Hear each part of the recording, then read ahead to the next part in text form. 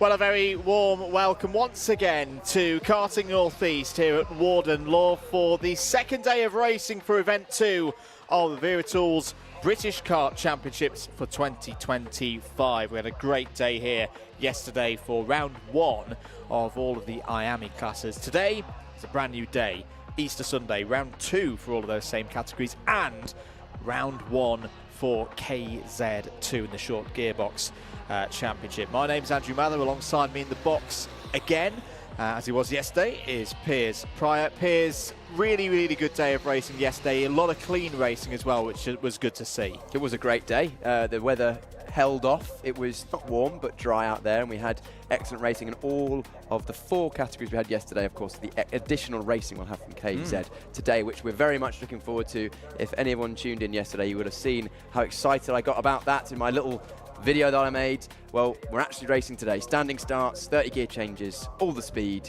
and plenty of good racing as well. But yeah, it's going to be a great day in all classes. I'm looking forward to it. Here's the circuit that we're racing on today, of course, 1,200 metres in length. The map on your screens there is, of course, for the IAME categories. The one slight difference when we get to the KZ2s, the Dunlop chicane, the one at the top dead centre of that map, gets cut off, but a bit of elevation change. Weather pretty much the same as what we had yesterday.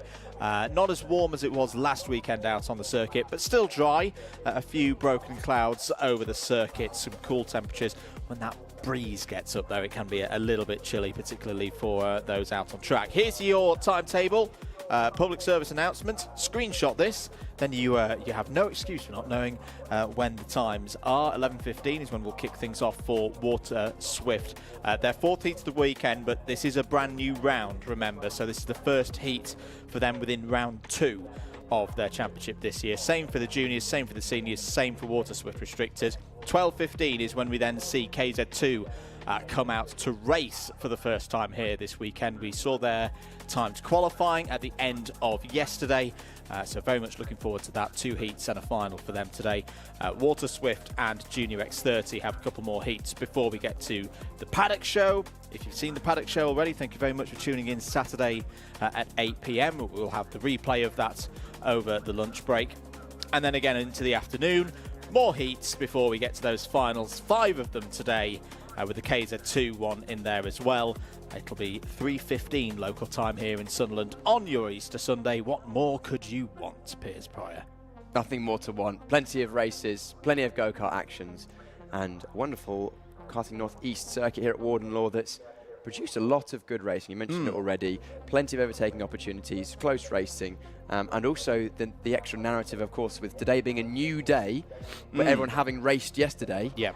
Clean sheets for all the drivers who maybe didn't have the day they wanted yesterday, and the drivers that did have a good day yesterday, they have to do it all over again. They do indeed, and for those who had a good day, they'll look to keep momentum going. Also looking to keep their momentum going down in the paddock is Nicole Sutherland, who's our eyes and ears once again out there on track. Nicole, how cold are you? Have you warmed up from the paddock show last night? Over to you. No, I haven't, Andrew. It is cold out here then, haven't quite warmed up yet. I know I spoke to some of the drivers yesterday, the likes of Riley Cranham, who weren't enjoying the cold too much, but they definitely were enjoying the racing out there. What a day yesterday, absolutely fantastic. Like you said a minute ago, Andrew, so clean from our X30 drivers so far. I know they'll be giving us a show today, and of course we've got our KZ2s out today for their first bit of racing here in 2025. X30s and KZ2s, it's going to be fantastic. We've got all the action live throughout the day. What a better way to spend your Easter Sunday. Absolutely, couldn't have put it better myself. You're not missing any track action at the moment. We've just seen the culmination of all the timed qualifying sessions. We'll bring you the news from those qualifying sessions as soon as we can. Here's a little look into the paddock.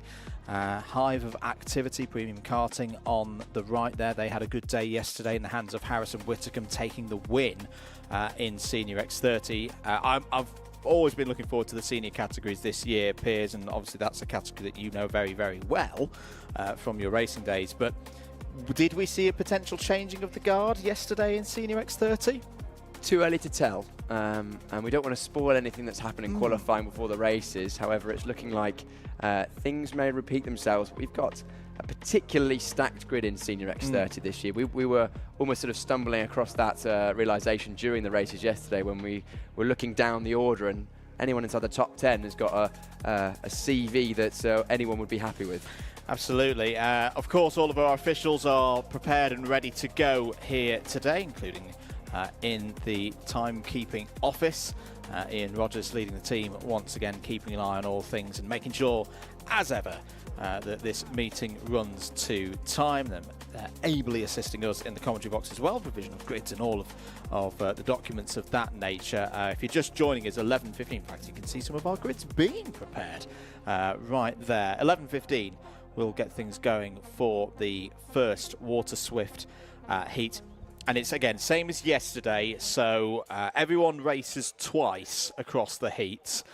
For those fields, those grids that are a little bit bigger, those entries that are a little bit bigger, Water Swift and Junior X30, they have all been grouped from timed qualifying. So each driver is either in A, B or C. We have a little bit of a round robin as we go through, Piers. Yeah, provides an interesting dynamic there with the A versus B, B versus C situation. We've spoken about the tyre advantage for some of those drivers. The drivers that qualified higher may have a marginal tyre advantage in the first or their second heat, but that's not huge on the Comet and Vegas that we have this weekend in the X30 or the IAME categories at the least. But it's going to be interesting. Looking forward to seeing how things. Some things change from yesterday, some things remain the same. But one thing I'm certain of is the good racing we're going to have. Absolutely. Very quickly before we go to an ad break, hello to all of you in the comments. Hello to Tom Reed, who's cheering on Oscar Kenny.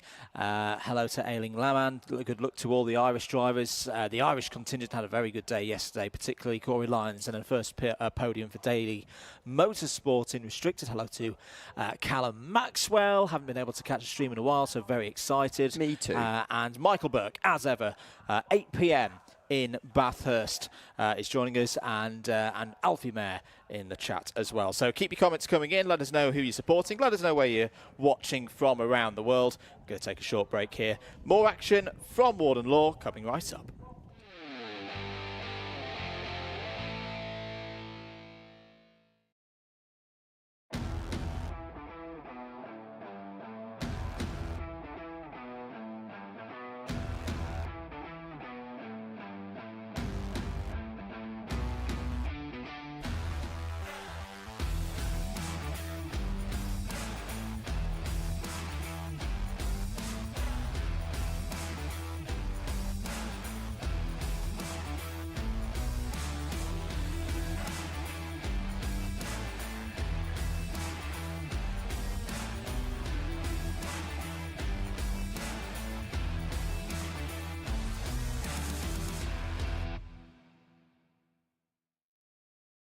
Here at Demon Tweaks, you probably know us for our massive cartwear range. We've got everything from suits, boots, gloves and helmets from the biggest brands in the business. But we are so much more than that, because if you're looking for kart parts, well, we've got you covered too.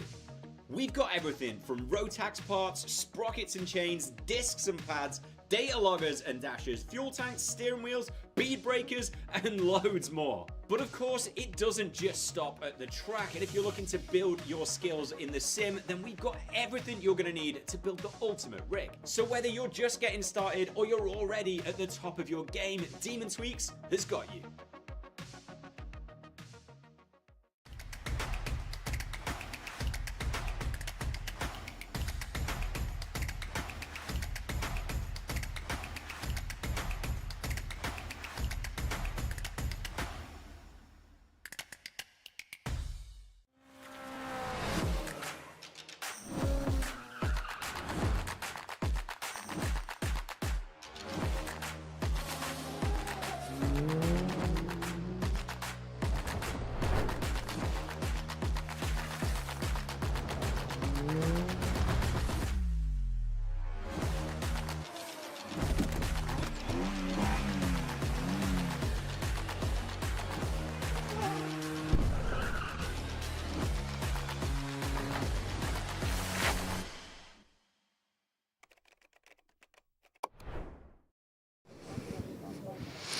So we've got a little bit of a gap then before we head off of our first race of today, and I'm here with Alfie Davidson. Alfie, it's Water Swift for you in 2025. You've jumped up this year. Strong start so far. We knew that you were going to have good pace, but how was yesterday? Can you talk me through the challenges? Well, yesterday qualifying didn't go as planned. Everyone was rolling out, so we went to the front and everyone tried to follow us.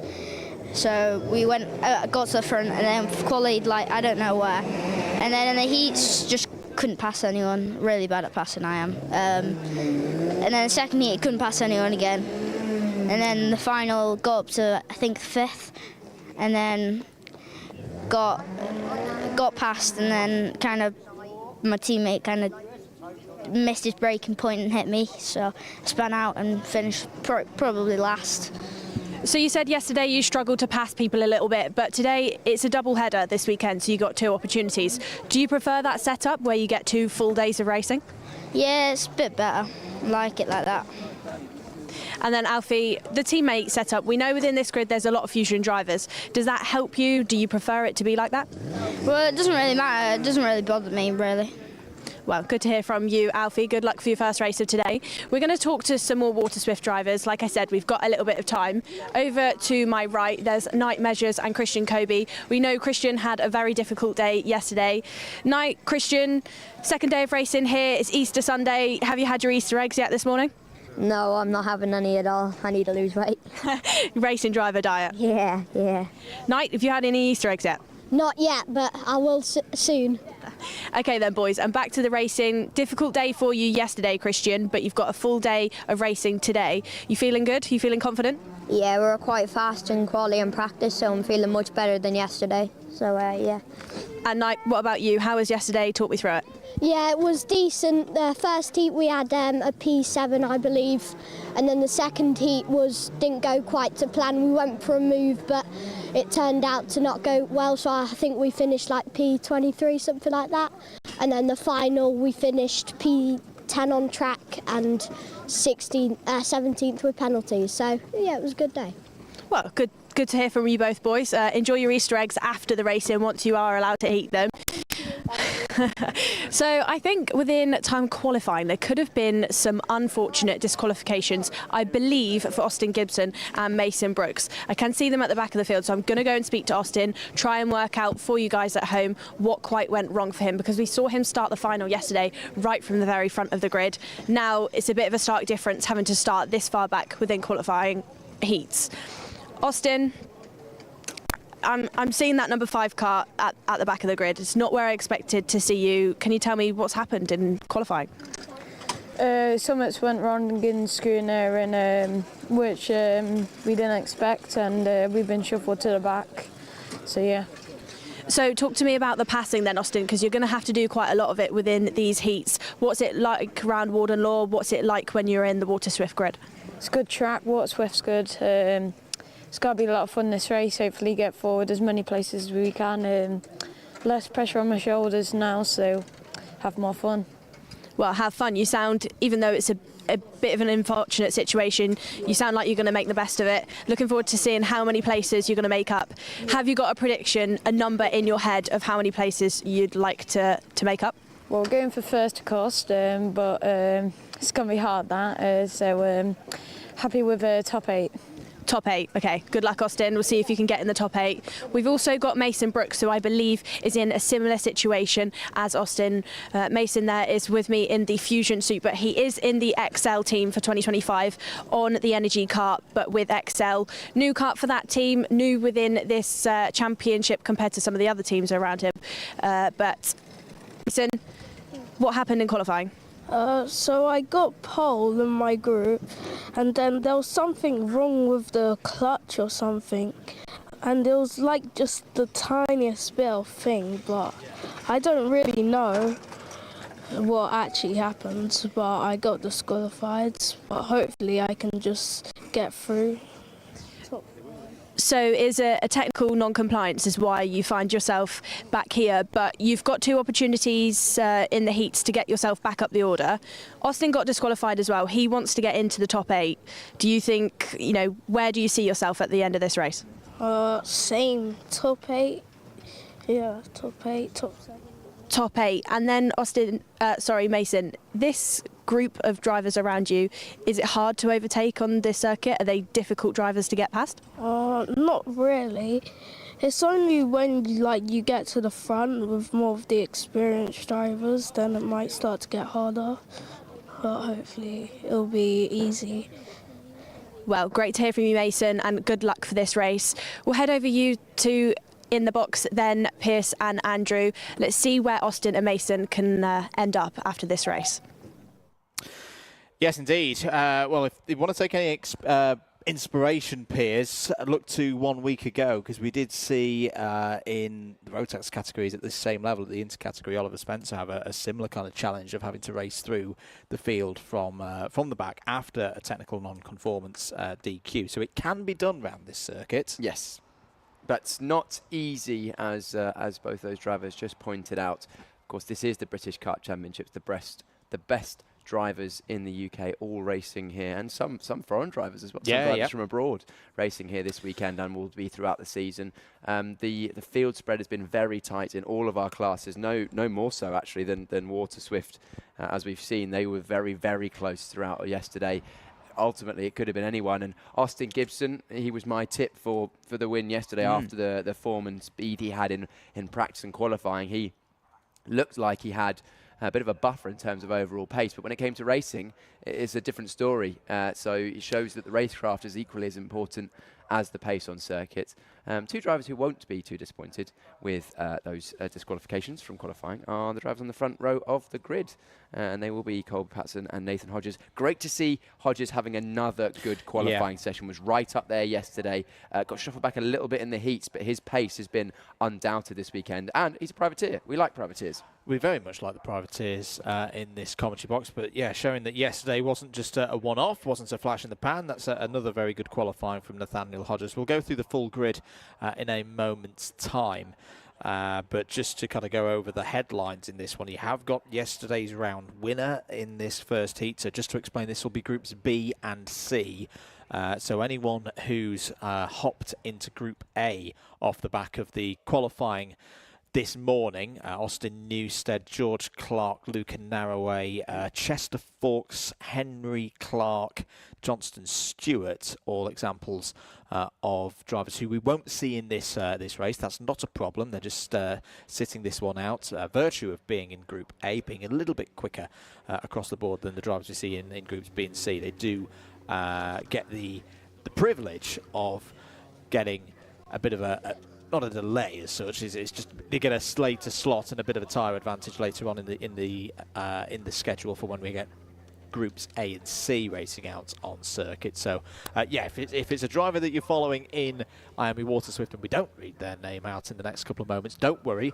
They're just sat probably watching this race, which should be a good start to the day. It was a very good start to the day yesterday, wasn't it, for the IAME Water Swift? Straight out the box. That first race was a spectacular one in Heat 1. It really was. Set the day up nicely for racing for the rest of the day. We did just see the number 142 there of George Clark. He will be going out in the other group of Water Swift Restricted as the carts go out onto the grid. Thank you very much to the comments that are coming in. Good luck to George House from Granny B. So I'm assuming that is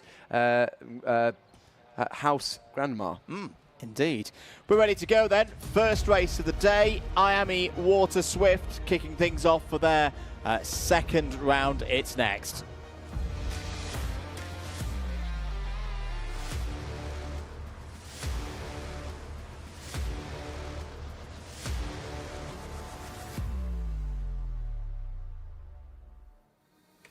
So let's take you through the grid then for IAME Water Swift. First heat of round number 2. Colby Patterson starts on pole position for this one with Nathaniel Hodges alongside on the front row. Daniel Ferguson and yesterday's winner, Harry Williams, go from an all-fusion row 2. Charlie Clough and George House on an all-Excel Motorsport row 3. Christian Kobe and Mason Hibbert go from row 4. Row 5 is Wynne Godshook and Night Measures. Then Marjoris Kovetskis, Jensen Ackerman are on row number 6. Row 7 is Alfie Davidson and Oliver Spencer. Row 8 is Sophie Campbell and Joseph Davis. And we are going round again, so we'll complete the grid in just a moment's time.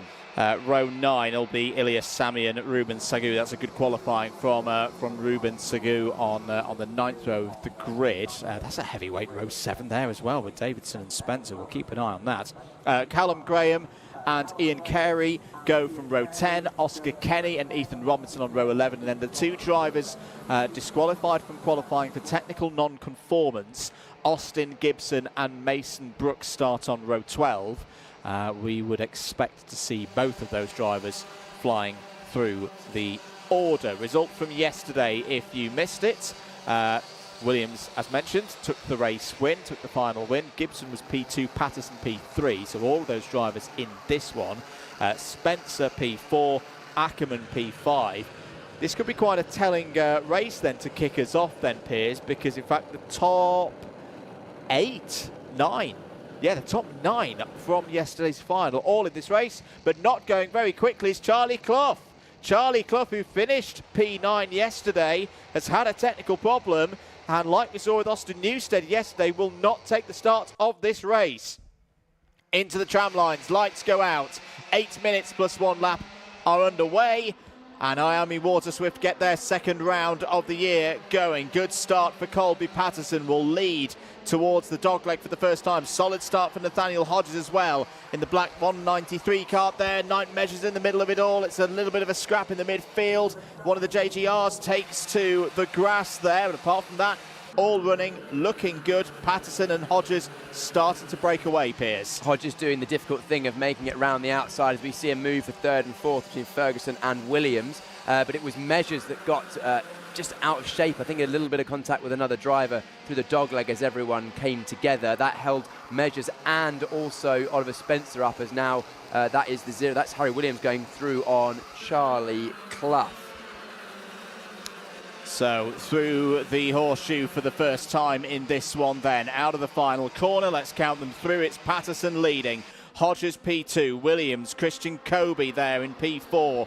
Daniel Ferguson has dropped 2 spots to 5th. It's just ahead of George House. Another good start for Jensen Ackerman, another one of the privateers, up 5 places to P7. Wyn Gottschalk, the driver running on the American license, is from the Dutch Caribbean island of Curaçao, is up to 8th place. Austin Gibson, there he is in the number 5, is already into double figures of positions gained from where the number 5 seat started. So Austin Gibson, I think up to P12 now. That top 8 that he was talking about with Nicole before the race is very much looking on, Piers. Yeah, Oliver Spencer also made a move in the middle sector there on Mason Hibbert, I think it was. So he's already making places despite that lack of momentum on the first lap, but he's nearly being caught up by Austin Gibson already, the number 5, carving his way through the back end of the field early on in this race.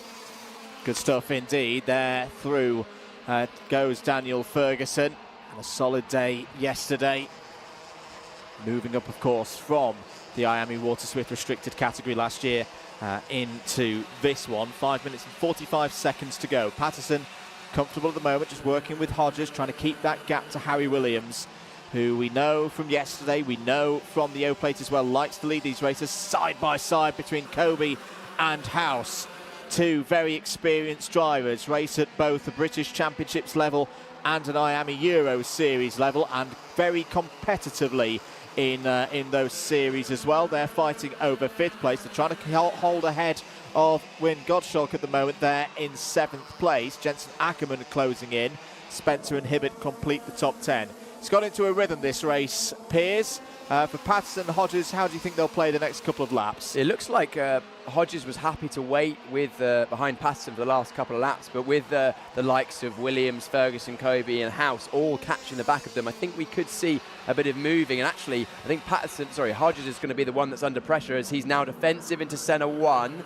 That means that Williams was also defensive, but through goes Daniel Ferguson, taking advantage of the poor exit that Williams got from the defensive move into Senna 1. So a bit of changing already. Into two teammates in third and fourth, and Ferguson feeling the need to go defensive now as well, just giving the Colby Patterson at the front of the field a little bit of breathing room at this early stage. Got to say, I like that from Daniel Ferguson on the front foot, as we've been talking a lot about across the course of this weekend with various drivers.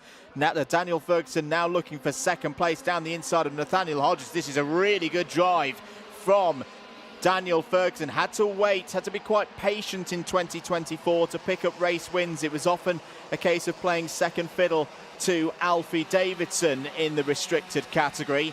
But Ferguson's had a good start to his time here in IAME Waterswift. Bit of a crossed-up moment there for Nathaniel Hodges, and that allows Harry Williams to step through the door and into third place. George House is going to have a go, you would think, for P4 now. George House, who pulled off an amazing overtake yesterday round the outside. That was one that social media enjoyed. This time down the inside goes House. Good defence from Hodges, holds on to P4. Hodges actually had a look around the outside of Williams there, I think, and couldn't get that done. Left him under pressure as we see a little bit of jostling through the horseshoe and paddock bend. And now Kobe is on the inside of Hodges as Hodges has lost that place to House. Will Hodges lose a place as well to the JGR car, the number 125 of Win God Short? Looks like Hodges is just being shuffled backwards. He was in second only a couple of laps ago. Not any major mistakes, but it shows how close the racing is in this Water Swift class. Very good stuff indeed, once again, from these drivers as Godshort goes down the inside of Kobe, takes fifth place. Meanwhile, here is a change for the race lead, and it's that familiar sight so far in 2025 of Harry Williams coming through, but he's not in the lead. It's another one of the Fusions who's got to the front. It's Daniel Ferguson. Ferguson now trying to defend from Patterson. They're getting very close there, and it's going to be three wide through the horseshoes. Through steps Williams. Now Williams hits the front, whilst Ferguson and Patterson were having a little meeting as to who was going to lead, as there is the move between the two Excels. It's getting pretty feisty out there in this first race of the day. Christian Kobe's moved through the order, is now back up to fifth place, getting by past Godshawk. It's not going Colby Patterson's way as they're starting to kick up the dirt now, and off goes Jensen Ackerman. Goes for a bit of rallycross, picks it all together, but has lost probably 5 or 6 positions there, Piers. Yeah, just got forced wide on the entrance St John's. It's all suddenly got a little bit scrappy, and clearly no love lost between teammates, as we saw battling between the Fusion drivers earlier that lap, and then at the start of this lap, the two XL drivers almost coming together, and they're going at it again. This time it is Patterson on the inside of House, and following through is Kobe. Good stuff there from Colby Patterson, getting stuck in once again. Warning for the 177 of George House. 1 minute and 30 seconds to go.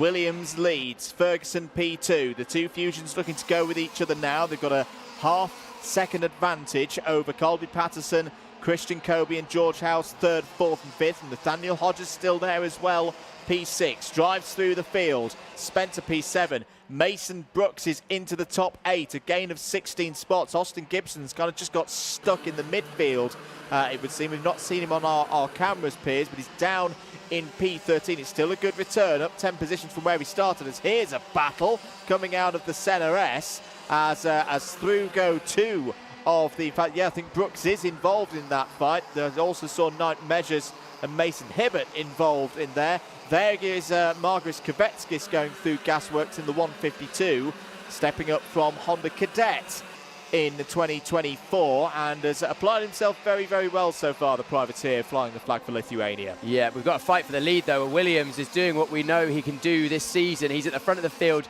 defending with just a couple of laps to go now. He's under pressure from his teammate Ferguson, as we keep half an eye on the likes of Brooks and Gibson down the back end of the top 10. Brilliant drives from both of them. But let's keep an eye on this battle for the lead. Defensive into turn 1 goes Williams. Defensive into centre 1, but leaves the door open. Centre 2, and definitely front to rear rubbing there between the two Fusion teammates. That's allowed the XL duo of Pattinson and House to slip through into second and third respectively. And now in fourth is Christian Kobe. As outside again goes Gibson, just defending that move. Whoa, that was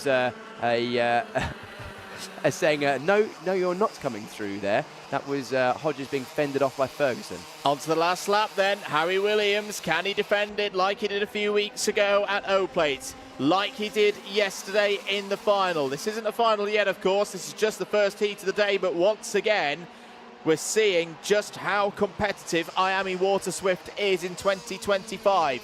Williams into St. John's. George House there in second place. Colby Patterson in third. There's a bit of shuffling behind as well as Christian Kobe looks to defend P4, and Ferguson trying to go around the outside. Grass tracks a little bit there. Has he got the move down the inside? Yes, he has. Through goes Ferguson, and here's Aussie Gibson. Austin Gibson, well, he's not stuck in the midfield anymore. I think he's up to P6 now with some great moves at the end. House trying to look around the outside, but it's gone too deep. May have trouble here holding on to second place versus his teammate. Up the inside of Patterson now is Christian Kobe. It's going to be another close finish in IAME Water Swift, and another win for Harry Williams. The O-plate holder starts Sunday in the same way he finished Saturday, with a close win there by 0.2 of a second, ahead of George House. Colby Patterson P3, Christian Kobe P4, Daniel Ferguson and Austin Gibson complete the top 6. 17 positions gained for Gibson. Wow, that was just like yesterday. First race of the day, out the blocks. Brilliant racing all the way through the pack, including, as you mentioned, Brooks and Gibson. It was Gibson that had the better first couple of laps. Yeah. He made up a lot of places. Brooks just bided his time, but then somehow actually managed to get himself past Gibson and inside the top 8, which is where they were both targeting. But it was Harry Williams at the front of the field. We've seen that face a lot on British Kart Championships broadcast this year so far. With this form, the suggestion would be that we're going to keep seeing it as well. Who can get on top of this form of Harry Williams? There's the rest of the order. Mason Hibbert, Knight Measures, Margaret Kovetskis, Sophie Campbell, Oscar Kenny all in the top 15. Kenny up 6 spots there. Decent drive for the Evolved Motorsport driver. Ackerman, Sammy, Graham, Davis and Carey all in the top 20. Sagu, Robinson, Alfie Davidson not having a good run there. Down 10 places. It's been a tough weekend for last year's IAME Water Swift Restricted champion. Charlie Clough, as mentioned, effectively did not start the race. But another win for Harry Williams, who will go to the top of the intermediate classification. Still 2 heats, of course, to go in IAME Water Swift, but that is a very, very good start. More racing to come up here at Warden Law. We'll be back after this.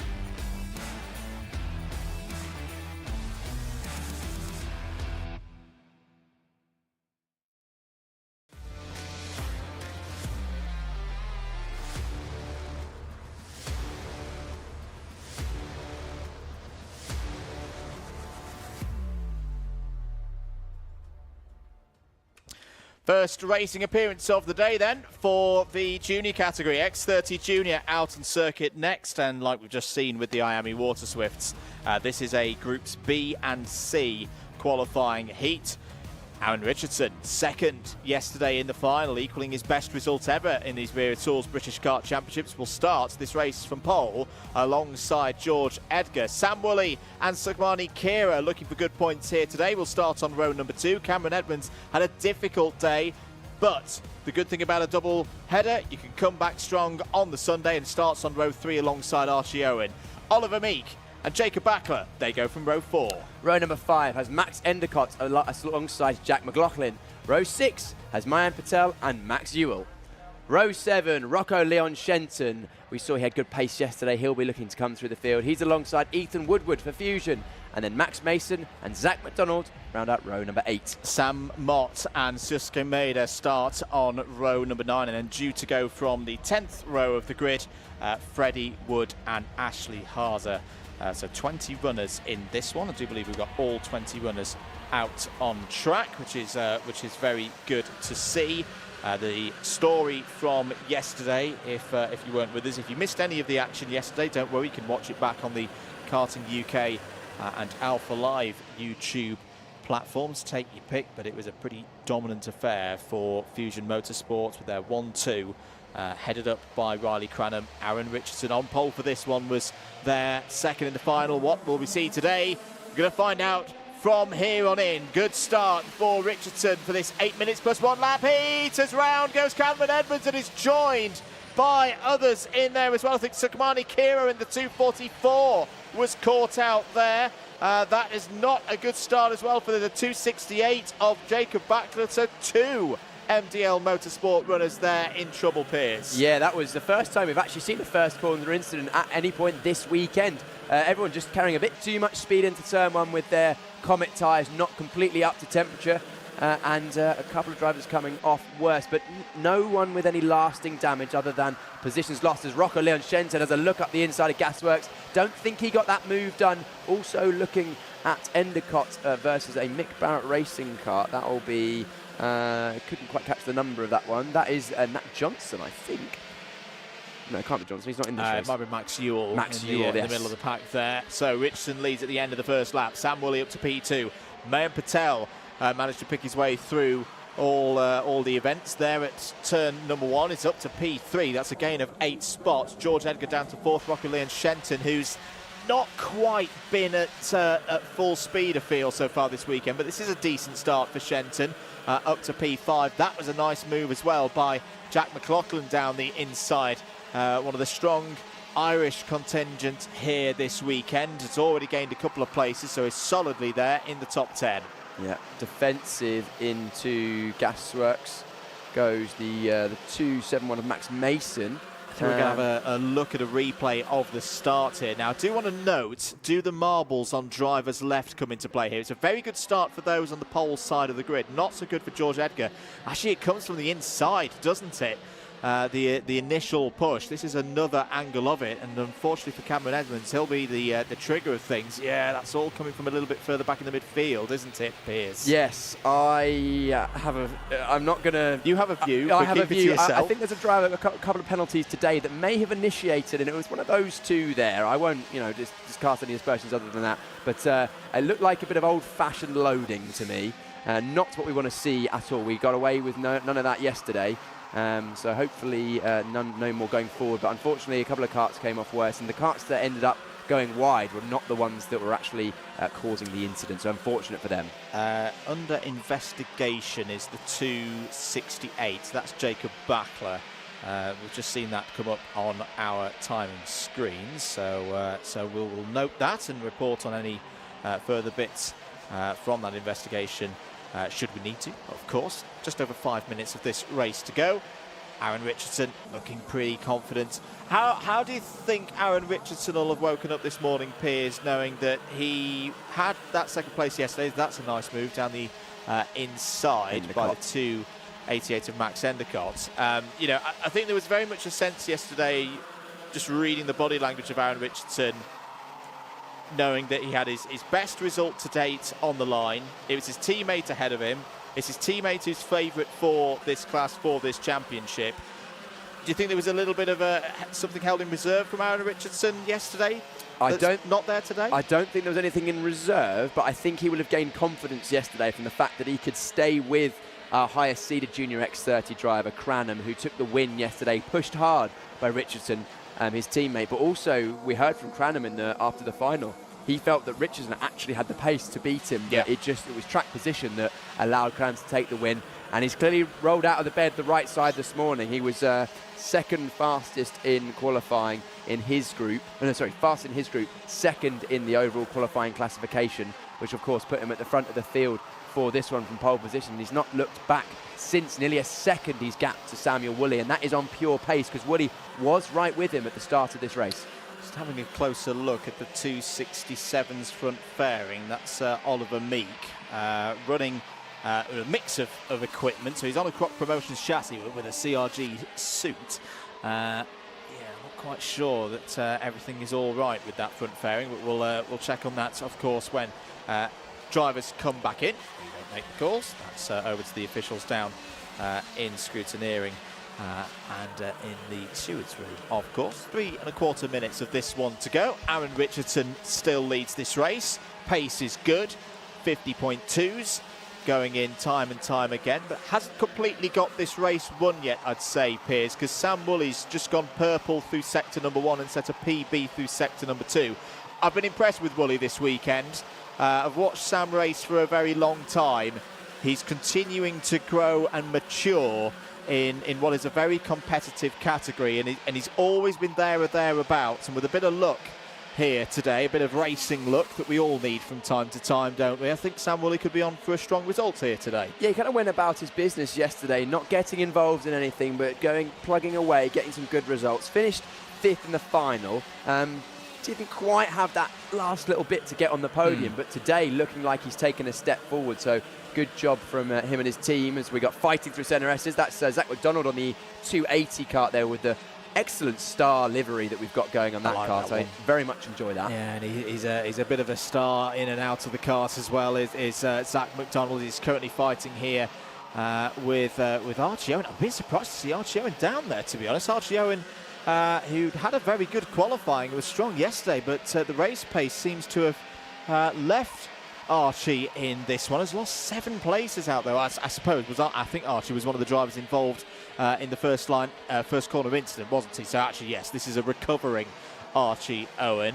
Freddie Wood was in that group as well. Freddie Wood, who's another driver who's impressed me a lot, is one of those taking the big step from Inters to juniors across the course of the season, as Owen looks down the inside of McDonald and takes P11 there.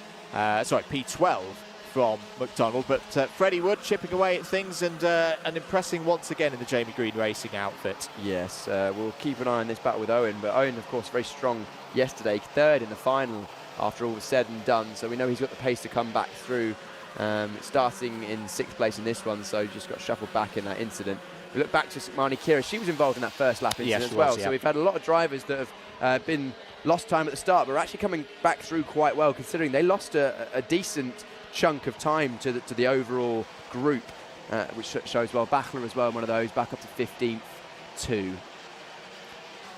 So less than 60 seconds on the clock for this one. Woolley keeping things honest at the front. It's chipping away at that lead of Aaron Richardson. It's down to less than 0.6 of a second. Here on your screens, going through the Dunlop chicane, is the battle for 6th place. Oliver Meek and Jack McLaughlin. Jack McLaughlin right now the highest running rookie in this particular heat. Rookies defined as any driver who haven't previously done a full season of any category in the Wera Tools British Kart Championships. So that's a really good showing from Jack McLaughlin at the moment there, ahead of some very experienced drivers. Another new fastest lap of the race from Sam Woolley.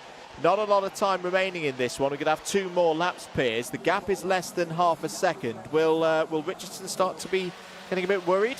The gap is just about big enough if he doesn't make any mistakes, so it requires a pretty faultless final lap and a half from Richardson. But Woolley's come on strong in the second half of this race, a good 10th or so per lap that he's been chipping away at that gap to the lead. I think potentially Woolley will be looking at his tyre pressures for the next race and just pumping them up a little bit more, because setting a fastest lap on the last lap is all well and good, but you'd like it maybe a bit earlier in the race. We'll see what happens as we go through the day. Entering the last lap of the race. Good race so far from Mayan Patel, helped potentially by a wall of karts getting out of his way at turn 1. We'll see what happens with that. But actually, Woolley's closed the gap to visually closer than it's been at any point since the first lap. Just going to be outside touching distance unless Richardson defends in this middle sector, which looks like he hasn't. Just about had enough to hold off, but great driving from Woolley so far. George Edgar, again, another one who's just quietly gone about his business in this race. 3rd place on the road. He was one of the drivers that narrowly missed out on that incident at turn 1. He went wide as well, but slotted back in. And at the front of the field, it's been fairly undramatic, but the story is building. The picture is painting.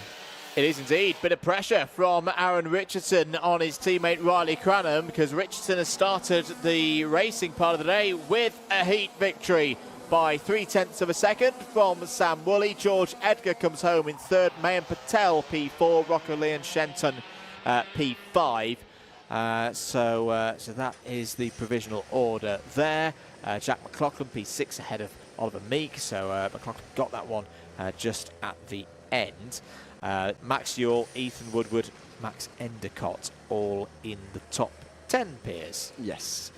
A sedate start to the Junior X30. A calmer calmer start. Apart from the first ignoring corner. turn one, yes, ignoring turn one. We've just had a Water Swift race, which would have challenged any final. Yeah. But then Junior X30, things, just brewing. We'll see. Of course, we've got 3 Junior X30 heats coming up. We've just had, that must have been B versus C, if I'm not mistaken. So then we've got, of course, A versus C and A versus B. Richardson will be very happy with that, and there he is, Aaron Richardson for Fusion Motorsports, taking another Fusion win. Indeed, very good weekend for them so far, continuing to extend their advantage in Henry Beaudette's table of all-time team victories in the modern era of the British Kart Championships. There's the rest of your order: Wood, Owen, Edmonds, McDonald's, Backler, Kira, Mott, Mason, Maida, and Haase, completing the running order. All 20 drivers who started that race finished it. Let's have a look at some of the highlights and the big moments of this race, Piers, right at the very start. Yeah, you see there's the drivers getting forced wide and just coming together. Luckily, no one physically hurt in terms of their car or their person. But there's a lot of karts being forced wide. Actually, very good save from Max Endicott. It was on the lock stop there in the middle of the corner. Then we had some moves up and down the field. It was McLaughlin making some moves. Good overtake up the inside from the Woodward. Yeah, this is when Edgar got through on Mayan Patel. He eventually finished third. Endicott's recovery drive through the field as well. Flashing through that final sector, really technical section, in through the horseshoe and into Paddock Bend through there. You have to get the line just right. Zach McDonald right in the fight, as we've seen him many times this weekend, making a move past Wood. And then McDonald getting passed by the MDL driver, returning through the field, who was involved in that first lap incident. But it's building. I'm looking forward to Junior X30 today. It was very close yesterday. We saw the final, the battle between the 2 leading drivers, but it's been so close generally. Absolutely. Seniors are up next for their first heat of the day after this short ad break. Here at Demon Tweaked, you probably know us for our massive cartwear range. We've got everything from suits, boots, gloves and helmets from the biggest brands in the business. But we are so much more than that, because if you're looking for kart parts, well, we've got you covered too. We've got everything from Rotax parts, sprockets and chains, discs and pads, data loggers and dashers, fuel tanks, steering wheels, bead breakers, and loads more. But of course, it doesn't just stop at the track, and if you're looking to build your skills in the sim, then we've got everything you're going to need to build the ultimate rig. So whether you're just getting started or you're already at the top of your game, Demon Tweaks has got you.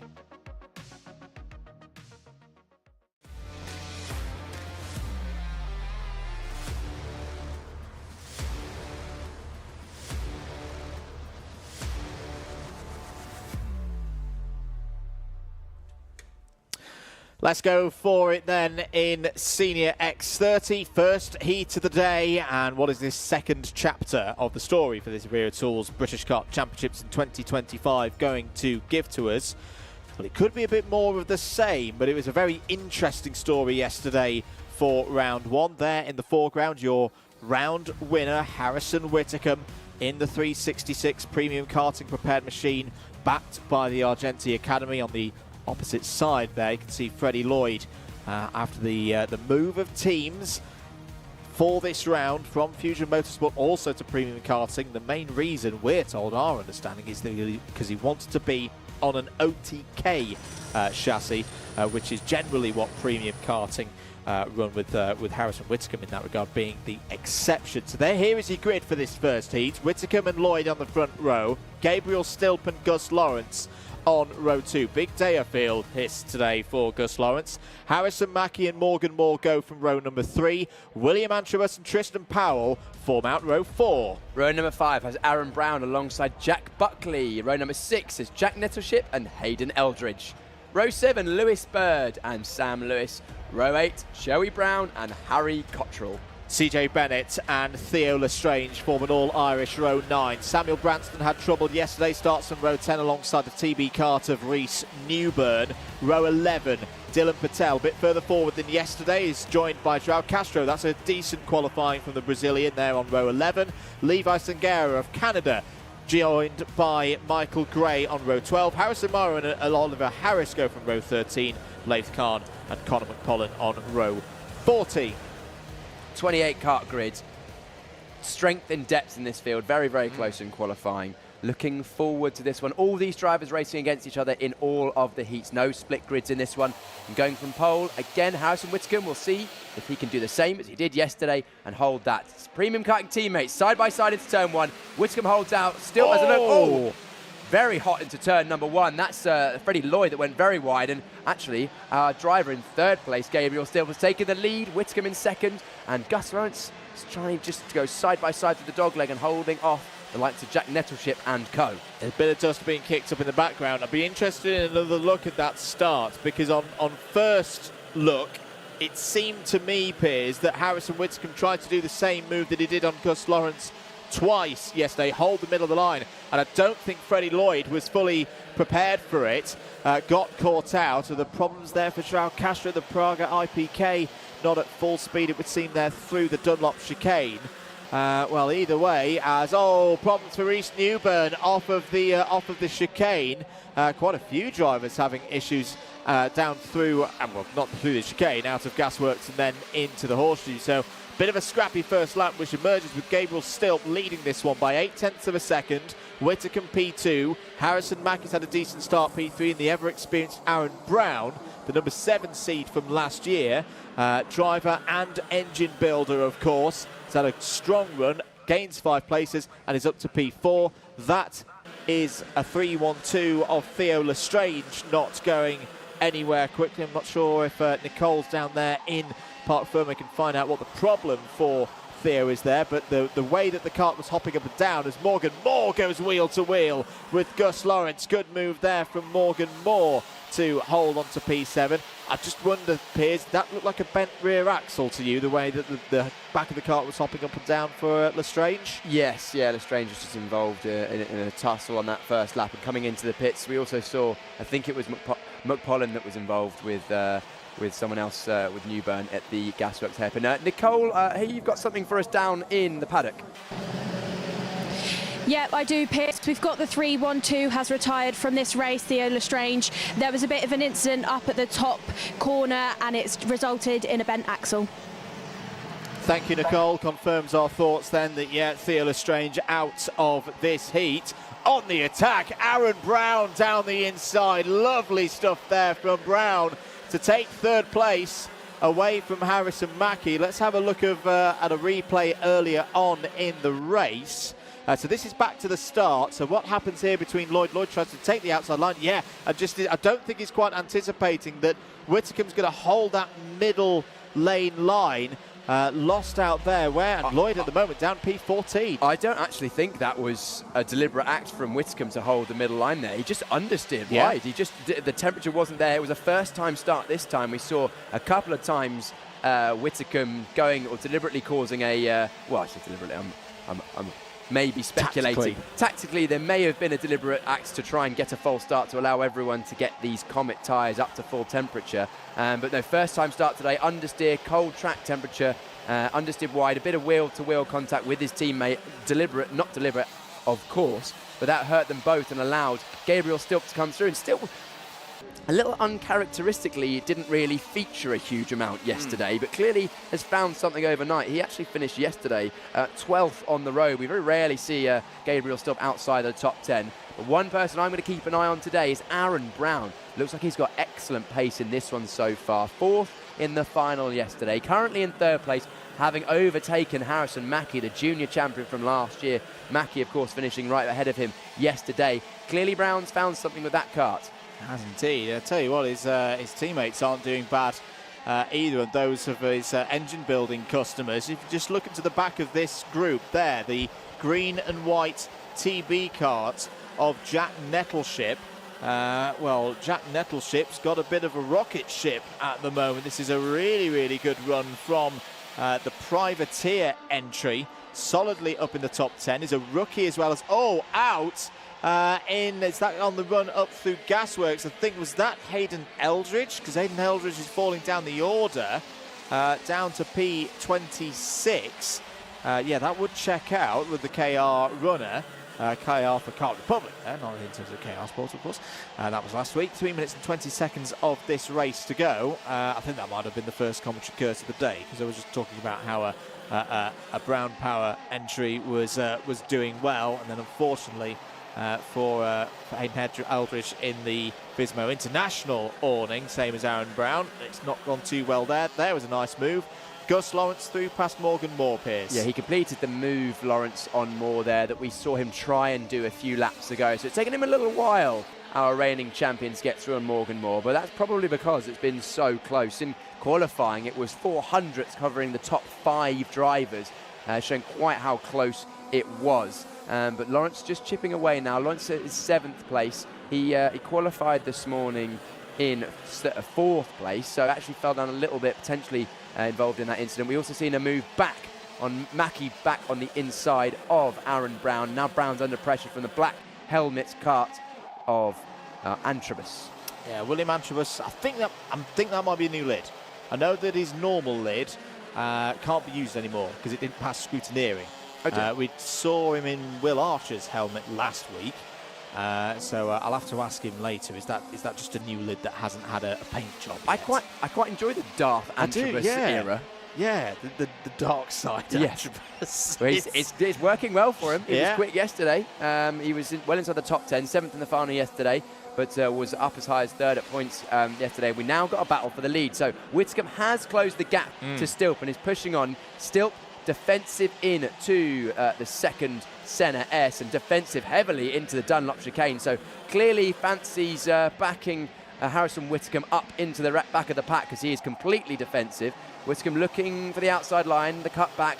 Not normally the most successful move as Gasworks right goes into the left of the horseshoe, but this is closing up. The battle pack of Mackie, Brown, Andrews, Buckley and Lawrence are only 3/10 away, or 5/10 away now, owing to the last lap being particularly slow due to Stilp's defensive driving. Perfectly legal so far, nothing untoward at all, but potentially still feeding Whitcomb to the Sharks. Yeah, and you have seen in the last couple of weeks that you can do this. You can defend around this circuit, and often a good way of doing it, particularly in the senior categories, is strength in numbers. Get a bit of a pack together, get them fighting amongst one another, and then try and break away. 45 seconds of this race to go. Samuel Branston's 3:58 entry is under investigation for something that's happened out there. Mackie trying to go around the outside of one of his junior rivals from last year. Wow, what a move there by Harrison Mackie. Gets one, mark 1 to 2 of moves around the outside through Gasworks. Harrison Mackie up to P2, now pointing towards Gabriel Stilp, saying to keep eyes forward. Or is it a psychological play from last season's X30 junior champion? But that was a mighty, mighty move. Aaron Brown's lost the position to Antrobus to P4. But Harrison Mackie, will say it again, what a talent he is. Oh, that's getting a little bit rough down into Senna 1. Mackie's now having a half look and defence into Senna 2. He impressed me so much last year, Harrison Mackie, with his ruthless approach to when there's an opportunity, even if it's a 50-50 one, just go for it and execute, and he's done it again there. Yeah, that's the second time this weekend he's made a decisive move from 3rd to 2nd. We saw that yesterday into Senna 2 on Gus Lawrence, today around the outside of Gasworks, using the defensive Stilp as a tool to back up Whitcomb and go around the outside. We've got a nose-to-tail battle now, but also I noticed a little bit of a tactic there from Gabriel Stilp. That was the previous lap into Senna 1. Stilp slowed it on the apex a little bit. That backed up Mackie into the rest of the pack, and it's just given Stilp enough of a gap that he's not defensive anymore, so we can avoid that defense over-defending warning flag. So lots of tactics, a lot of wily driving going on in this senior category. But this is what we saw last week from some of the front runners in the senior category 1 week ago. Play the rules, know where the lines are. Ooh, that was a little bit rough by Nettleship into Gasworks, and Gus Lawrence has lost out in all of that. There's going to be things to think about here for the reigning champion. Gabriel Stilp takes the win, though. That's a very good start for Gabriel Stilp here today for round 2 of the championship. Harrison Mackie P2 gets one over on Harrison Whitcomb. Aaron Brown impressive again in 4th. William Antrobus, Jack Buckley, Jack Nettleship, Morgan Moore, Gus Lawrence and Joey Brown completes the top 10. Decent run there for Joey Brown, up 5 places, Piers. Yeah, unfortunately Lawrence lost out to Nettleship and Moore. It looked like there was a bit of front to rear assistance, Nettleship on the back of Lawrence. Apologies if my eyes were deceiving me there. I think I just saw the 375 Invest flag come up on the digiboard there. Thanks very much, Race Control. Yeah, just an investigation at the moment. The officials will look over that one to clarify whether there was any foul play. There's Harrison Mackie over the weighbridge. Cool as a cucumber, and second place there. That was a properly good move. And I know we saw George House do one yesterday in the inter category, but the simple physics of these junior karts, they're much bigger. It's much harder to do around the outside through gasworks. Just having a look at the front left there of Harrison Whitcomb, who just body language wise, I mean, it's a good result, but won't be completely pleased with how things went there. Congratulations with Gabriel Stilp. We'll see the juniors, the seniors out again later on today for their second heat, and we'll see whether Gabriel Stilp can repeat that victory, Piers. Just an example of quite how competitive this senior X30 grid is this season. Our seeded drivers in this race finished 4th, number 1 9th, number 2 11th, number 5 12th. And number 10, Hayden Eldridge didn't finish. So we have effectively unseeded drivers all the way inside the top 10, other than Aaron Brown, who falling back. But it's ever so close this season. It's going to be one to watch for the rest of the year, and I'm looking forward to seeing how it all plays out. But let's have a look back at some of the highlights from what was a good first senior X30 heat, and it all started with this move at turn 1, contact between the two of our premium karting front row drivers. And that's, oh, there we go. That was how the number 388 found his way further down the field. Oh, it's Oliver Harris and Harrison Morrow were a long way off the circuit. That was an alternative line through 3 and 4 and towards the doglegs. That's where all the dust will have been kicked up from. Really impressed with Aaron Brown in that race, Piers. Battling through. It's good value for P4 in the end. Yeah, he had good early race pace. Potentially went off a little bit at the end as he made his way through on Harrison Mackie into 3rd place at one point. He stayed there for a few laps, eventually fell down a little bit further. Then we had the fighting between those two drivers of Antrobus. Then we had a successful move for Lawrence on Moore. Then Mackie had good late race pace. He made his move excellent all the way around the outside of Gasworks. Don't see that very often. And then on the final lap, Lawrence not happy with the move applied by Jack Nettleship, but it was a well-controlled race from Gabriel Stilp. Started 3rd, into the first on the first lap, and then didn't look back. Well, I say didn't look back. He did look over his shoulders a couple of times as he had a lot of pressure to absorb. But that's, again, that's going to be one to keep an eye on for the rest of the day. Good first senior X30 heat. Was indeed. More racing coming up here at Warden Law after this short break.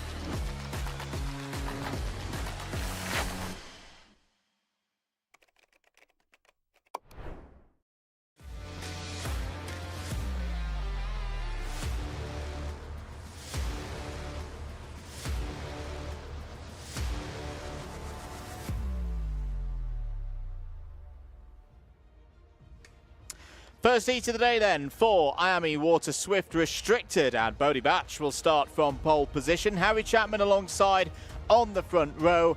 LBJ Stubbs in great forms at the start of this season. Starts on row 2, is joined by Zev Godshalk for Jamie Green Racing. Jaden McElhenney starts on row 3, is joined by Freddie Baker. Ollie West and Louis Williams-Mabs are on row 4. Row 5 has Corey Lyons alongside Patrick Wood. And row 6, Benjamin Slivar and Logan Hodges. Row 7, Leo Russell and Frank Morris. And then the last driver on our 15 kart grid, my apologies, Harry Murphy. Result from yesterday for the first round of this championship, the same as the other categories we've seen so far today. This is a brand new round. This is round 2.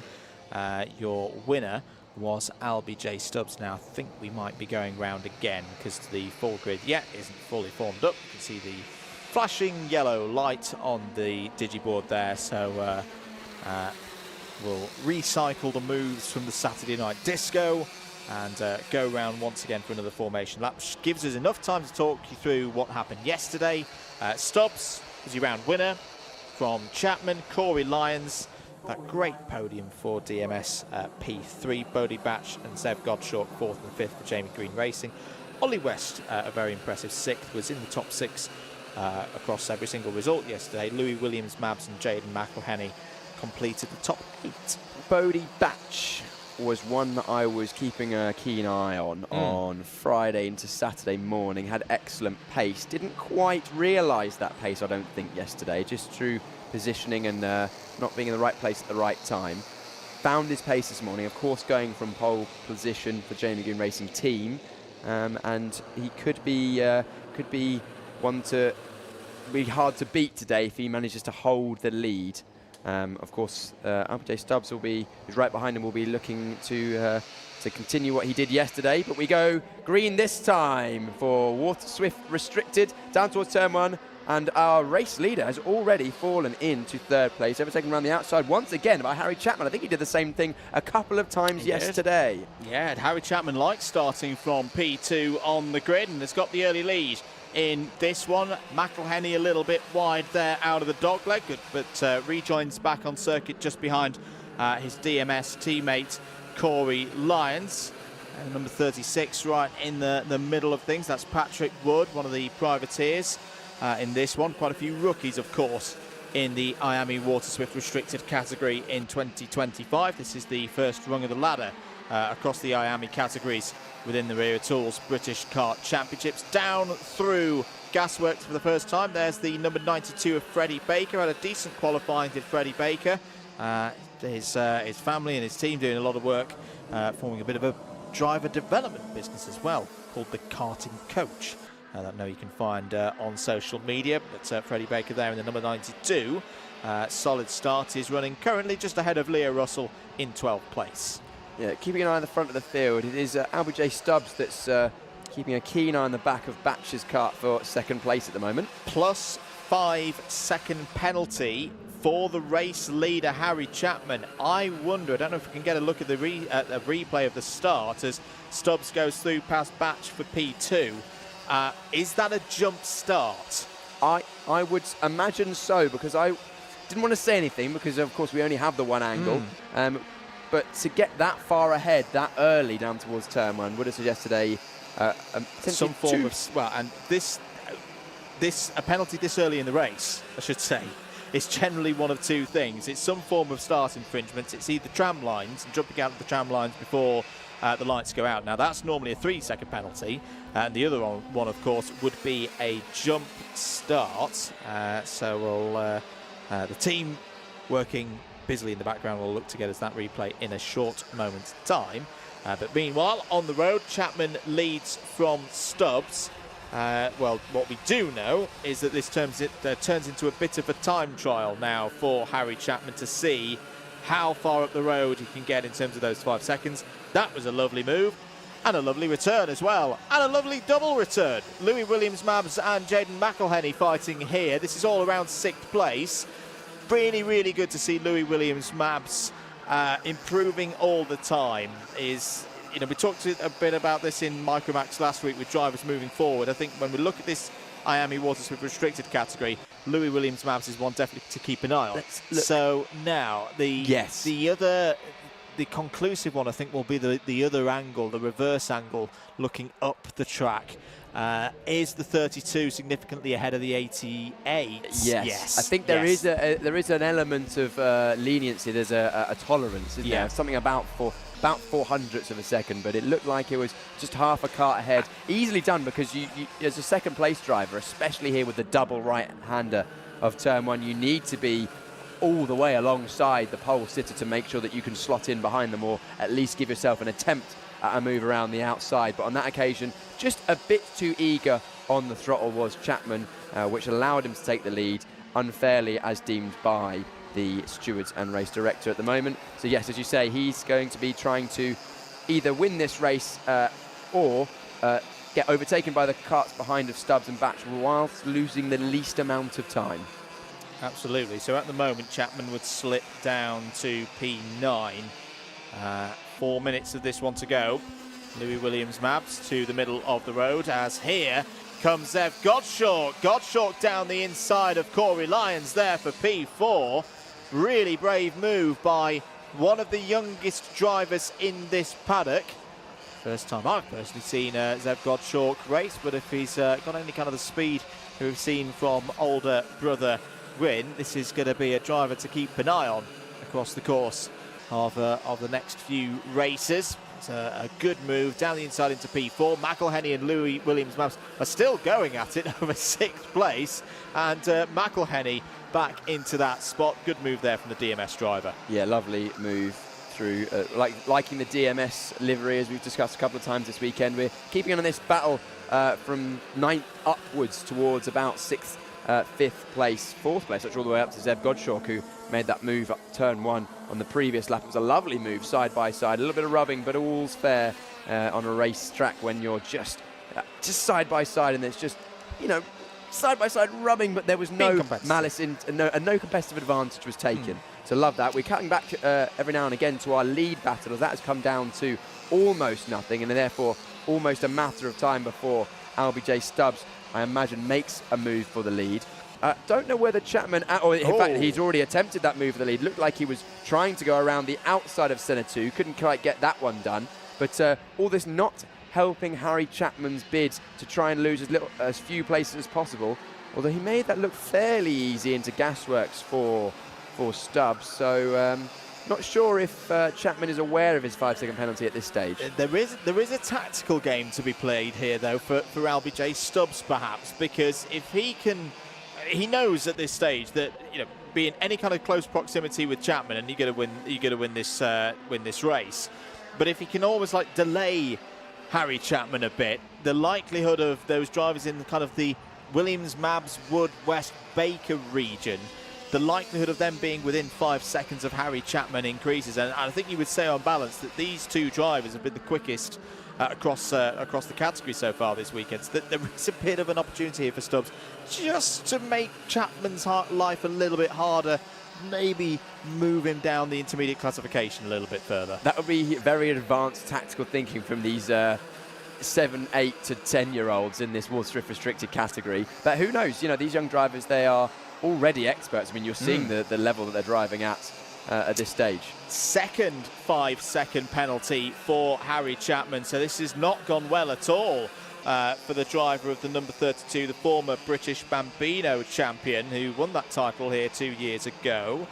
So 10 seconds will now put Chapman down to P11. Out is Harry Murphy in the number 65. Was doing nicely. He was looking to break into under the 60-second barrier for lap times, but unfortunately will go no further in this one. There has been a problem out there as well, unfortunately, for Benjamin Schlivar, who a few laps ago just fell down to the back of the field, has now got back up to P14 and is trying to find a way past Frank Morris for 13th. We just thought we should give that a mention. Back with the fight in 4th place. In fact, this is much more than a fight for 4th place, because everyone from Zev Gottschalk down to Patrick Wood, Ollie West, in fact, is involved in this group. So this is 4th down to 9th, and they've been having a really tidy race so far. Yeah, after making that move into turn one a few laps ago, Gottschalk hasn't been able to run away not having a toe from anyone in front, and it now looks like Corey Lyons is going to have a go up to turn 1 to try and return the favour that Gottschalk did a few laps ago and done that. Gottschalk getting out on the marbles is now going to be under pressure from Williams, Mabs, McElhenney and Wood. And it looks like, yeah, he's going backwards now as Gottschalk. He's been forced out wide. This shows, you know, as soon as you get overtaken and the momentum is backwards, you can go from losing 1 place to a fair few, and he's now under pressure from the 24 of Ollie West between 8th and 9th place. So up goes Corey Lyons, down a few goes Zev Gottschalk. Yeah, unfortunate there for Zev Gottschalk. Didn't really do much wrong through that, but it was good, clean racing once again from our IAME Water Swift restricted drivers. Time has expired. We'll see the last lap board this time, or this time around at the end of this one. That's a lovely one once again from Louis Williams Mabs. Down the inside of Corey Lyons for P4. Louis Williams Mabs is on for one of the best results we've seen from the driver of the number 22. Apologies, no, that was on McElhenney. That's again, they're still going at it. Yeah. Williams Mabs and the other DMS of McElhenney now fighting over 5th place. They've gone back and forth. They've lost count of how many times now across the course of the last 9 laps. Meanwhile, back at the front, Stubbs and Chapman separated by not a lot. Chapman, though, does have 10 seconds worth of time penalty, so this should be a comfortable run to the line, Piers, for the O-plate holder. Yes, it looks like in this late stage, Stubbs just has a little bit more pace than Chapman, able to hold that gap at just over a kart length or so, even with Chapman in the tow. So as much as Chapman has slightly more pace in qualifying, the race pace once again for Stubbs has been impressive. The 77. So that was more of the battling that's unfortunately led to McElhenney leave the circuit. But it is Stubbs who takes another win. We've seen him do it at Wilton Mill a few weeks ago. We saw him do it yesterday a few times. Today, again, another heat win for LBJ Stubbs. Very good stuff indeed for LBJ Stubbs. Harry Chapman across the line, P2. Once the 10-second penalty is applied, down to 6th place. So a still good haul of points there for Chapman. Bodie Batch, a solid 3rd. Corey Lyons, Zev Gottschalk complete the top 5, and another entertaining run for our drivers who, to answer the question in chat, all of these drivers in the year of their 8th birthday. So a number of them still what you would say is 7. As long as you have your 8th birthday before the end of the year, before New Year's Eve, you are eligible for this one, and up to the age of 12. But most of our drivers, 7, 8, 9 in this one. LBJ Stubbs, another race victory there. Should just know that Louis Williams Mabs is under investigation. The number 22 has just come through, maybe for something that's happened there on that last lap. We saw apologies, we saw McElhenney falling down on that last lap, and he was in that group, so we'll see what happens with that. The final results, if you want to see any of the results, you can of course go to Motorsport Timing and British Kart Championships, and you'll be able to see all the up-to-date bulletins. But it was this man, LBJ Stubbs, top of the field. And I know our very hard-working admin, David Whitehouse, aka Motorsport Magpie, has been putting the URL links in the chat, because he has the power to do that as an admin. We don't. Well, that is the end of this part of the schedule for the IAME classes, which means, of course, it's time, ladies and gentlemen, to turn things up a notch to 11. For 11 notches. KZ2 is out next. Do you know what I like? Karting. Do you know what I like even more? Very fast go-karting. And KZ2 is back this weekend.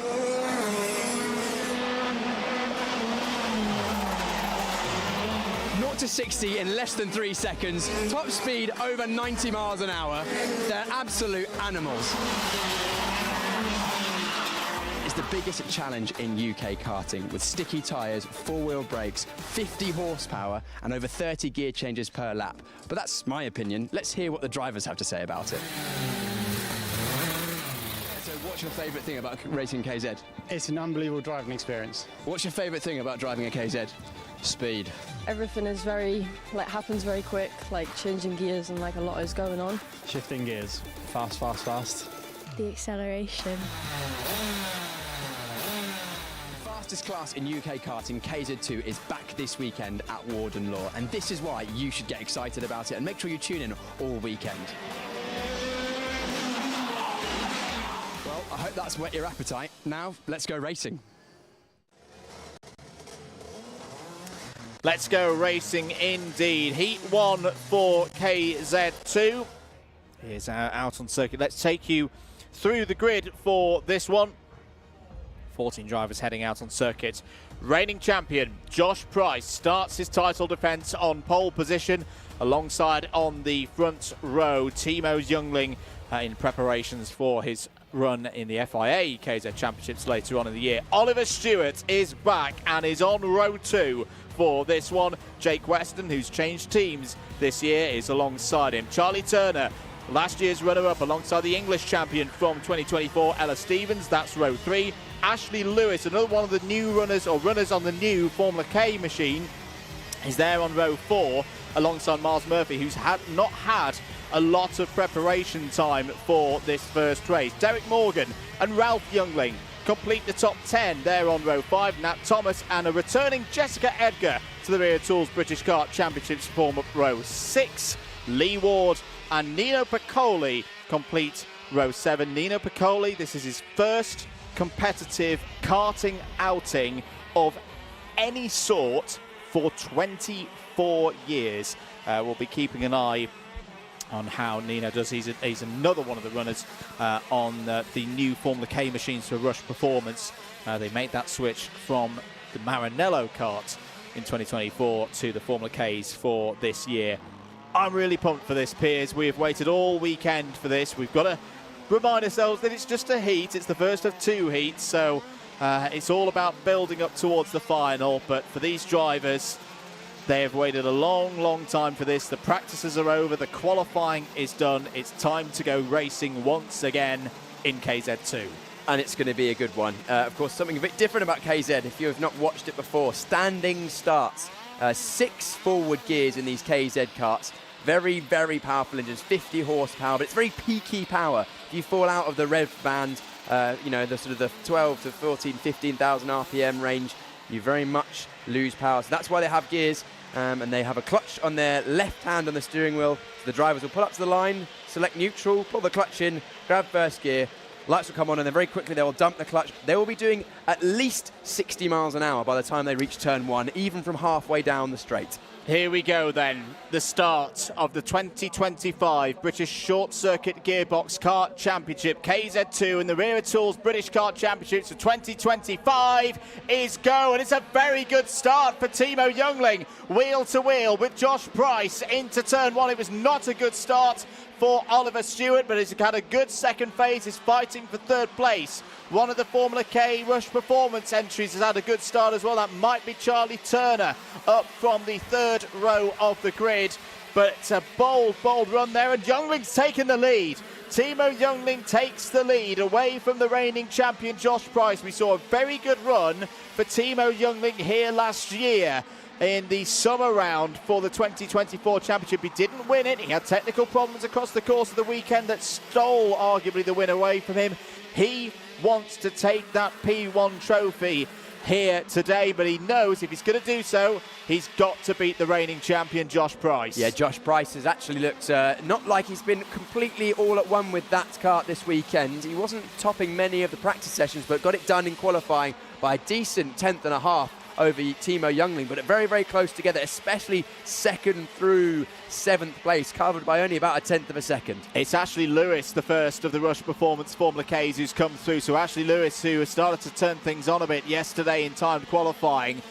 Those guys, I think they're just still trying to find out about their machinery. Watch them across the course of the season, but they're getting quicker and quicker all the time.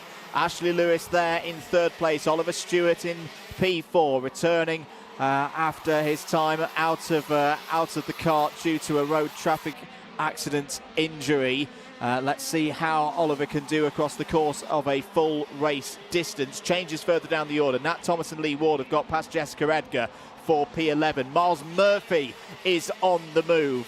The number 5 seed has been seeded in every single edition of the Wera Tools British Kart Championships in KZ2.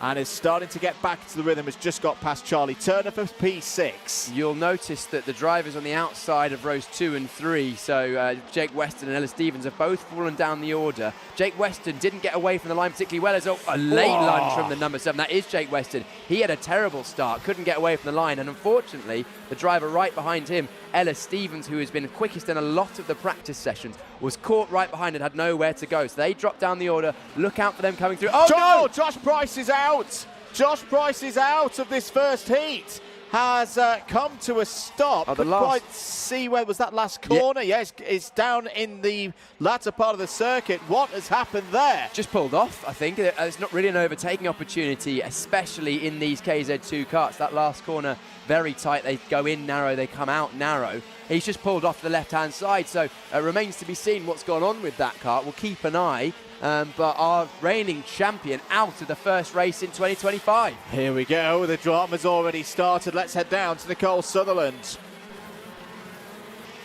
Well, Andrew, I've been watching on then. What a disaster for Josh Price. But I was watching on eagerly at the start and just noticed that Ella Stevens dropped a load of positions. We saw in 2024 that it was her Achilles heel was those starts and that she just couldn't quite get it right. It looks like that's been a problem for her in this start, but is making up those places again. Do you think she's got enough time to at least get herself into where she started?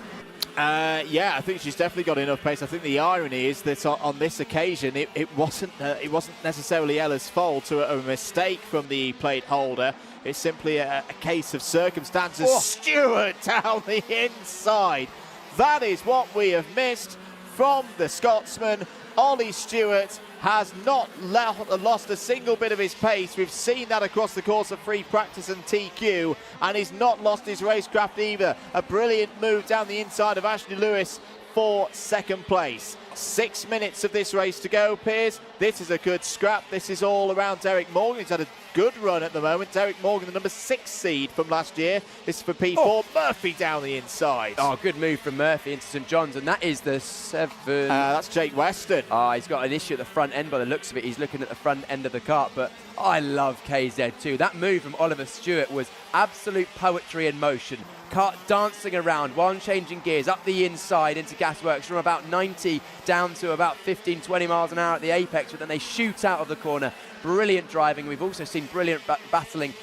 Interesting thing about these KZ2 karts, 4-wheel brakes, all on your left foot, no hand brakes. The drivers can change the brake bias, so the percentage of braking that goes between the front and rear wheels, and they may choose to alter that based on either the kart setup or the circuit. But because they have 4-wheel brakes, they can really fire it into the apex of the corner, brake very late, and also allows them to overtake in places that maybe you don't otherwise see overtakes sometimes from the direct drive classes, the other classes this weekend, as we saw Murphy do that previous lap on Derek Morgan into St John's. Not normally a regulation overtaking opportunity. A good exit, dive at the inside as we now see Ella Stevens up the inside of Charlie Turner. Ella, that's a good move, got it done at the apex. And Charlie, just fighting with the kart a little bit.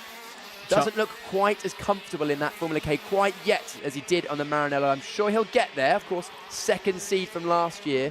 You can see him shake his head. Not happy at the moment, but he'll be there or thereabouts when he gets things sorted. Yeah, and a very good record round this Warden Law circuit. Has been a race winner here in previous visits for KZ2. Ella Stevens now setting about trying to get through past Derek Morgan for P5. Morgan taking that just subtly tighter line that we see from the KZ2s. We were talking a little bit about that earlier on in the weekend with some of our interviews with the drivers and what we're looking at in the paddock show yesterday. Down into Gasworks again, full commitment from Derek Morgan, Ella Stevens and Charlie Turner. Ralph Youngling's just off the back of this group as well, has gained 2 positions so far in this race and is holding off Nat Thomas for P8. Jessica Edgar back up into the top 10 of this one. And just to tune in with Nico Piccoli. Nico Piccoli going for some fun this weekend. A dad and lad effort, but not the dad and lad effort we perhaps are used to. Piccoli's just set a personal best lap time of this race so far. It's into the 47s. Let's head down once again to Nicole Sutherland. Well, it was the number 7 of Jake Weston that retired a couple of laps ago. That's because of a front brake binding on the left-hand side. He came in, was playing around with that front left, and it's just a brake issue that has caused him to come in. Not safe for him to be out there any longer. Of course, 4 wheel brakes means that there's 2 extra discs. Normally just 1 disc on a normal direct drive kart on the rear axle, but an additional 2, so potentially a little more to go. Not quite right. Really unfortunate for Jake Weston. Was 4th fastest in qualifying in that very close group between sort of 3rd, 4th, 5th, 6th, 7th. We expect to see him go well later on as Ella Stevens having a look up the inside of centre 1 on Derek Morgan. Can't quite get it done. This group coming together. Looks like Morgan doesn't quite have the pace at this middle stage of the race to hold off. But another cool thing about KZ2 is corners like this, which are not normally a corner in other classes, certainly become a corner. And Ella Stevens are another great move up the inside of Gasworks, up to 5th place for Ella Stevens. Super work there from Ella. Another repeat of the move that we saw earlier on. So that moves Ella Stevens up to P5.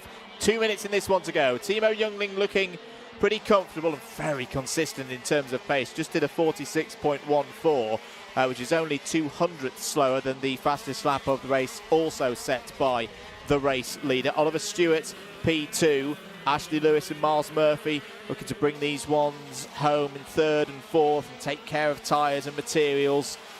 2 more races, of course, to go for all of our KZ2 runners here today. Here's your main battle on circuit. This is Derek Morgan and Charlie Turner going over 6th place, and it's been a solid run this from Derek Morgan, another regular in this category. Yeah, Derek Morgan, good to have him back.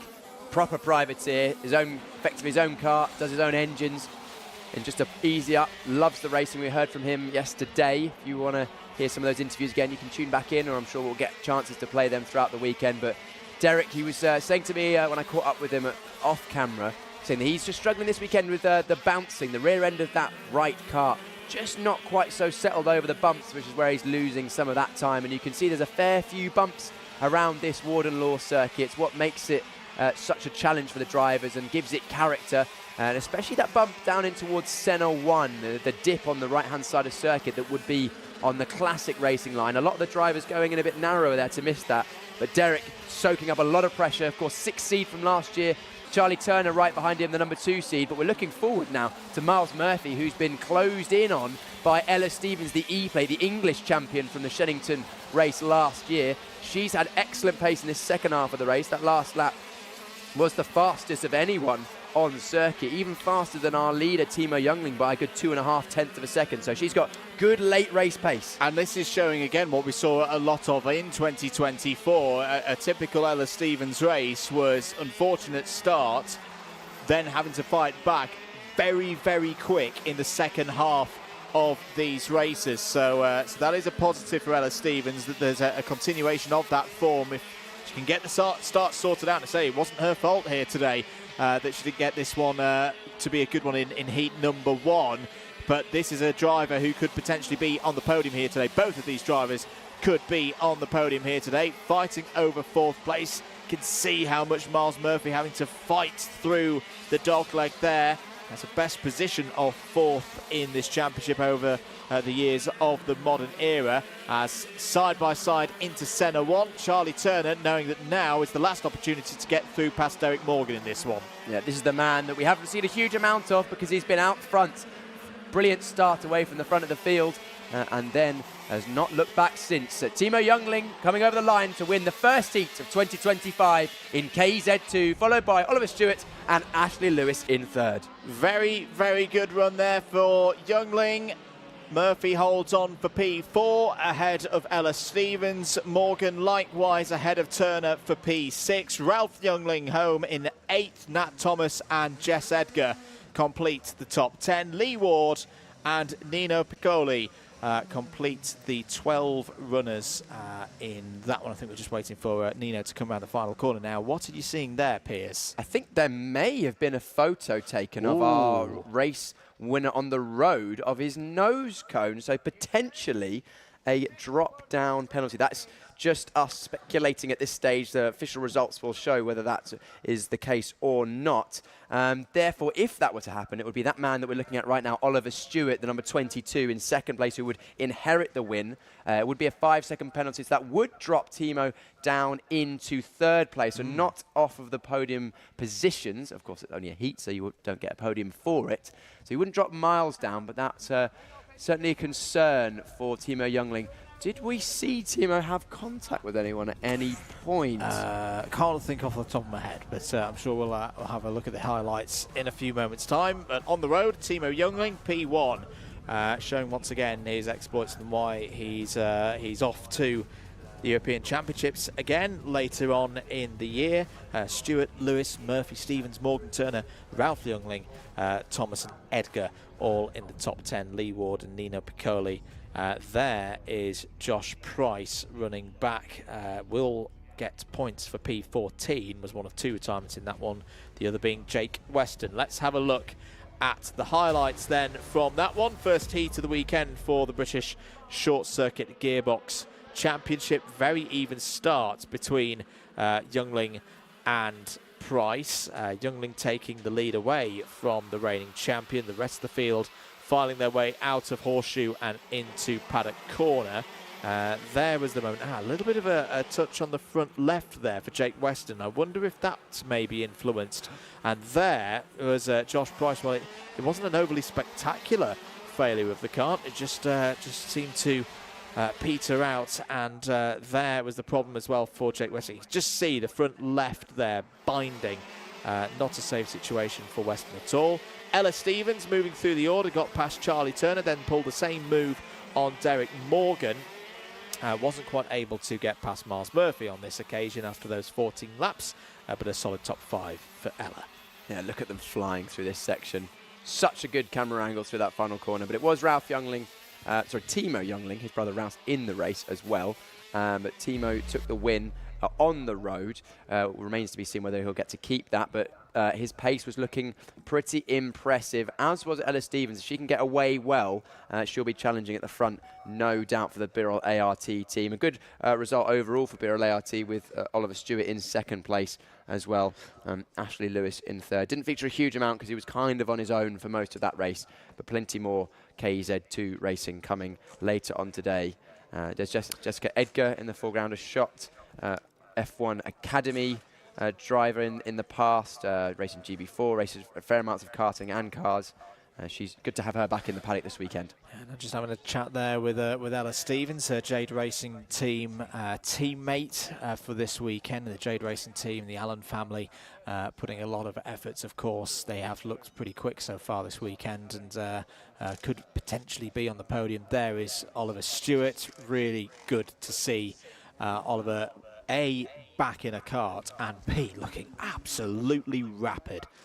No doubt, no doubt. Second place on pace there, and also lacking no confidence in terms of overtaking either. We saw that lovely move down into Gasworks. Gasworks is going to be our main overtaking opportunity, I think, in the KZ2s this weekend. It's looking like a very competitive grid. Also good to see so many young, I would say young, just female drivers generally in this category as well, showing that it doesn't have to be, well, you've got the diversity in the grid, and Ella Stevens are setting some of the fastest laps in that second half of the race as well. Keep your comments coming in as well. Loving the love for KZ2. KZ2 will, of course, be back later on this afternoon. Their second heat of the day will be on version 1 of the timetable was at 2:15, but of course we're running 10 minutes behind a set 10 minutes later. So 2:15, 2:25 is when we'll be seeing KZ2s back out again after the lunch break. For now, though, we'll take a short break. We'll be back in a few moments here with more action at Warden Law.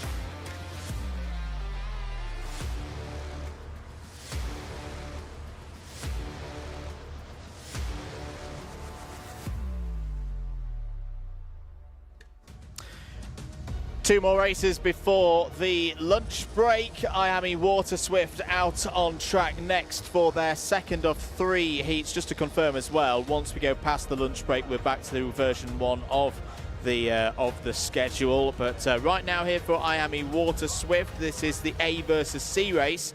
Austin Newstead didn't have a good day yesterday, but had a very good time qualifying earlier on this morning, has pole position and is joined by Nathaniel Hodges for this one. George Clark and Harry Williams, they go from row number 2. Luca Narroway and George House on row 3. Chester Fawkes and Mason Hibbert go from row number 5. Row number 6 has Johnson Stewart and Jensen Ackerman. Row number 7, we will see Danny Dempsey and Oliver Spencer. Row 8, Andy Stewart and Joseph Davis. Row number 9, Efan Owen and Ruben Sagu. And row number 10, Alex Riley and Ian Carey.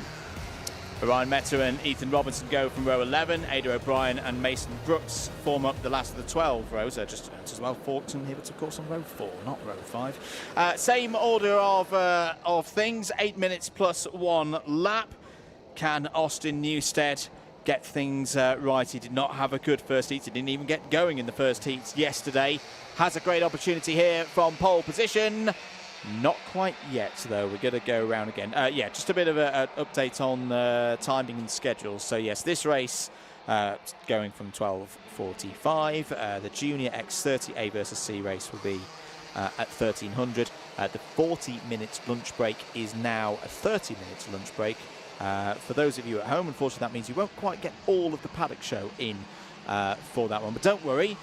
To see the whole thing, head across to the Karting UK YouTube channel at your leisure to watch that back from last night. And then once we get to 1:45, we're back to as we were advertised. So 1:45 for the Senior X30s, 2 o'clock for IAME Water Swift Restricted, 2:15 for KZ2, and then of course 2:35 and 2:50 for the remaining Water Swift and Junior heats after the lunch break. And that paddock show included the Viritools tyre changing challenge. Yes, I made wheel changing challenge. Sorry, wheel changing challenge.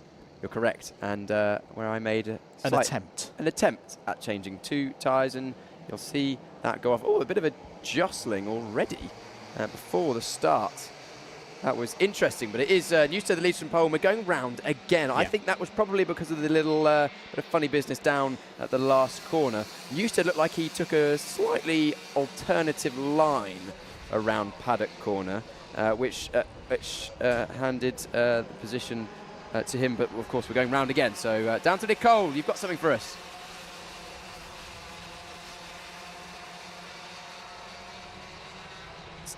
We'll grab Nicole at some point during this race, but we're heading or looking back at our grid as the drivers are just circulating around, getting their tyres up to temperature, preparing for the 3rd go at this Water Swift start. Andrew, you've got a thought?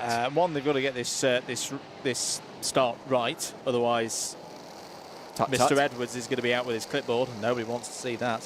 Harry Williams, George House, Colby Patterson, Christian Kobe and Daniel Ferguson. That's the current 1, 2, 3, 4, 5 in the intermediate classification. Remember, it's 0 points for a win, 2 for second, 3 for third, 4 for fourth, etc., etc., down through the field. So, Mr. Ashton's out with his clipboard. That should be warning enough to note that they need to get this one right at the 3rd time of asking. Into those tram lines. Do the lights go out? Yes, they do. 8 minutes plus 1 lap underway, and a good start for Austin Newstead. Looked like Harry Williams was trying to poke his nose through there from the 2nd row. George Clark's had a decent run of things in the green and white helmet, is immediately up to P2, and Luca Narroway has taken advantage of starting on that inside line. Piers goes from 5th to 3rd in the first half of this first lap. We've seen that a few times this weekend already with the drivers that start on the inside line can actually make up a few positions, and I'm not surprised not surprised that Nathaniel Hodges dropped back a few places. He was effectively boxed in by Fusion drivers on the outside of the front row. That's the 1, 2, 3 that's gone off there. Ethan Robinson, and looks like he's not continuing at this stage. Narroway and Hodges coming together on the exit of Gasworks, and that's let our front 2 break away. As now around the outside goes George House. Yeah, it's a lot of drivers knowing that this is their final heat. Anyone who started on drivers left at the very start of this one, this is their 2nd run. For Harry Williams, if he wins this race, secures pole position for the final like he did yesterday, but right now he's down in 6th place. Out it's all! George Clark is out! Ended that first lap in P2, but is in the pits there in that 142 machine. What has happened there to George Clark? Technical flag is out. They were looking around the rear end of the car. Nicole, what can you see? Well, Andrew, on the start, on the rolling up lap, I could see one of the karts out there lost a chain guard. Then the Fusion mechanics came into Park Ferme to get it replaced. So it was Clark. He pulled in, they put a new chain guard on and sent him back out. So easy to do. The chain guard not attached.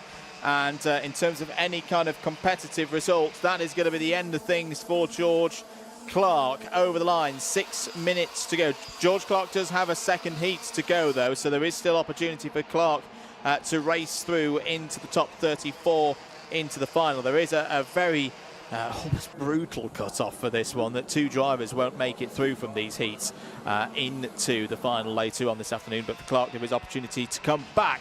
Also opportunity here for Nathaniel Hodges to hold on to this second place. Harry Williams has got through past George House. House was having a go at Narroway's 3rd place a few moments ago, and Harry Williams has taken advantage of that to move up to P4.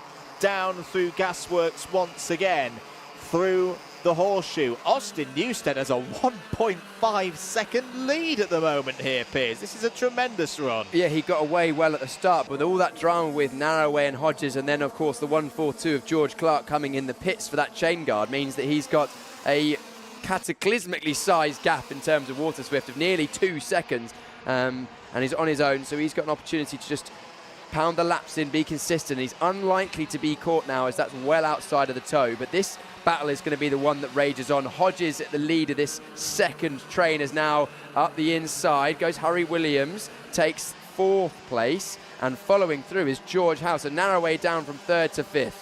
Yeah, good stuff there from both Williams and House. Just a few more parish notices. The 193 of Nathaniel Hodges has had a warning flag and has now got the side of the rear axle of the O-plate holder, because Harry Williams has gone down the inside there. Very decisive move into P2. Just over 4 minutes of this race to go. Is there enough time now for Harry Williams to close down to his teammate Austin Newstead? The gap is 2 seconds as things stand. The 196 is also under investigation. That's Ian Carey, currently running round in 17th place. Quick update on the intermediate classification. Newstead on 0 points as things stand, but remember, this is only the first race for Austin Newstead. Harry Williams right now on 2 as House goes down the inside of Hodges out on track to take P3. So as things stand, Williams on 2 points. It would leave Newstead needing to either win or finish second in his second heat later on this afternoon to take pole position. Narrowway now down the inside. Very close there between Hibbert and Oliver Spencer.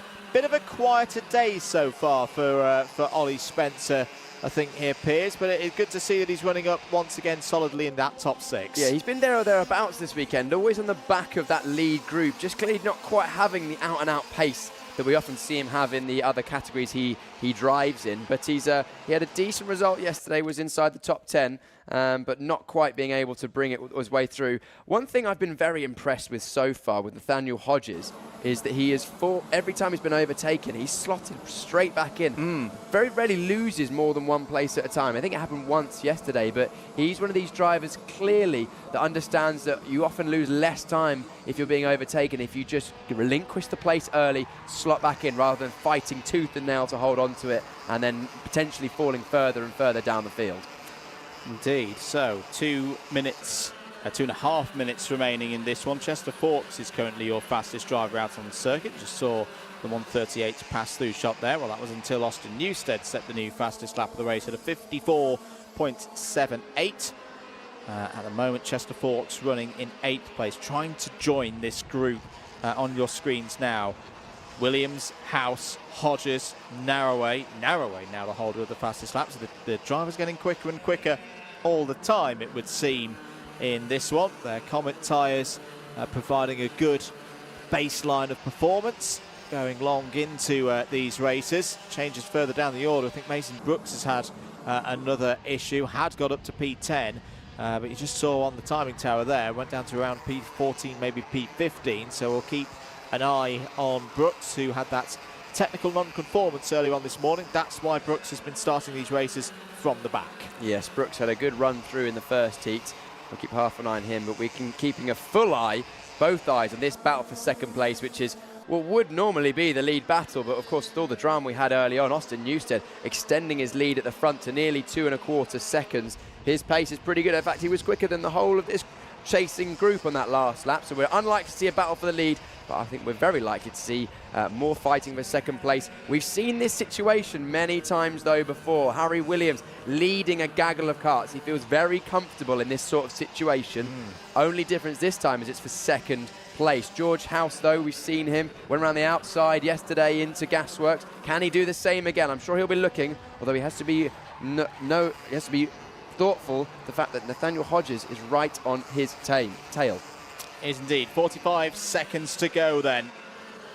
Williams leads the line through and into paddock corner, just behind these drivers. You see Spencer and Hibbert working together. Oliver Spencer in the 191 KR Sport entry, just the single KR Sport entry in this particular heat. The team will be using some of the data that they generated last week during the running of the road tax classes here at Warden Law. As I mentioned, Warden Law, the sun's come out once again here on the Costa del Sunderland. 10 seconds to go. Austin Newstead will be managing things now. Doesn't need to do anything too dramatic between now and the end of the race. Harry Williams, though, the race pace for Harry at the moment, very, very good. He's just edging away from George House. And in fact, Nathaniel Hodges is going to have a go for third place in. No, thinks better of it. Just pulls back into line there, holds on to P4.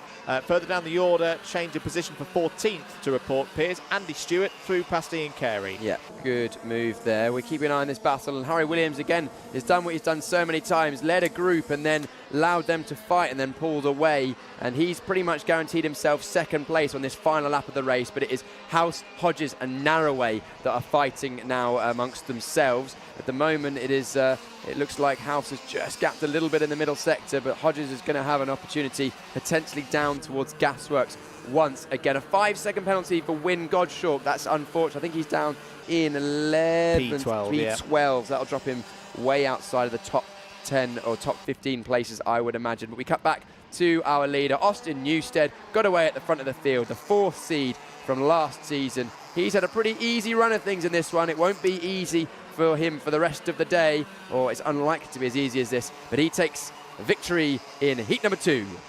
This is what a doubleheader is about. If you have a bad Saturday, you can bounce back and have a very good Sunday. And Austin Newstead starts it with a race victory, 0 points, and is the only driver who can stop Harry Williams getting another pole position in a final. Williams P2 on the road is done for his heats, first and second.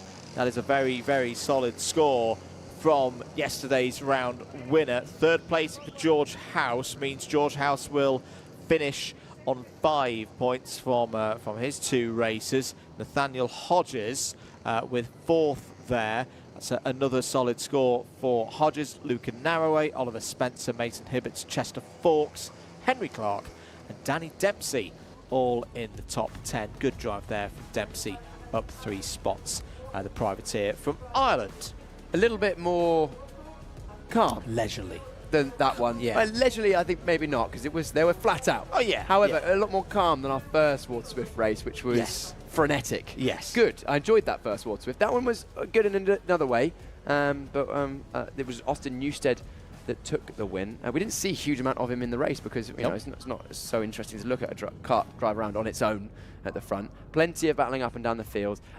If I was racing in this Water Swift category and I was racing somewhere near the front and I was anywhere near Harry Williams, I would not be allowing him anywhere near the front of the pack that I'm in, because when he gets to the front of a group, it's exactly where he stays, and that's what he's done this season pretty much all year so far. Only reason he didn't do it for the win this time is because he couldn't catch Austin Newstead, who had that gap from the first lap.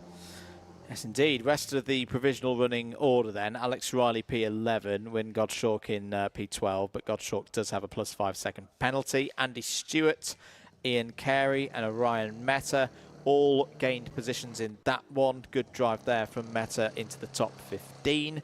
16th for Jensen Ackerman. It's not quite been the best of days so far for Jensen Ackerman. A bit of a rough ride out there. Ethan Owen P17. The juniors will be up very, very soon. In fact, let's get ready for it now. X30 Junior out next.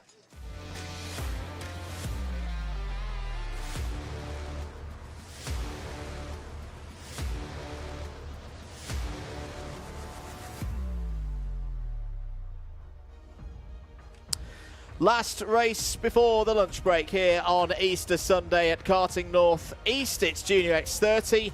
Heat 5 of their weekend, second one of this second round of the season for the Wera Tools British Kart Championships. Riley Cranham starts on pole position, is joined by George Edgar on the front row. Tiger Buckley and Sugmani Kira go from row 2. Isaac Sayer of Singapore is joined by Archie Owen on row 3. Harley Musk, Jacob Backler have things to do from row 4. Row number 5, Nat Johnson alongside Jack McLaughlin.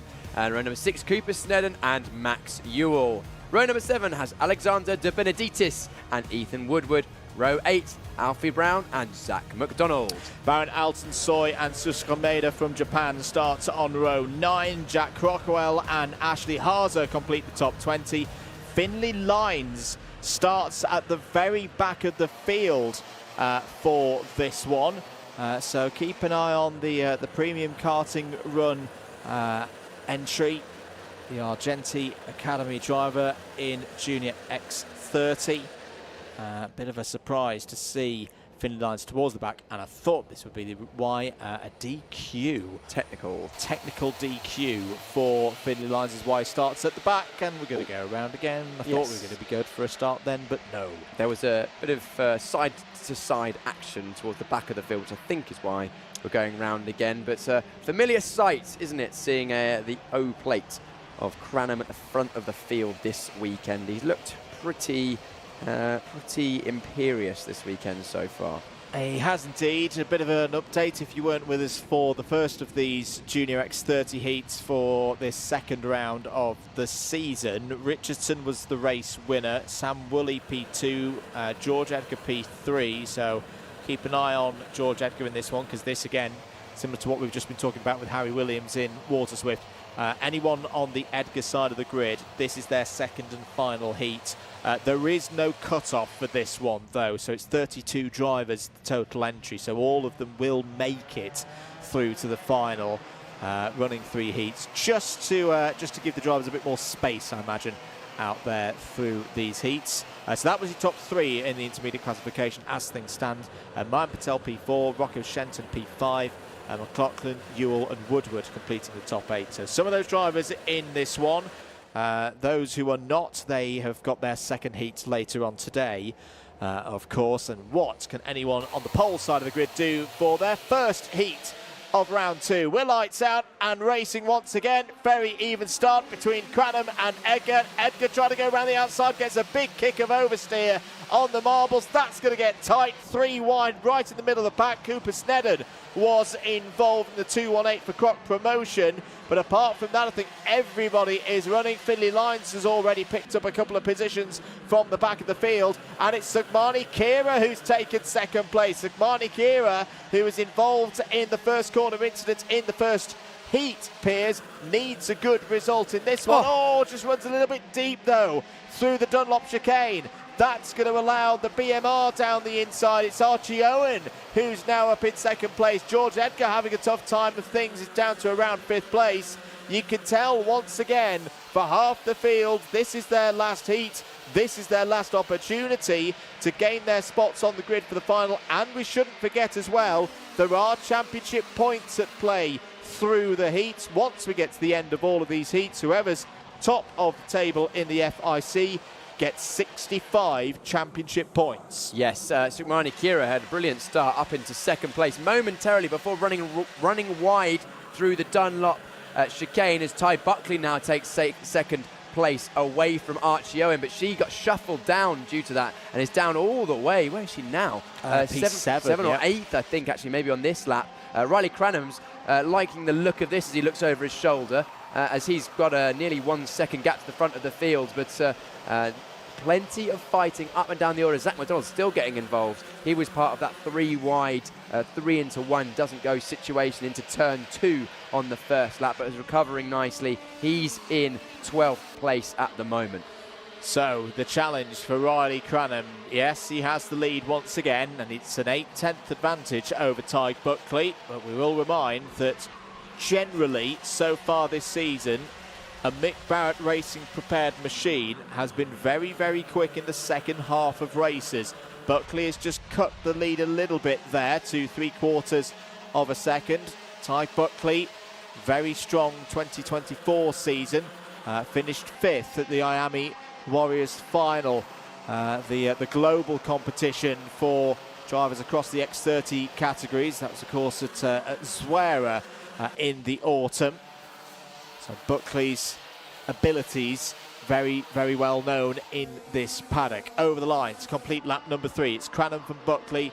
Last time around 51.08 for Cranham, 50.95 for Buckley. That's not the quickest pace on circuit though, Piers, because it's Archie Owen, Isaac Sayer and George Edgar behind, pushing on, looking like they could close in on second place. Isaac Sayer, we spoke about it yesterday, Andrew, but he's had batches of pace this season, both at Wilton Mill and here at Warden Law, that have been almost unmatched, but hasn't quite been in the right place at the right time in terms of positioning and qualifying and being able to be quick in the right moments. But when it all comes together, he's been very, very fast. He's in that group at the back for second place, and we now got a second group forming, the peloton, shall we call it, from George Edgar downwards. That's 5th through 9th, 10th, 5th through 10th place, led by George Edgar. Jacob Backler, who has had an unfortunate run yesterday, didn't finish the final, and then also received a penalty in that previous race. So someone near the back, he needs a good result in this one if he wants to have a decent starting position and championship points going into today's finals. 4¼ minutes to go. Gap at the front's coming down. George Edgar feels the need to just defend a little bit into the centre S. Sukmani Kira looks down the inside, trying to wrestle an opening there to get past Jacob Backler. Backler, who's looked good this weekend, was a bit unlucky yesterday with some things that happened out there, but Backler has taken a big step forward in the early part of this 2025 season. Nat Johnston and Harley Musk fighting there over 8th place. Riley Cranham, what has he got in the locker? Does he respond? Does he almost allow this chasing pack to close in a little bit, Piers, and wait for later in the race, almost do one of those like chase me things, get the chasers of Buckley and Owen to work hard, maybe take a bit out of their tyres, and then pounce later in the race? I think he would like to keep the gap, because the variables in that situation with just you is the fewest. He wants to make sure he has a solid result here, as Backler's still having a look on the back of Edgar, can't get that done. But the group behind are closing in ever so slightly, although something I noticed from qualifying that's going continuing in the races is the middle sectors from Riley Cranham. He's almost always fastest in that middle sector. Sectors 1 and 2, he's there or thereabouts, but that middle sector, which includes both centre S's and the Dunlop chicane, if I'm not mistaken, he is absolutely hooked up in that Fusion kart. Few bits from race control. The 2:32 of Isaac Sayer, yes, is the fastest driver out on circuit with that 50.52, but he's also under investigation.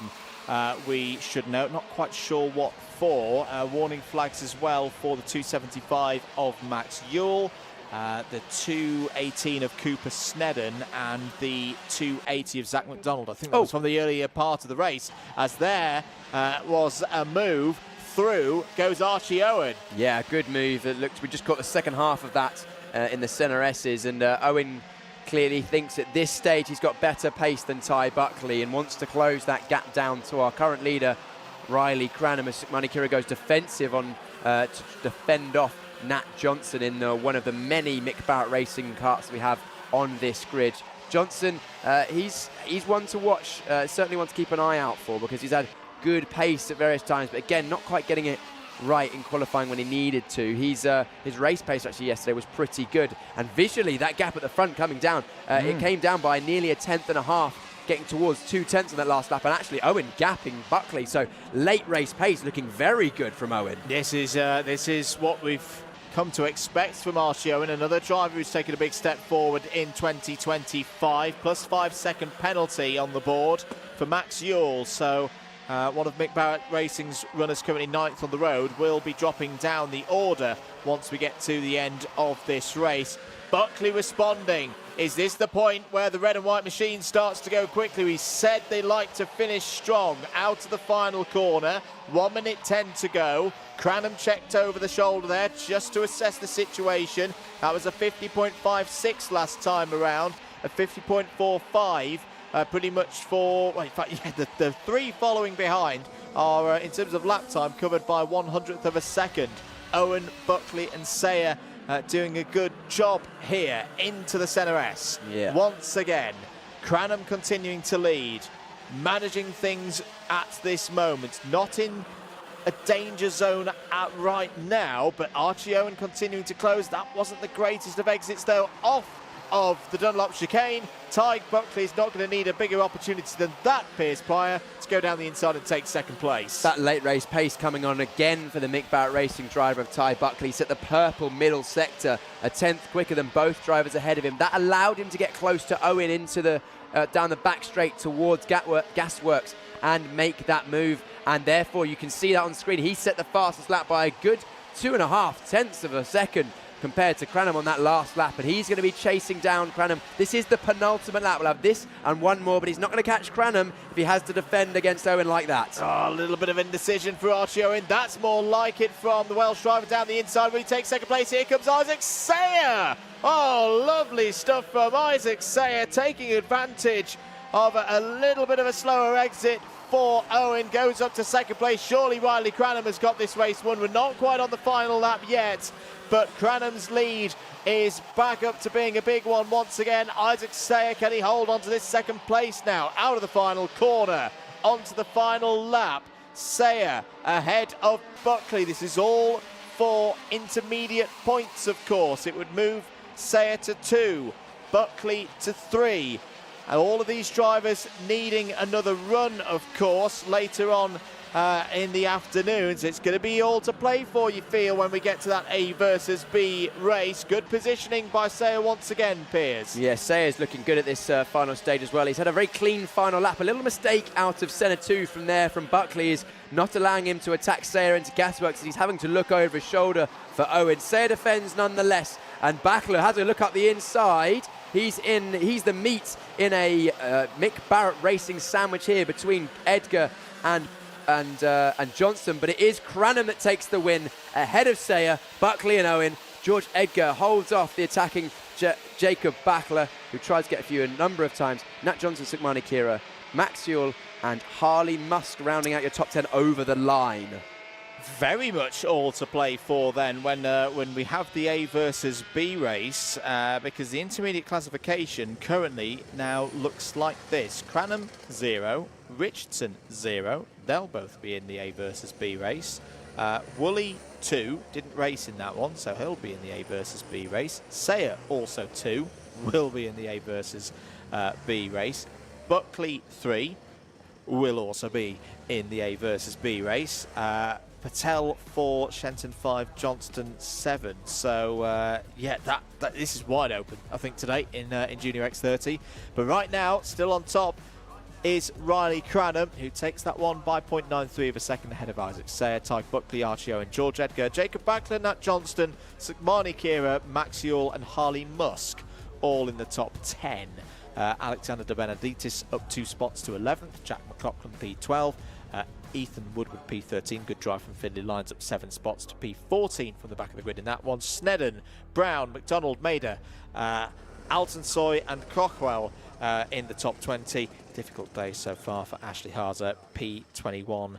There is the stare of Riley Cranham thinking through that heat win. Still unbeaten in any race we've seen Cranham take part in so far this weekend. Piers, tell us how he did it. Here we go. It was Edgar that tried to go around the outside, but Cranham held on. We had a cleaner start in this second heat. Apart from the 3 wide action, that was just a case of 3 into 1 doesn't go. Sukmani Kira got into second place, but ran wide to the Dunlop chicane. She then fell further backwards as Edgar's getting involved with Sarah and a number of other drivers at Gasworks. Much of the drama was early on in the race. Then this is when things started to settle down. Ty Buckley up the inside of Owen, and that 3 of Owen, Buckley and Sayer pulled away from the rest of the field. And then we had side-by-side a bit of communication down the straight between 2 of our drivers. That was Mazak McDonald and another one of our Jamie Green Racing drivers. Johnson getting assisted off of the apex by some drivers behind there. This is when Owen had good mid-race pace, tried to take the battle to Cranham in the mid-stages, but later on Ty Buckley managed to get back through and did close the gap in the end. But then we had a bit of a shuffle of order, 2nd, 3rd and 4th, which I'm sure we'll have in a moment. This is when it started. Owen up the inside of Senna 2. Sayer managing to get the undercut through Senna 2 into Dunlop chicane on both of those drivers and would eventually come home in 2nd place. Buckley 3rd, Owen 4th. Edgar, strong defence from Jacob Bachler over the line. Bachler, decent result for him after the penalty this morning. So he'll be in the final, should be. Absolutely. Right, that brings us to the close of the morning and early afternoon running. We're into the lunch break now. We're going to bring this to a close very, very quickly because we're eating into paddock show time. Racing will be back at 1:45. We'll see you then. For now, enjoy last night's paddock show.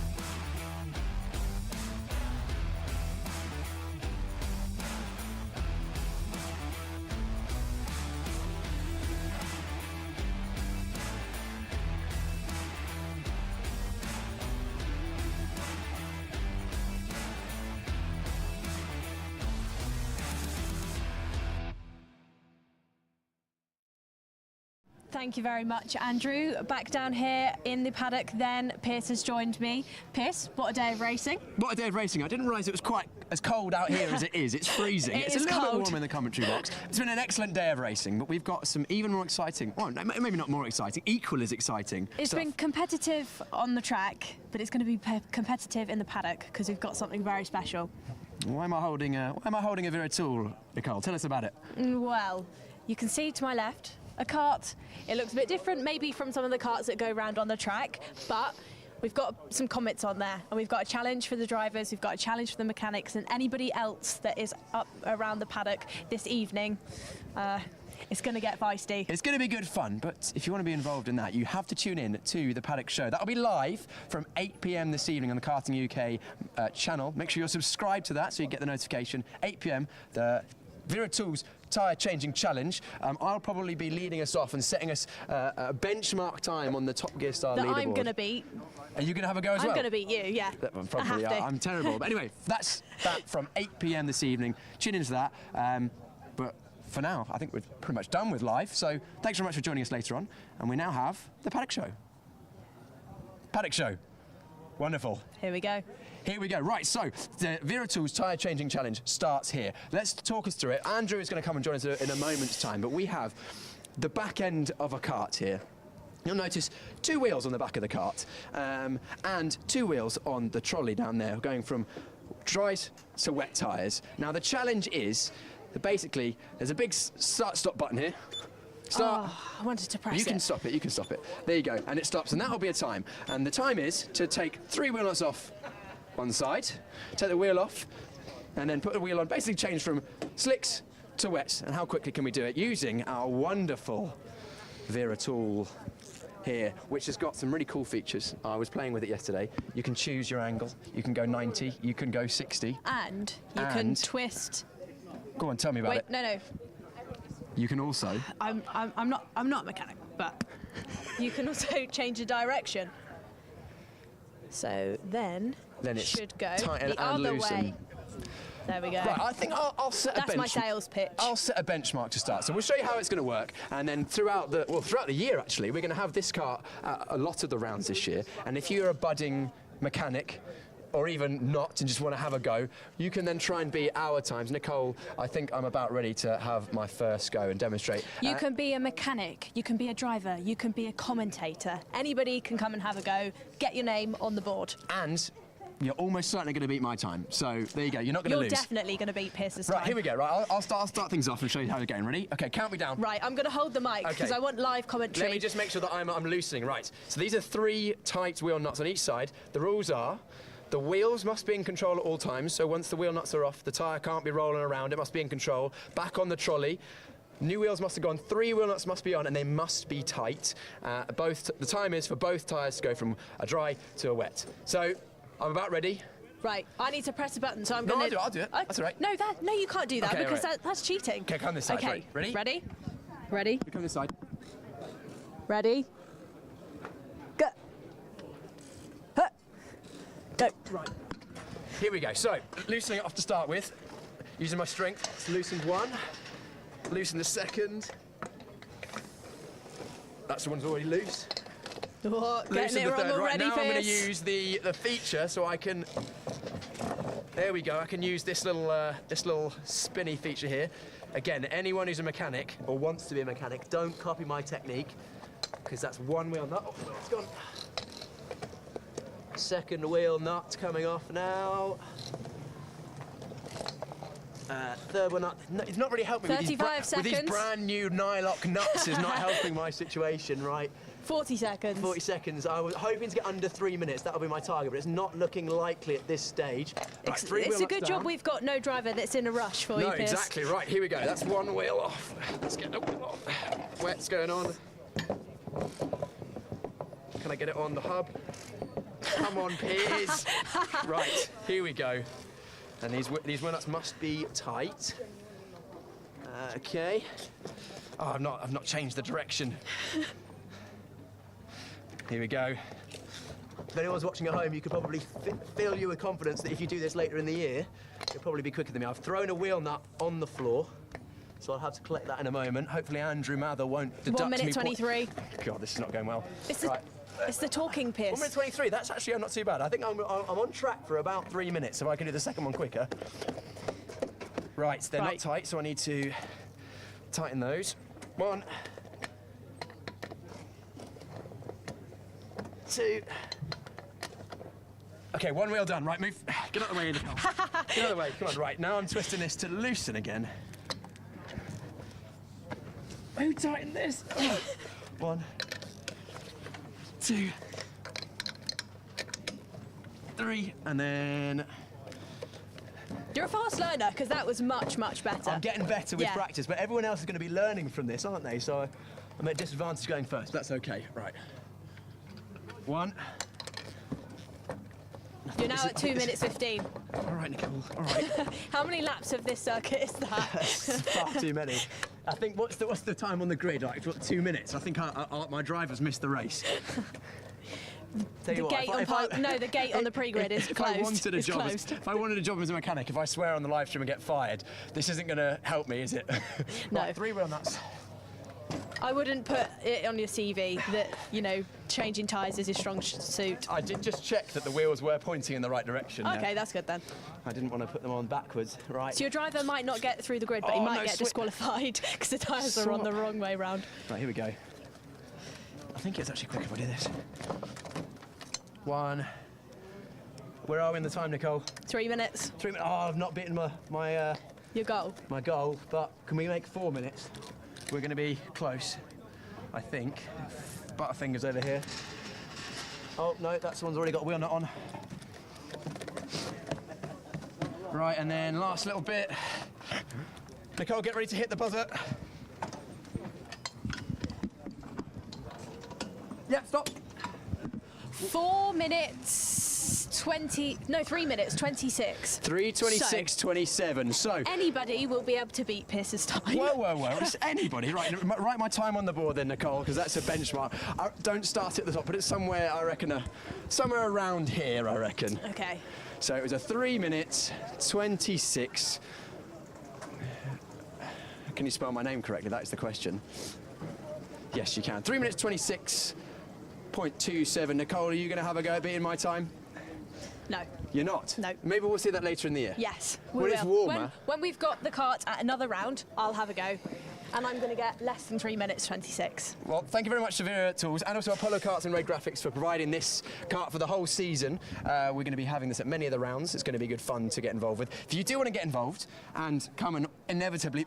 Did you just put a sad face on mine? I just clocked that. If you want to get involved, come and let us know. Be around for the paddock show later on throughout the season, and it'll be good fun. And also, thank you very much to Wera Tools for providing this wonderful tool. If you want to find out more about it, come down to The tool did a great job.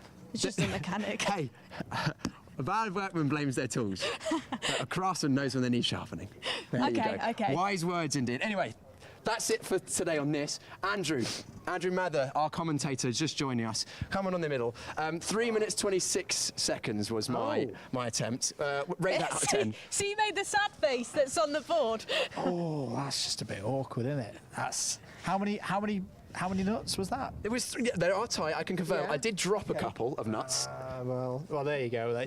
I'm sure you'll get the practice in across the course of the season. Hey, maybe I'll have to come back at a later round and see if I can improve my time. Yeah. Well, Wera Tools have equipped us with many, many great tools. So you've got the equipment to be able to practice. All the gear. All the gear. No idea. Anyway, there we go. Paddock show starts proper now. Andrew, you've got a bit of an idea of where we're going to go. So I'll hand to you and I'll go and I'll grab some drivers. I have. We've got podiums as well. We're going to tag team this for the next half an hour or so. Let's head round and go to Vismo International to see, because we didn't really see Vismo yesterday during Andrew, the build-up show. You've been in the warmth today. I don't know what everyone's complaining about. I think this is beautiful northern weather. This is what an Easter weekend's all about. We heard Riley Cranham say it's really cold out here today, but it's made for some interesting racing. You know, I think kart engines perform well when it's cooler conditions. They thrive in those kind of conditions. But how's your day? Have you been thriving, Andrew? I think we have been thriving. There's been some good proper racing today. And in the same regard to what we saw last week as well. You know, this is what we like to see. Close quarters really racing. Clean. Yeah, really clean. Clean is the optimum word to describe how the racing's been today. I think in some regard, we're talking maybe 3-4%. I do think drivers have probably been holding back a little bit, just knowing that they've still got another full round of the championship tomorrow. You know, there are dropped scores, but there's not many opportunities across the course of the whole season, and you don't want to use those too early. Gus Lawrence said on the grid, you know, we had a chat. He said you can't win it on the first round, but you could potentially actually lose it. Yes, no, I tend to agree with him on that one. We'll head into Vismo and see who we can find. They are playing music though, so we'll have to turn that off so we don't get copyright struck by YouTube. We know how they like to do that one. So there we go. Let's head on in and see who we can find and have some chats with our drivers. In fact, let's try and get Aaron. You all right to have a very quick chat with us for the paddock show? Strong running day for you, consistently up in the top 10. Talk me through your final from your perspective. Yeah, so hard starting fourth on the outside. I think I dropped back to 8th or 9th. So trying to come forward then. I think I was in about P5 and catching the leaders when they started to race. Got hit out the way at the hairpin and then started to come back at the end and just didn't really have time to do much. I think I finished 6th on track or 7th on track and then gained one with a penalty. So overall the points are okay from the heats and the final. But and a further growing operation for you. I know when we came and talked to you last year, you know, as we were getting going with the team and the engine building, it was 1 or 2 carts. Now I'm looking around and we've got more than 5 carts in here. It's busy times. Yeah, so I've got Alfie Brown in junior who uses my engines. He's not running with the team this weekend. But he's recovering from a broken collarbone, so he's struggling a little bit. Jack Nettleship, he's over there getting his cart jigged. And there's Hayden in the awning as well. So he was quite fast yesterday, struggled a bit today, but might change some things and see if he improves tomorrow. And how rewarding is that for you as both a driver but as an engineering side of it as well, that you've got more and more people coming to you and trying to grow this bit of the paddock? Well, it's a good sign, more, you know. And hopefully, the more good results I get, then it keeps growing. Hopefully, that's the idea. Good stuff. Cheers, Aaron. Thanks for talking to us. Piers back with me. Nicole's run away. She's too cold. Too cold. Come on. It's easy for us to say. I say you can tell she's from the south of England. Right. Let's move on from here. Let's see who else we can find. There's Ollie Spencer in front of us. Every single time I come to this part of the paddock, Piers, this week and last week, there's Piers Prior organising a football game. I'm not going to try any of that. It's good. Good skills there. They're busy involved. As generous as you say, good skills. Good skills, but compared to mine, they Let's are. pop in here. Let's have a pop into the number 70. I think this is going to be Benjamin Schlivars. It is. It's shop shut. Where's Ben? Has he got? Where's Ben? It's a great question. Oh, he's right behind us. Ben, come here. We'll have a chat with Ben, who's one of our newer drivers. Ben, come on in. Let's have a little chat for the paddock show. How's your day been? It's been quite well, but I qualified 12th, and then heat one I got last. But still had lots of fun along the way. Yeah. How long have you been driving the Water Swift Restricted? I haven't been driving it for long, but I have been driving it for quite a long time. And is it your favourite kart that you've driven to date? What do you like about it? I like the noise. I like the throttle positioning, and I like the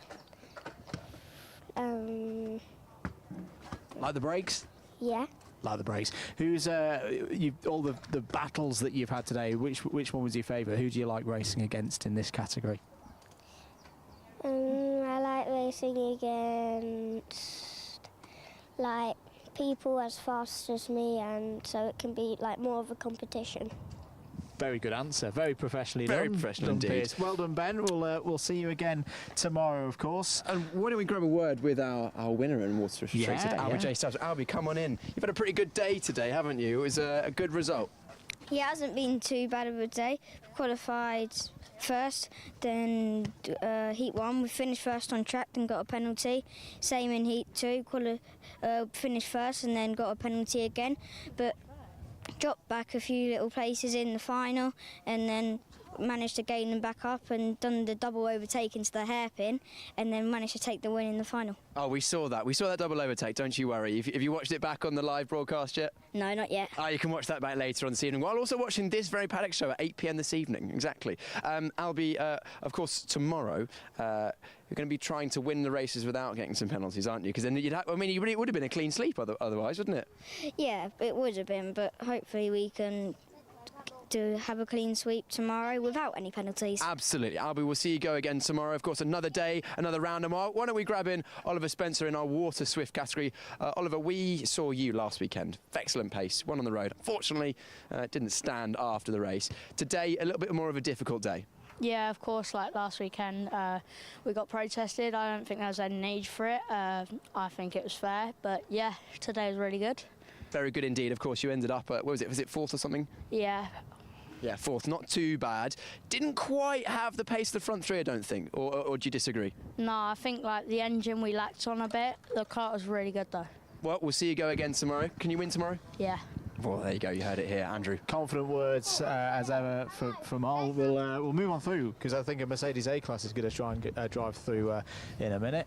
But yeah, some good drives there from of our top runners. I think is that I just see Chester Fawkes' car. I think it may there. well be. We'll see if Chester's in. I don't think Chester's in. But good performance today. Unfortunately, his run of podiums has ended today. Yes. But that's not to say that he didn't do well, because again it's that big step up, much bigger field of course as well for Chester this year in the Water Swift category as opposed to the restricted category last year. So big step up in terms of pace as well, about 5 seconds a lap faster around here. Yeah, it really is a circuit that shows the difference between the restricted and the inter category in that regard, and he's driving against drivers who are a good degree experienced against Chester. Now Chester's got a good number of years, 3, 4, 5 years racing through the Bambino ranks, but yeah, I think we could see possibly that Argenti kart back, or the Argenti backs kart up into the top 10 tomorrow. So, and I think he'll build as the season goes on. Yeah, Going from definitely. Water Swift restricted up to Water Swift, as we've discussed, is watch out, our camera There's on. a cone. There's a cone. Luke, there's a cone. If this was Club 100, that would be a penalty right now. But there we go. We'll move on through it now. There is one driver whenever he's in our paddock. Yes. You know him. In fact, I'm trying to think if you did race against him Who's in the this? old BUKC days, Mr. Murphy, because No, he's I finally didn't. with us. He's pretty much the only KZ2 driver who we haven't spoken to so far this weekend. So we'll head down into KZ World. They've just had their TQ. It was a good session. I don't want to interrupt your train of thought, but we had a couple of instances of commentators' curses this weekend. I always do. But there is a way of mitigating. There is. Commentators' curses. This is something that, if for those of you who have listened to Andrew Mather over the years, Andrew Mather is the king of the commentator's curse. If you don't want the commentator's curse, you can ward away those fairies by bringing tasty treats to the commentary box, and that wards away the evil spirits. Jaffa Cakes works, Victoria Sponge Cakes works. Is Miles around, or is he gone? Is he gone to rest his head? He's here. He's there. Miles, how's the head? I hear you've been busy. That's what I worry about. You're trying to say that I'm some sort of raging alcoholic drunk? Absolutely not. Because I'm an absolute extreme lightweight. I was a good boy. You're a prime athlete. Well, it's on the song. I don't know how to adjust that. 10 years ago. I don't know if you're coming on to me or not. Tough weekend away. You know, you've just gone out and done your TQ. You've had, what was it, one session of practice before. Everybody else has had, what, 4 or 5 runs? Well, yeah, we just did that. First one was run it in and go from that, get one lap, and just see how it goes. It's the risk I took coming into it. There's no point in a moment in where you are when everyone else at the practice time made the most of it. I've come in, what, 8th? It's like, it'll do. You say that though, Miles. You did jump in basically in that final session, and then with very little practice, only half a second away, which a half second is a long time on a racetrack. But considering the lack of lap time, you must be pretty happy with that. Yeah, someone's like, it wasn't near where I thought. To be fair, we tested last Monday, and it felt like nowhere near that. That's where we kind of took the solution. Well, I can try and do both. Obviously, it doesn't always play out that way. But again, as they say, it's the risk you take. It's not an ideal position, but we just keep building into it. Just do more and more in laps and see where I go, really. Good job by Josh, though. Josh got pole. That's a new lap record as well, he's done? Yeah, no, it looked really quick. And doing it under pressure at the end there, you know, the Timo was looking quick as he was last year here. But as a team, you've got to be pretty pleased with that performance. I mean, yeah, that's why he won the British Championship, isn't it? He's not a bad driver. I mean, to be fair, he won the British title last year, where there was only one round where the car was literally the best. So the kick and drive, that's one of those. He pulled out the bag, so fair play to him. Good stuff. Cheers, Miles. Thanks for talking to us. And we'll see you later on today. You'll see the KZ2s out in action for their races. Daily Motorsport, DMS. What a day for them, Piers, in the hands of Corey Lyons. You know, 3rd place on the road, a tremendous run in IAME Water Swift Restricted. Absolutely, no doubt whatsoever. It's also one of my favourite liveries, and we get camera operator Luke to spin around and look at the resplendent They're DMS. playing music as well, though. Oh, right, no, I think that's another 10. The music's turned down now. Yeah, DMS, Corey Lyons in 3rd place, but actually had a chance at the win. Is Corey around anywhere? Is Corey here? Corey's right Corey's here. here, right Let's here. have a chat. Corey, come this side for me. Where's your car? We'll stand in front of your car. It's over there. Let's get your car in the background so we can see it. Corey, a good day for yourself. Sum it up in 2 sentences. Good race. When we all closed up, I was hopefully getting on because I was second, I hopefully got on the bumper of pole, and I'd push him around and get away from 3rd. But then they waved the yellow flags and we bunched back up again. And I tried to take Harry Chapman, and LBJ Stubbs got it in the inside of me, and Harry Chapman took me on the hairpin back there. So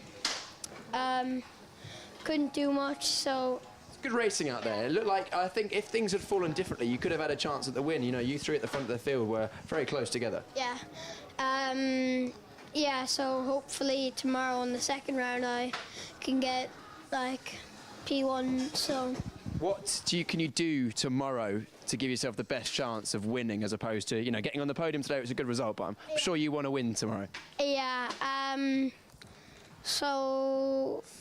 hopefully a better qualifying than today, and just do the same thing as in the heats today, because I got up to game first in one, I came second in one, so hopefully I do better tomorrow. Absolutely. We'll see you go tomorrow again. Of course, tomorrow's a new day. We wipe the slate clean. We go again. If there is a chance of rain, would you prefer it to stay dry? Would you prefer a bit of wet out there? I'd say I haven't drove in wet tires, but I've driven slicks in the wet, and I came 5th quickest. So, in the wet I'd probably be good. Whatever happens, I'll just drive with it. I can't change the weather, so Very stoic approach from young Corey Lyons. Corey, we'll leave you to a good evening. I've got one very important question. Corey, I very much like your jumper. Where did you get it from? I got it on my birthday from my mom. So, yeah, I got a lot of other McLaren clothes. See, the sad thing here is 9th birthday, this was and still is my favourite. Get a shot of that. MP413, my favourite Formula 1 car of all time when I was 8. So we'll move on swiftly from that one of me getting old and reminiscent of late 90s Formula 1. Let's head back into the paddock. I think we've got about 10 minutes, just over 10 minutes more remaining of this one. You can head further along the paddock. We've not talked too much about the juniors and the seniors, or particularly the juniors. Yes. Another very good performance today, I thought, Piers, from Riley Cranham. I mean, he's looked pretty much. It's just so settled. I noted at Wilton Mill. I'm just going to cut across you. Big thanks to Paul Bainbridge there. Paul is busy walking away. I just want to get it in that Karting North East, Warden Law have been tremendous hosts for us these past 2 weeks, both this weekend for IAME KZ2, last weekend for Rotax and Honda Cadets. One of the best venues in the entire country. It's always cut across you there, Piers, but I just want to say testament to Paul and all the work that he's done, not just these last few weeks, but every time we come back here, it's a pleasure to race at Warden Law. Absolutely, completely agree. I've actually never had the pleasure of driving around the Karting North East Warden Law circuit, but I've been here many times on presenting and commentating duties. Very much enjoy it, and it's always well turned out. Happy to be interrupted for that message. Okay. We'll talk about Junior X30 again. Riley Cranham at the front of the field. Imperious, unbeaten this weekend so far, basically. The only time he's not been at the top is in heats he's not been in, and I think 1 or 2 of the practice. No, actually, I think he did lead every practice session he was in as well. Yeah. So pretty impressive stuff indeed. We say can't see anyone else going ahead tomorrow, but Aaron Richardson pushed him all.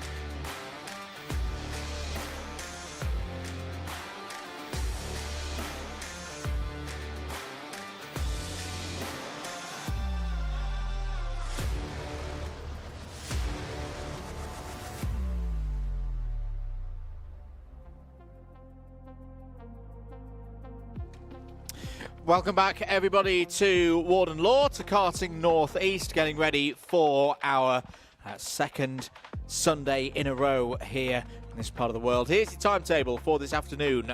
This is how we're running things. So we're back to version 1 of the timetable, Piers. a good number of races for us to get our teeth into.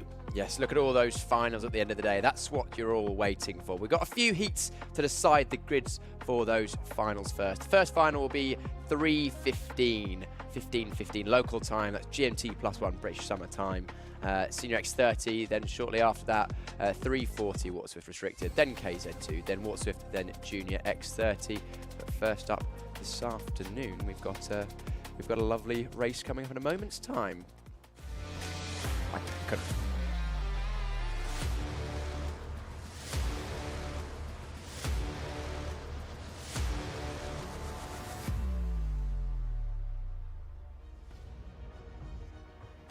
Heat 2 for the Senior X30 category in the bathing sunshine here at Karting North East. Let's take you through the grid for this one, determined by timed qualifying earlier on this morning. Remember, results from this one will be combined with Heat 1 to set the grid for the final. Harrison Whitcomb starts on pole position. Freddie Lloyd alongside on the front row. Gabriel Stilp on the road took the win in Heat 1 and is joined by the reigning champion, Gus Lawrence, on row 2. Harrison Mackie and Morgan Moore will go from row 3. William Antrobus and Tristan Powell can be found on row 4. Row number 5 has Aaron Brown alongside Jack Buckley, Jack Nettleship and Hayden Eldridge on row 6. Row 7 sees Lewis Bird and Sam Lewis, with row 8, Joey Brown and Harry Cottrell. CJ Bennett and Theo Lestrange go from row 9. Sam Branston and Reece Newburn complete the top 20 on row 10.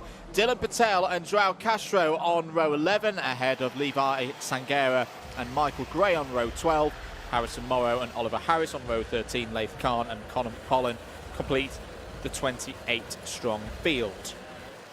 Yes. The results from earlier: Stilp from Mackie, Whitcomb, Brown, Antrobus, Buckley, Moore and Lawrence. What are we going to see in this one? Into the tram lines. Well, right now, we're going to see a false start. I'm going to do a bit of research here, Andrew. I think Gus Lawrence may have a different NASA panel on than he had earlier. I'm going to do a little bit of research, come back to me in a moment. Okay, well, he's been running... well, I didn't quite... and he's been running with the new OTK one, hasn't he? He was running with the old one. I believe he was running the tunnel one, but without the hot straights. dog. Yes. I'll come back to you. Yeah. Either my brain's just come across something that isn't existing, or but it looks a bit different. My brain instantly went, that looks different. Okay. I'll leave you to look over that one.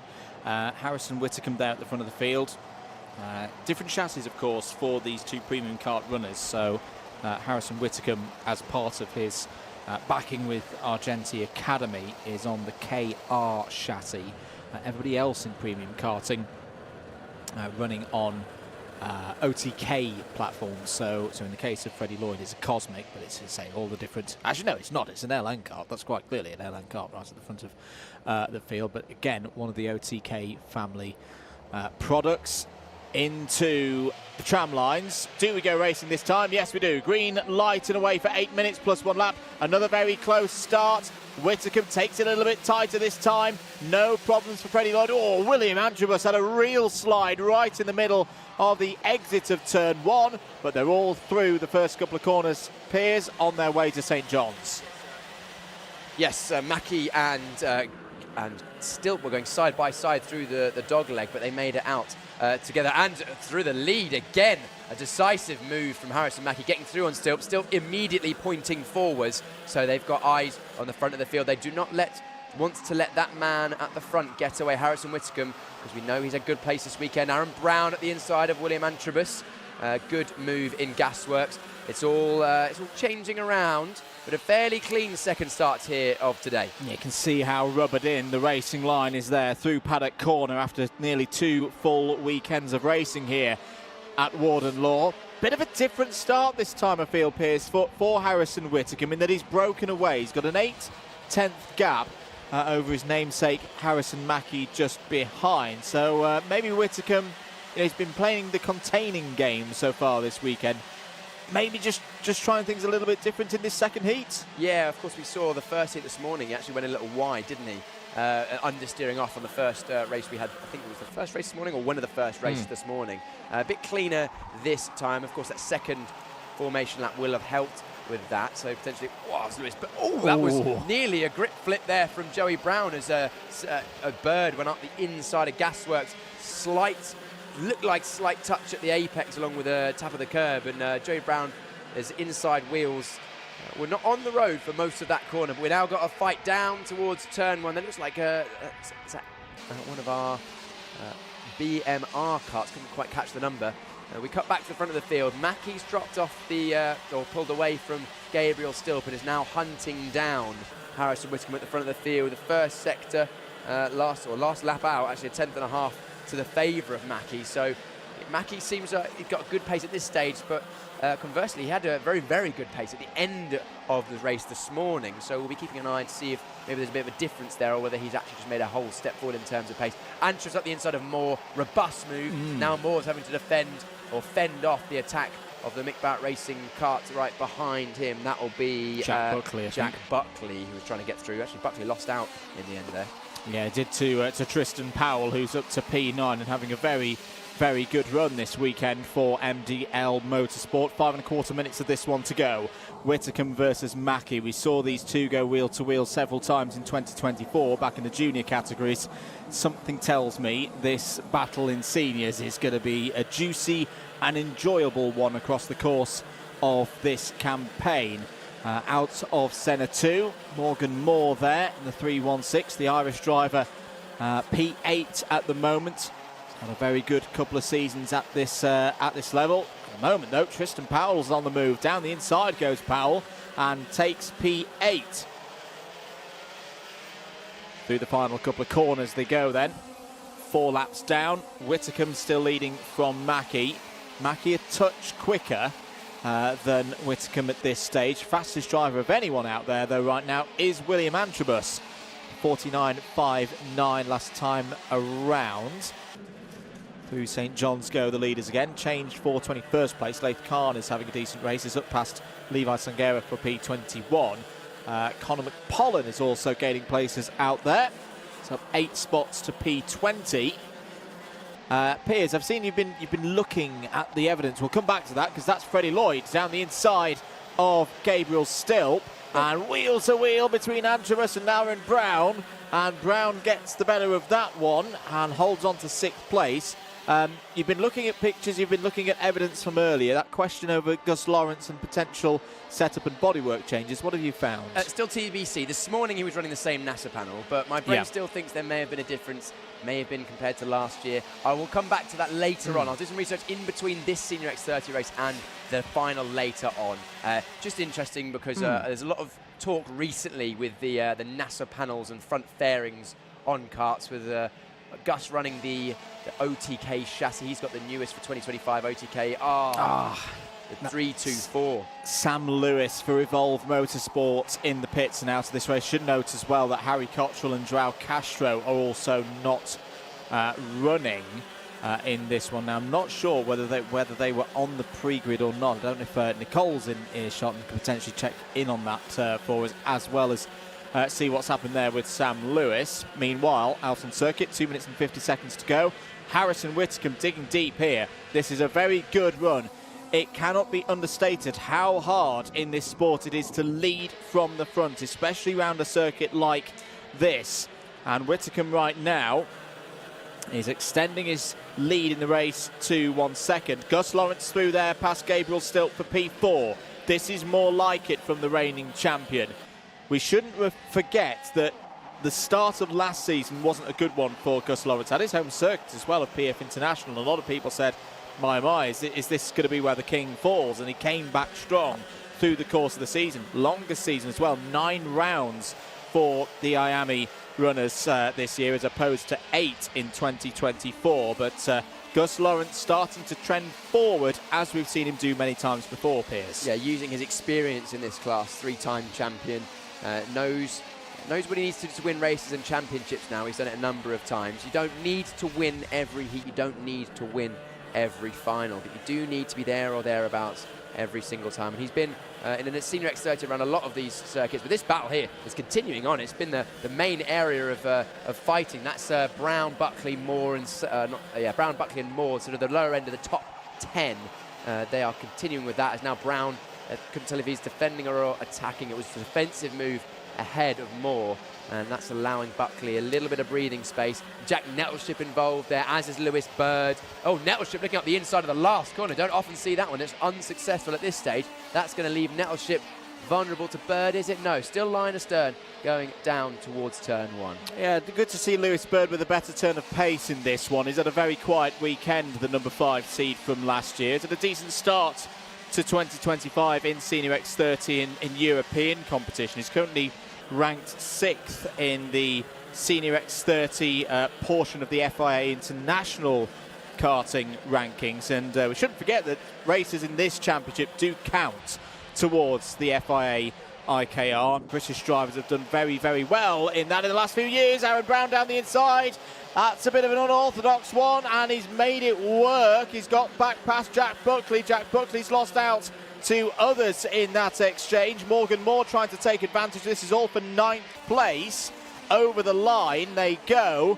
And Hayden Eldridge, who's another driver who's had a fairly quiet weekend. We haven't seen Eldridge towards the front that much so far this weekend, but the number 10 seed from last year is now once again in 10th place. That was as late as you dare from Aaron Brown into Gasworks.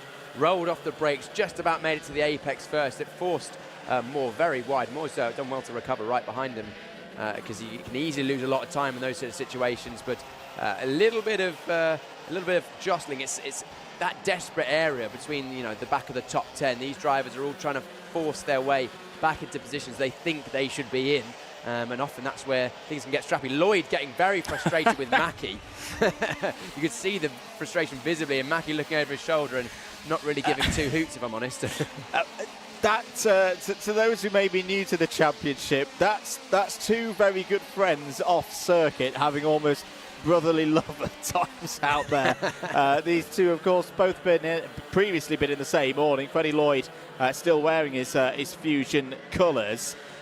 We saw these two together last night on the paddock show, and Freddie's wanted to come through here, and Harrison Mackie shuts the door but goes a little bit deep through Gasworks. We are on the final lap. Harrison Whitacombe, what a weekend Harrison Whitacombe is having.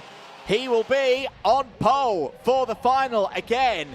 Wins heat number 2. That's 3 points from the 2 rounds of heats. Mackie, second in this one, will join Whitacombe on the front row for the final for round 2 later on this afternoon. Third for Freddie Lloyd means that Lloyd pulls himself up the intermediate classification a fair bit. I reckon will be on the inside of row number 4, possibly even higher.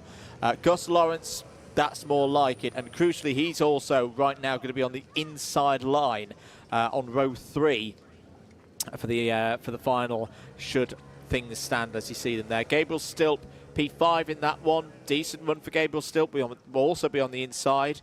Line will be on row number 2.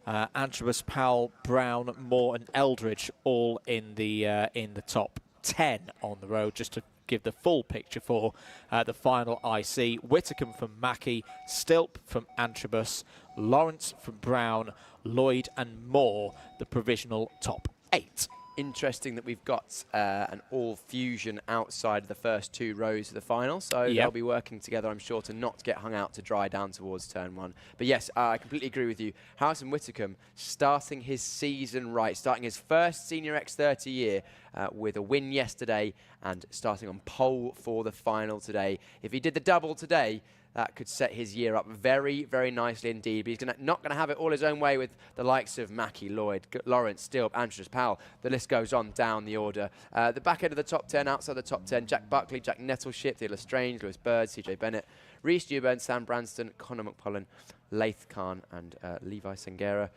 This is your final drivers. A few drivers not quite finishing in that one. Joey Brown, Sam Lewis, Harry Cottrell, João Castro, not making the flag on that one. So we'll see the finalists. We will see X30 Senior back out later on. 3:15 is their start time. They're due to go start time later on this afternoon. who's going to be our round 2 winner for the Wera Tools British Kart Championships in 2025. We'll find out later on. More racing to come up here at Warden Law after this.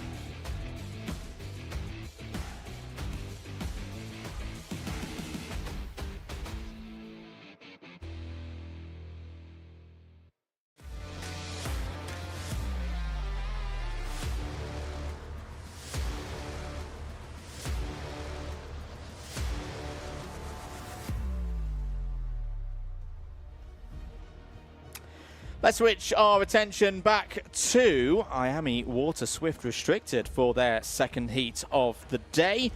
Grid for it looks a little bit like this. Beaudette Batch on pole position. Harry Chapman alongside on the front row. Albijay Stubbs in very strong form here this weekend. Starts on the inside of row 2.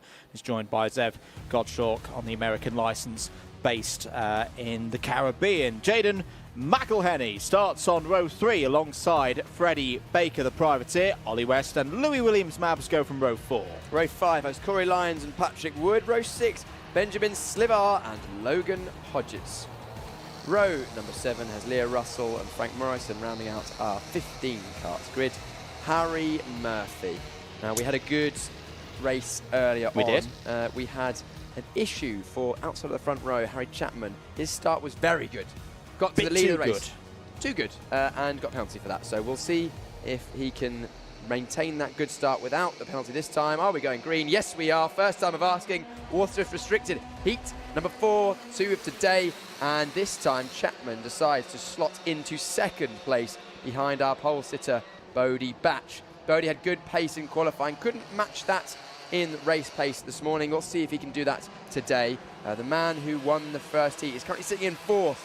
That is Albijay Stubbs in that XL Motorsport car, and he's already up to 3rd place going past. That must be Freddie Baker. Freddie Baker had a good start. Yeah, Freddie Baker had a really, really good start there from 6th place on the grid. Was a challenge for the lead there. Corey Lyons goes for a spin in the Daily Motorsport number 14. Oh, and I think he's beached. He's stuck on the exit of the Dunlop chicane. Change of leader though. Harry Chapman has got through past Beaudette Batch. And through as well has gone Albijay Stubbs. So it's the usual 2 back to the front of the field of Chapman and Stubbs as we finish lap number 1. Real shame there for Corey Lyons. 3rd, of course, yesterday in the final. Was 3rd in the first heat. Will be in the final later on this afternoon. But we would think now that it's going to be a little bit further down the order than we were hoping. First lap, Chapman's got half-second gap, but it looks visually to me as if Stubbs is already starting to chip it away at that. Beaudette Batch just losing the toe off the back of Stubbs as well. Beaudette Batch actually coming under pressure from Ollie West at the green helmet, the number 24, as the 21 going through. That's Zev Gottschalk. Is he going through on Baker? Yeah, that's a good move. Good move up the inside of Senna 2. We saw him make some excellent moves in that previous race earlier on today. Did indeed. Gottschalk already has got a 4th place on the board from things earlier on in the day. There's a good tussle as well, once again, between Freddie Baker and Jaden McElhenney. Benjamin Slivar's had a good start. 9th place at the moment for the driver flying the flag for Bosnia and Herzegovina. 6 minutes of this one to go, and once again, Piers, it's Chapman versus Stubbs at the front of the field, but they're not galloping away. They are not galloping away by any stretch. It looks like, if anything, Chapman's going back towards the pack on that last lap. He was a good 3/10 slower than Stubbs in second place. Stubbs taking Charmaine Sillett's encouragement and going for the lead. Charmaine is grandmother or grandmother, I would imagine, with the name Charmaine. Your grandson's just taken the lead here in heat number 2. And right now that would give Albijay Stubbs pole position for the final later on this afternoon. Up towards Gasworks once again on lap number 3. Beaudette Batch still there in 3rd place in the Argenti liveried Jamie Green Racing prepared machine. Change for 5th place to confirm. Godshock through past Baker. Patrick Wood has taken 9th place from Benjamin Schlivar on the previous lap of this circuit. 5 minutes to go. Stubbs versus Chapman once again. Stubbs at 58.02 last time around. This is going to be a key lap, I feel. Not potentially the deciding lap, Piers, but it'll be important to see, can Stubbs start to break away on this one? Yes, it's Chapman that needs to stay in the tow here. If he loses the back of Stubbs at this stage, Stubbs may drive off into the distance, and also Chapman, if he loses that tow, he'll then be vulnerable to Batch and West behind us. Batch is actually closing in on both of the front pair. Looks like a good middle sector for Chapman. May well actually be close enough to have a look into Gasworks. Stubbs doesn't defend, but Chapman also not quite close enough to go up the inside. A bit of a slide through the middle of Gasworks for Chapman in 2nd place. This doesn't seem to hurt his run too much. But we've got 3 for the lead now, as West just dropping off the back of this lead trio at this stage. 4 minutes to go. End of the 4th lap. Things looking good at the moment for LBJ Stubbs to be on pole position for the final. A 5-point advantage right now on the live scores versus the driver 3rd on the road in this one, Bodie Batch. Bodie Batch has just set the fastest lap of the race, though. This is a good run for driver running on the Austrian licence into the first part of the Senna S. If Batch can get through past Chapman, wouldn't necessarily change things in the intermediate classification, because Batch is on 5, Chapman is on 8. Again, if he can get through, could be an opportunity to put just a bit of pressure on LBJ Stubbs. O-plate winner, of course, a few weeks ago at Wilton Mill. If you missed any of that meeting and any of the meetings so far this weekend as well, and last weekend, you can watch all of the action back on the Karting UK and Alpha Live platform of channels. Over the line to complete lap number 5. Here goes Chapman down the inside. Lovely move by the driver in the number 32. Harry Chapman back to the lead. Do you know what? I was literally about to say, if I was Chapman, I'd be thinking about throwing a move now. It looks like Chapman's just being able to hold on to the back of Stubbs, and the best way that Chapman, or the best opportunity Chapman's going to have, is by causing a bit of chaos and forcing Stubbs backwards. But Stubbs taking the initiative, taking the lead once again, and look who's coming through now. Batch looking up the inside of the Dunlop chicane, can't get it done this time. Stubbs back to the lead, Chapman in 2nd, Batch still in 3rd. This is also just allowing Ollie West to cling on to the back of this lead trio still. Yeah, good response from Ollie West. Had a very solid day yesterday. Was always in and around the top 5. Got some good points on the board. Was 5th in the first heat earlier on this morning, and Ollie West has got an opportunity here to get a best result of the weekend so far. Over the line then, Stubbs leads from Chapman. Batch still there in 3rd.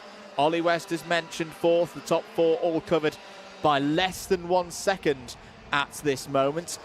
Who else is making progress down the order? Jaden McElhenney's up to 5th place ahead of Zev Gottschalk. Louis Williams-Mabs has got past Freddie Baker for 7th place out on circuit. Logan Hodgett's also having a good race. Has just overtaken Benjamin Schlivar for 10th place, gain of 2 positions for another of the rookies out there. The rookies noted on your timing screens on your live broadcast with the black number boards on the timing tower on the left-hand side of your screen. Yeah, keeping an eye still on this lead trio. Just looks like at this stage, Stubbs has a little bit more control. You can see Chapman pushing hard, sliding through a lot of the corners. A brilliant shot out of the last corner. There you can see the karts running over the subtle camber change at Paddock Bend. There's a lot of subtle camber change around here at the Warden Law circuit. Not a huge amount of total elevation change, but every corner having its own banking and elevation change throughout the corner in some of those. And a few bumps to the drivers have to contend with, including that curb bump over there. And also on the right-hand side of circuit going into this corner, kart just compresses right there, which doesn't seem to affect our Water Restricted so much, but some of our faster classes, that's something to consider. But we concentrate on Water Swift Restricted now. Still 4 for the lead now, as Ollie West has joined this lead group proper. At this stage, he is actually the fastest of all of them. At last lap, 57.54, fastest lap of the race from West on that last lap.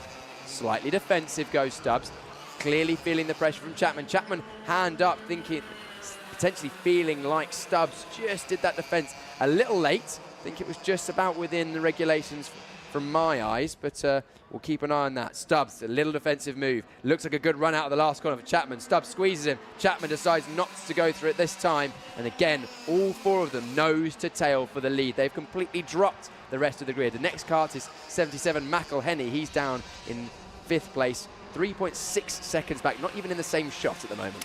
This lap plus one more to go then. Stubbs doing the work at the moment, doing the business just to hold these guys off. Chapman still there in 2nd place, Batch and West 3rd and 4th. Ollie West, who's had some really good results at a classified British Championship levels in the Bambino category, so run within a different paddock but still categorised as British Championship level races. This is a strongest showing, I'd say, so far here in the Wera Tools British Kart Championships paddock within IAME Waterswift Restricted. What can Ollie West do as we go on to the final lap? Stubbs, Chapman and Batch, they've all been in these positions before. Batch feels the need to just drive down the middle of the circuit, make sure that there's no route underneath for Ollie West into P3. That's allowed Stubbs and Chapman to break away a little bit. Right now, Stubbs would have pole position for the final by either winning this race or finishing in 2nd, but he wants to keep this upper hand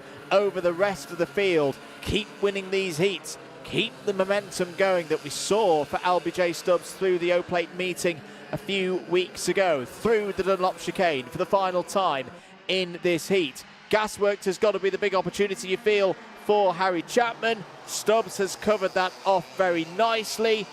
Routine run down through Gasworks, but is there a chance for Chapman down the inside into the horseshoe? There was a little bit of a moment there for Stubbs and Chapman, but it's going to be LBJ Stubbs 2 from 2. Chapman not happy about things there in 2nd place. Bodie Batch 3rd.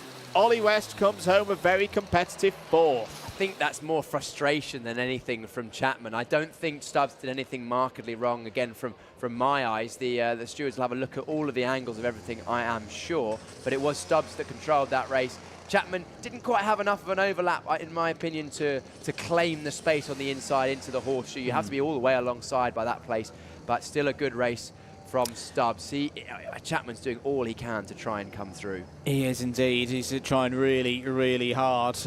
Just to run through the final intermediate classification, these results provisional, of course. LBJ Stubbs 0 points. That will convert to a pole position for the final. Bodie Batch will be alongside on the front row with 5. Harry Chapman on the inside of row number 2 with 8. Not a bad place to be around this circuit. Ollie West will be on the outside of row 2 with 9 points. Godchalk and Williams Mabs on row 3. Another really good run there for Louis Williams Mabs.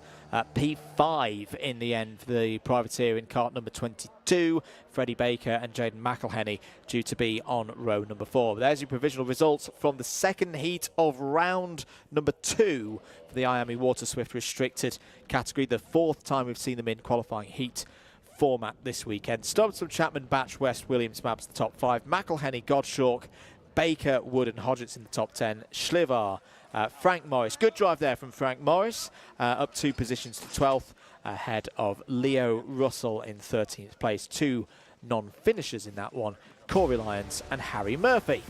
Let's have a look back at some of the highlights from that race. It was Batch that went from pole position. Chapman tried to go around the outside, couldn't get it done that time, and a great start from the inside row from the number 92 of Freddie Baker. He managed to get alongside. This is where we saw the 14 go round. Corey Lyons, he got beached, eventually did finish, but way down the order. Stubbs made it up to 2nd place, and then further fighting. That was the 21 going through into of Sev Godchalk.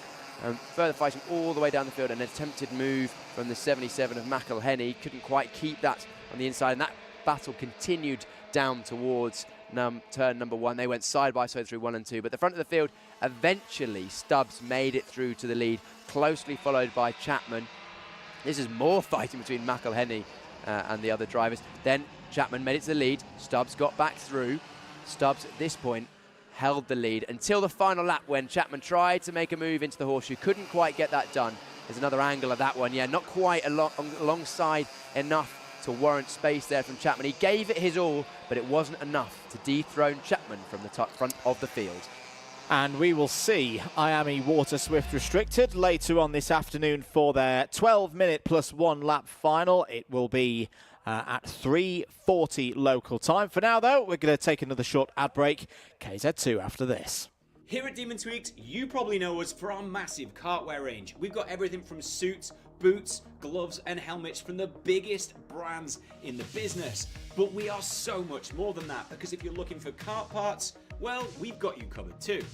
We've got everything from Rotax parts, sprockets and chains, discs and pads, data loggers and dashers, fuel tanks, steering wheels, bead breakers, and loads more. But of course, it doesn't just stop at the track, and if you're looking to build your skills in the sim, then we've got everything you're going to need to build the ultimate rig. So whether you're just getting started or you're already at the top of your game, Demon Tweaks has got you.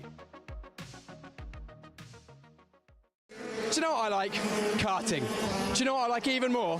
Very fast go-karting. And KZ2 is back this weekend. 0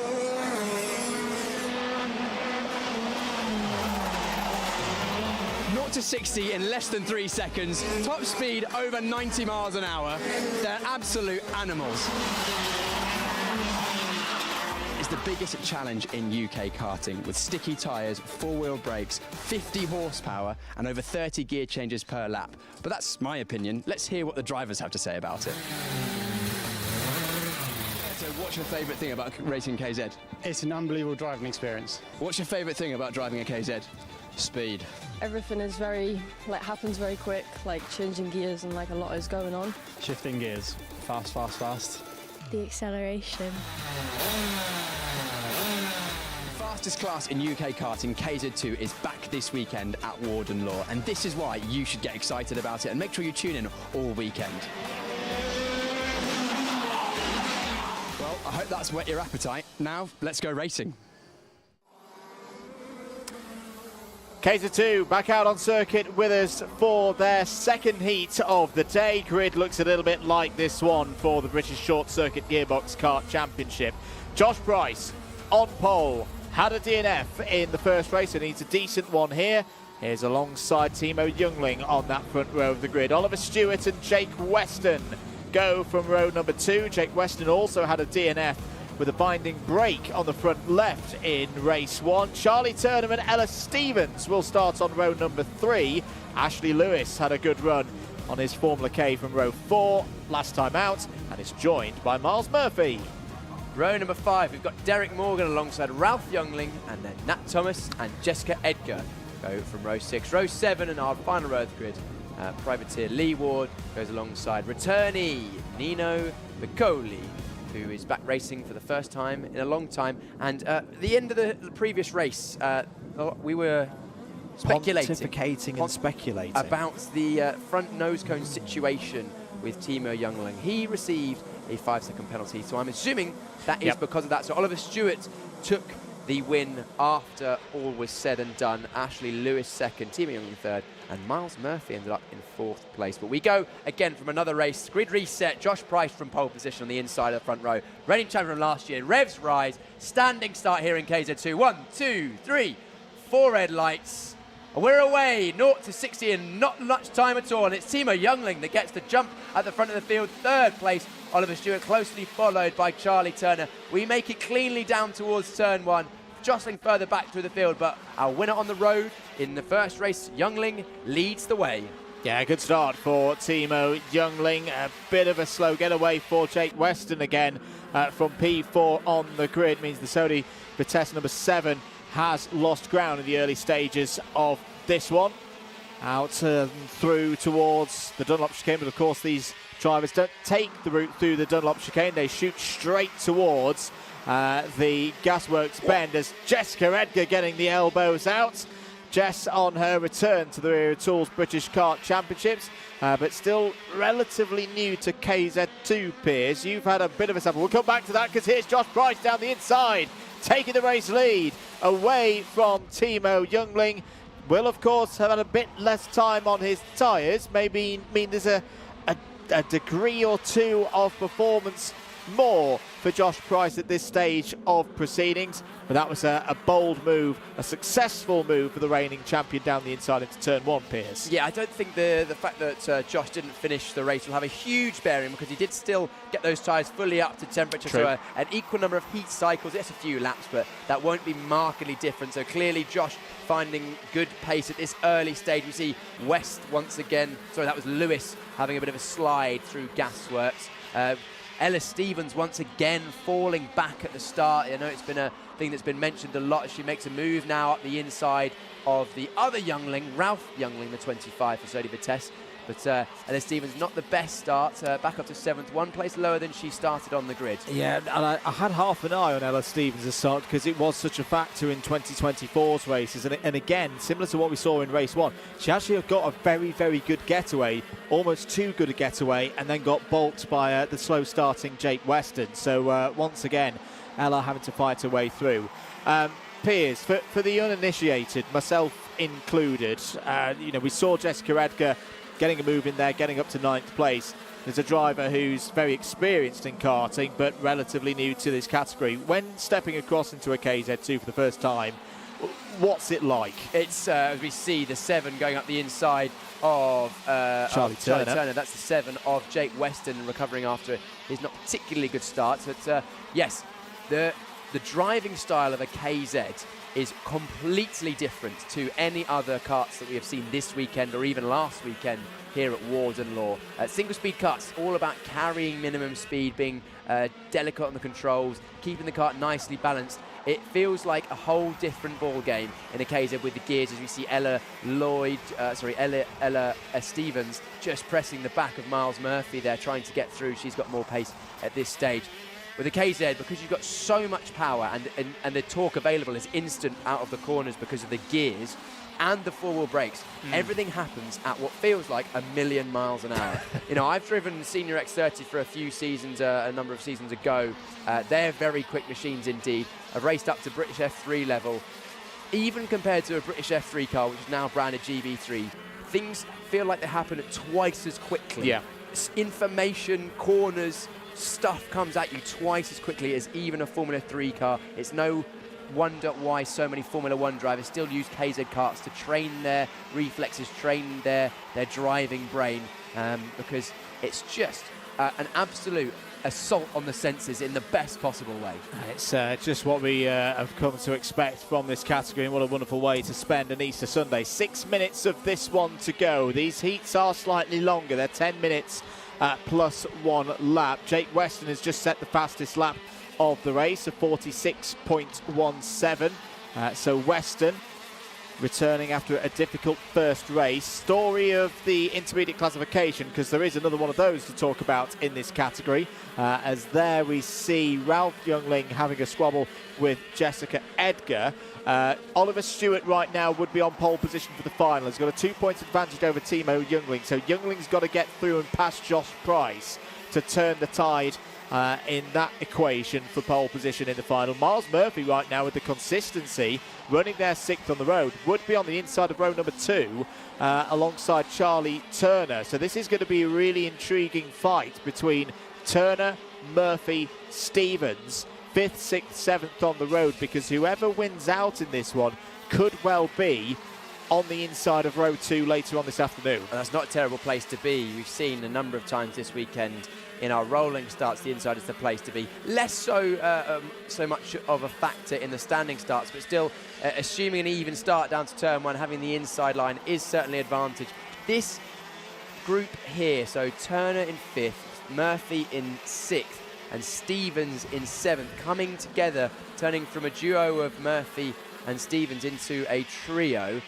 Again, Charlie Turner just not having the race pace that we're used to him having from seasons gone by. Of course, 2nd in last year's British Kart Championships in the KZ2 gearbox short circuit class. Change of chassis for this year, same team, still getting to grips with that. He was 2nd throughout the season and had a good run here, I believe, out last time as well. So not quite firing on all cylinders. I mean, I say all cylinders, it's a single cylinder engine, but figuratively speaking, for the very, very experienced and talented Charlie Turner. Yeah, Charlie Turner has a very, very strong Warden Law British Kart Championships KZ2 record, including being towards the front of things last year.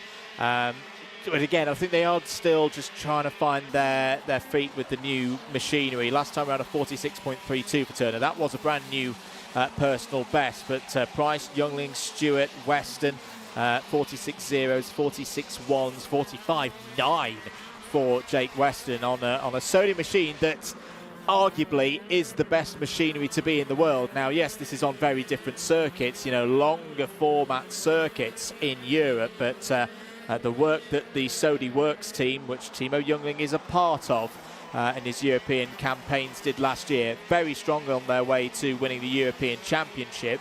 Went back a further year, it was the Birrell ART he really wanted to be on.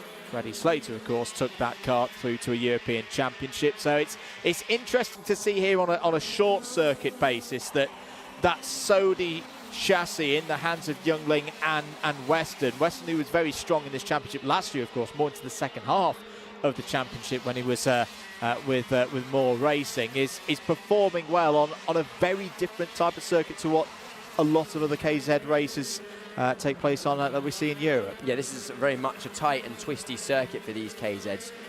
These KZs feel more suited to a place like Wigan or Wera in Spain, or a Le Mans or Campillos, alongside. And a spin! A half spin for Miles Murphy, just backing the car in ever so slightly too much. And you can see the dirt on his tyres, so he's going to struggle with grip around this final sector. Edgar nearly getting through. Who managed to make it through on Miles Murphy? That would have been Stevens Youngling. Did, yeah. So Stevens Youngling actually only lost 2 places in that, but a fair amount of track position as well. That just looked like either brake bias a bit rearward or he grabbed a gear a bit early, and that's another thing that these drivers have to deal with compared to our single speed drivers in all the other classes. Is not only are you braking to match the right speed, but you have to make sure you select the right gear, change down the correct number of times.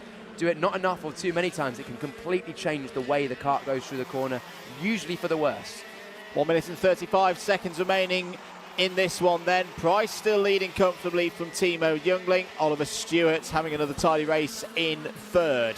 Jake Weston, fastest driver on the circuit at the moment, P4. Charlie Turner, best of the rest at the moment, completing that top 5. As things stand, with that half little moment for Miles Murphy, he drops from 3rd place in the final intermediate classification to 6th. It's really, really tight in that group for the 2nd and 3rd rows. So Stevens now into 3rd place in the FIC from Turner, Lewis and then Murphy. Josh Price, meanwhile, what's he doing in terms of intermediate classification? This first position would elevate Price up to P7, so not a million miles away, Piers, from the very front of the field. Yeah, I'm just looking at the times, the lap times in this race. You can see Timo Youngling looking over his shoulder, can feel the pressure that Oliver Stewart is placing on his shoulders at the moment. But I was just having a look, trying to decide whether the tyre advantage for Price, having stopped 12 laps before the end, was contributing to him being able to pull away from the front of the field. And I'm not sure if it's a combination. I'm not sure whether it's the tyre advantage he has, because he stopped a bit earlier actually in Heat 1 than I remember, 12 laps less than all the other drivers, or whether it's just a bit of lack of pace from Timo Youngling in this one, because Stewart's certainly quicker comparatively in this one. So maybe Youngling made a couple of little setup changes in between Heat 1 and 2 that aren't working for him, or maybe everyone else took a slight step forward. Maybe Nicole will be able to unpack some of that at some point throughout the weekend. But for now, Stewart pushing on hard, keeping the pressure on the back of Timo Youngling. And we talked to Oliver earlier in the week, of course, that one of the big challenges for him on his return, physically, recovering from the injuries he sustained, things start to ache. The shoulder blades in particular, up around the top of the body is where Ollie's been working really, really hard, but he's doing a fantastic job right now to put not just one of the best drivers in this paddock under pressure, but one of the best drivers in Europe at this kind of game. Josh Price, though, is back on the board. Last year's champion wins Heat 2. We'll have plenty to do when we get to the final. At the moment, we'll be starting on the inside of row number 4, but that shows once again that the man from Redbourne, 2024 champion, runner-up the year before that, is not playing around here at Warden Law and is looking to add to his list of 3 Wera Tools British Kart Championships victories, his 7 podiums across his career. P1 for the reigning champion in KZ2. Second for Timo Youngling. He'll start in that same position for the final based on these provisional results. Third for Oliver Stewart there. Means that he's top of the standings after those 2 heats with 3 points. A tremendous return, Piers, for Oliver Stewart. You were chatting just before the end of the race about the physical nature of these KZ2 karts, these gearbox karts, and they are hugely physical to drive, even more so than something like a Senior X30 that we're seeing this weekend. You've got, of course, extra power. The karts are heavier, stickier tyres. You have to change gear, but especially with Oliver Stewart, I believe he's had a fair amount of damage to his left-hand shoulder. Yeah. That's the one that you have to hold yourself in the kart with, because your right hand into the corners is the one that's changing gears. Absolutely. There is your provisional result then. Price all smiles. P1 for the reigning champ. Youngling, Timo Youngling P2, Stewart, Weston and Turner in the top 5. Keep an eye on Charlie Turner. Yes, that number 2 isn't the fastest kart in this paddock, but the fact that Turner's still there on row 2 and with all of his experience, the former champion in this category, of course, and his record round Warden Law, he's still got a chance, I think, of being on the podium here today. Ella Stevens, P6, will be alongside Turner on row 2 for the final. Ralph Youngling up 3 spots in that one to P7 ahead of Miles Murphy, Jessica Edgar and Ashley Lewis. Let's have a look at the start once again. And yeah, Jake Weston not really getting the punch off the line there, Piers. No, he didn't, and it held up everyone behind him as well, which is what gave our lead to a bit of a gap. This is where Edgar and the 4 of Lewis came together, which dropped him down. Then Ella Stevens unleashed some of that pace, came through the field. Timo went with Josh Price in the first half of the race, but then Stewart came back as Timo faded, and we saw the pressure at the end of the race. Stewart never quite getting past in the end, but will go from pole nonetheless. Here we are looking back. This is the 3-way battle that we saw for much of the middle of the race between Turner, Murphy and Stevens in that order respectively. Turner in the 2, Murphy in the 5 and Stevens on the E plate. Stevens had a look up the inside, but this is when he touched the back. Yeah, just touched the back while he was fully loaded, did Murphy. Touched the back of Turner's kart, but looking back over the line and seeing a pretty big gap was our eventual winner, Price. As we're coming out the last corner, you can see how quickly they accelerate out of there. But a pretty dominant victory for our champion last year over Timo Youngling and then Oliver Stewart. Josh Price took the win. We didn't catch that. It was close between Ralph Youngling and Miles Murphy over the line. Youngling just taking that one. So preparations get underway then for KZ2's drivers and teams. Their final will be at 5 minutes past 4 later on this afternoon, and you'll be able to watch every moment live here on the Karting UK and Alpha Live platform of YouTube channels. Yeah, Timo not looking over the moon with that result there. Second on the road, not terrible, but clearly lacking the pace a little bit that he had in the first heat. I'm sure we'll see him go harder than ever in the final. It's going to be a good final, actually. We're going to be. There's a lot to look forward to. Josh Price starting down in 7th place. He was arguably the quickest in that heat that we've just seen. Oliver Stewart from pole. He's been there or thereabouts. There he is, Oliver Stewart, the Scotsman. Good to see him back on the grid. But I think one of the big parts of that final with these conditions, you know, the last time we were here in the summer, it was very variable. It was a weekend of being dry to damp to damp to dry and keeping on top of tyres. Overtaking's looking a bit difficult this weekend for the KZ2s. So the fact that Price is there, P7 on the grid, the start is going to be very, very important. Nino Piccoli, by the way, continuing to build with pace. 47.42 last time for Nino Piccoli, the driver. He's been out of the sport for 24 years. Is now 1.5 seconds off the ultimate pace of those at the very front. As we say, more from KZ2 later. We're going to take a short break. Water Swift are out next.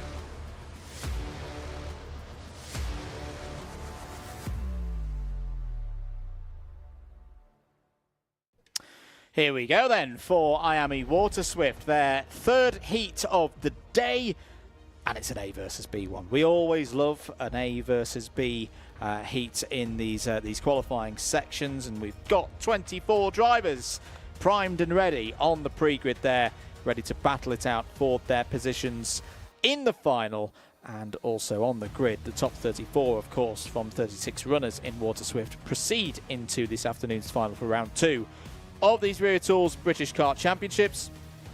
Piers, this has been a mighty close category this weekend. What are you expecting? This is going to be a good race, as we see Austin Newsted just hesitating getting away. That shouldn't be a problem for him. We've seen some of the closest racing so far, and it is Austin Newsted that is going from pole position alongside Colby Patterson for XR Motorsport. George Clark going in the inside of row 2 alongside Daniel Ferguson. Then row number 3, we have Luca Narroway and Charlie Clough, followed by Chester Fawkes and Christian Kobe on row 4. Henry Clark and Knight Measures go from row 5. They're ahead of Johnston Stewart and Margaris Kovetskis on row number 6. There has been a spinner on the formation lap. We'll catch up with that in a moment. Row 7, Danny Dempsey and Alfie Davidson. Tough weekend so far for Alfie Davidson. Row 8, Andy Stewart and Sophie Campbell. Then we have on row 9, we've got Efan Owen and Ilias Sami. Then Alex Riley and Callum Graham. And row number 11, Ryan Meta and Oscar Kenny, followed by Ada O'Brien and Austin Gibson. Keep an eye out for that man. He made up a lot of places on lap 1 of the first race and made it well inside the top 10. It looks like we're going around. The spinner was Daniel Ferguson, so there may be a bit of a reprieve here for Daniel Ferguson. Yeah, we're going to go round again for another formation lap. I thought it was the 115 who had gone round. I'm not sure what the ruling is. Of course, Ferguson was trying to take his position after the yellow flags, but we've gone round again. So I don't know what's going to happen with that. If we had have started then, we would be expecting a 5-second penalty. Or at least an under investigation for the 115. But we'll leave that for now. Ada O'Brien there in the 155. Be good to see Ada try and get through into the final. Just missed out on making it through to the top 34 yesterday with the young Irish driver, privateer as well. It can be a bit of a cruel game at times, karting. As I say, with 36 entries into IAME Water Swift, there's no repechage today. It's just a straight cut at 34. Ferguson has now retaken his position. Fourth on the grid, because he's on the outside of row number 2. Is he not? So we're looking under starters orders. There's Dan Ashton with the shoes and the bands there, ready to get this one underway. Over to race director Nigel Edwards to get us started in IAME Water Swift. No, we're not ready to go. That is not to the race director's liking. That looked a little bit too quick out of the final corner to me, Piers. Completely agree with you on that. We've got a word from Nicole. Nicole, what do you have for us? Well, Andrew, I have a nice bright blue sky out here. All of those clouds, all of that wind has cleared away, and it's really good conditions out there now for the drivers. Wondering how that's going to play into this, how they would have set the tyre temperatures up to manage that. I think it's going to mix things up slightly. I think it will indeed. But the more important question, Nicole, are you still cold? Yes, very. It's going to mix things up on circuit, also mixing things up in the commentary box. I'm now Andrew. You're now Andrew. You've become Northern. You're from Sheffield now. My name's Andrew, and your Piers. Don't do it. No, I'm not going to do that. That's not going to go well for either of us. Yes. Right, okay. Slower this time from the Water Swift, please. There is Colby Patterson. He's trying to tell those directly behind him, no, stop pushing. Let's keep this nice and steady at a pace into those tram lines. Do we go to green? Yes, we do. Away we go for 8 minutes plus 1 lap. Austin Newsted, good start.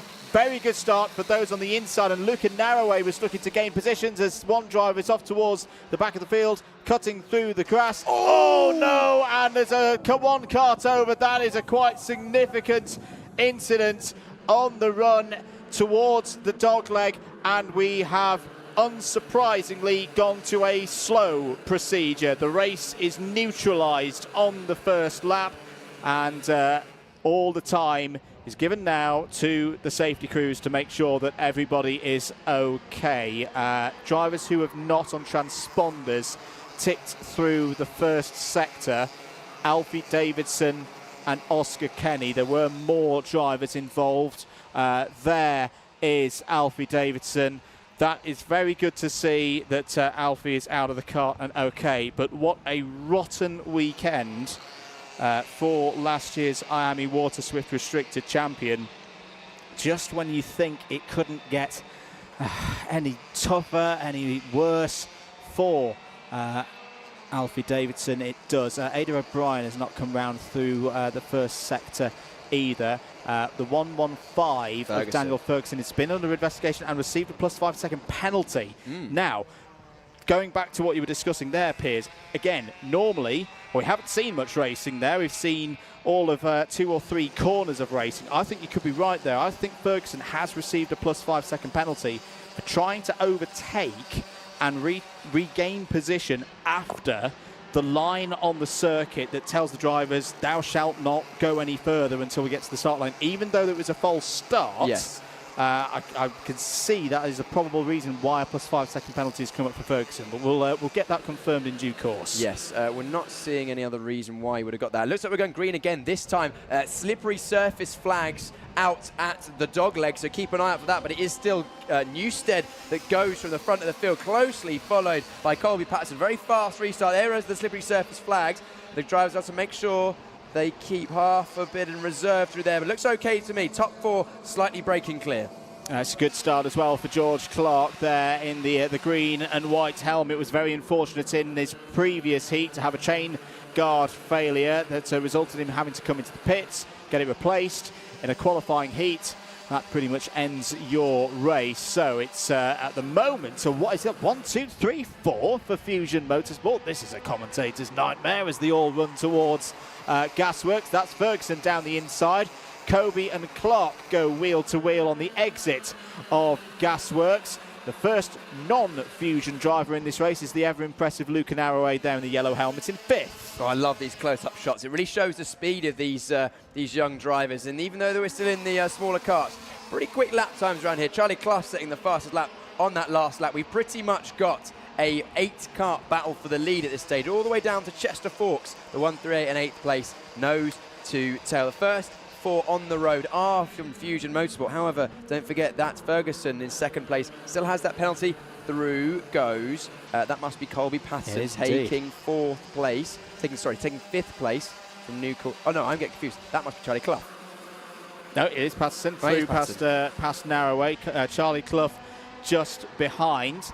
There with the blue and yellow helmet. Charlie Clough, who has changed teams midway through this season, started the Inter X30 season with Jamie Green Racing, had a very good run at the IAME Winter Cup back in February. There is Chester Forks, the 138, one of the drivers up from the IAME Water Swift Restricted category from 2024. Saw his run of being on the podium at every single Wera Tools British Kart Championships round break yesterday, but he can be forgiven for that given the level of step up that this category is from where we saw Chester last year in the IAME Water Swift Restricted category.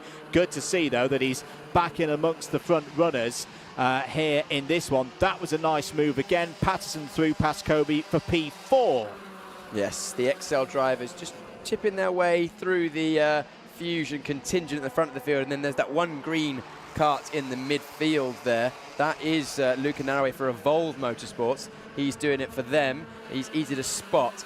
Those on Austin Gibson watch, up 10 places on that previous lap, up till that previous lap, from 24th to 4th place. We saw him get inside the top 10, well inside the top 10 in that previous heat earlier on. We'll see how far he can get this one on. 5.7's had an issue on track. That's Orion Meta, who's dropped down, now coming over the line in 21st place. But still running, still going out there. Is ahead of Ada O'Brien and Oscar Kenny, the 2 of the drivers involved in the first lap incident. If you're just joining us, 2 3/4 minutes to go here. Final heat before we have the top 34 cut-off for the round 2 final for IAME Water Swift, and it's Austin Newstead in the lead of this one from his teammate Daniel Ferguson. George Clark still there in 3rd. Patterson leading the charge for Excel Motorsport versus Fusion Motorsports is 4th, and Conant the fastest driver on circuit. Narroway 5th, Kobe 6th. one retirement so far from this race, the 146 of Alfie Davidson. Austin Gibson's had an outstanding lap He on that has, last one, yeah. up into the side, the top 10 now. He's not that far away even from the lead, only 3 seconds from the lead. He's closely following Henry Clark. We can continue to keep an eye on this front group as Clark goes wide to the dogleg and squeezes Colby Patterson to the outside. That's dropped them off the lead 3, and we've now got a 7-car battle down towards the bottom end of the top 10. Is it 7? I can't even count. That looks like 6, actually. Many a cart. Oh, another Fusion driver. That's the 195. 199, yeah. 199, sorry, Christian Kobe going through. Just a situation in terms of how is this affecting things for the final.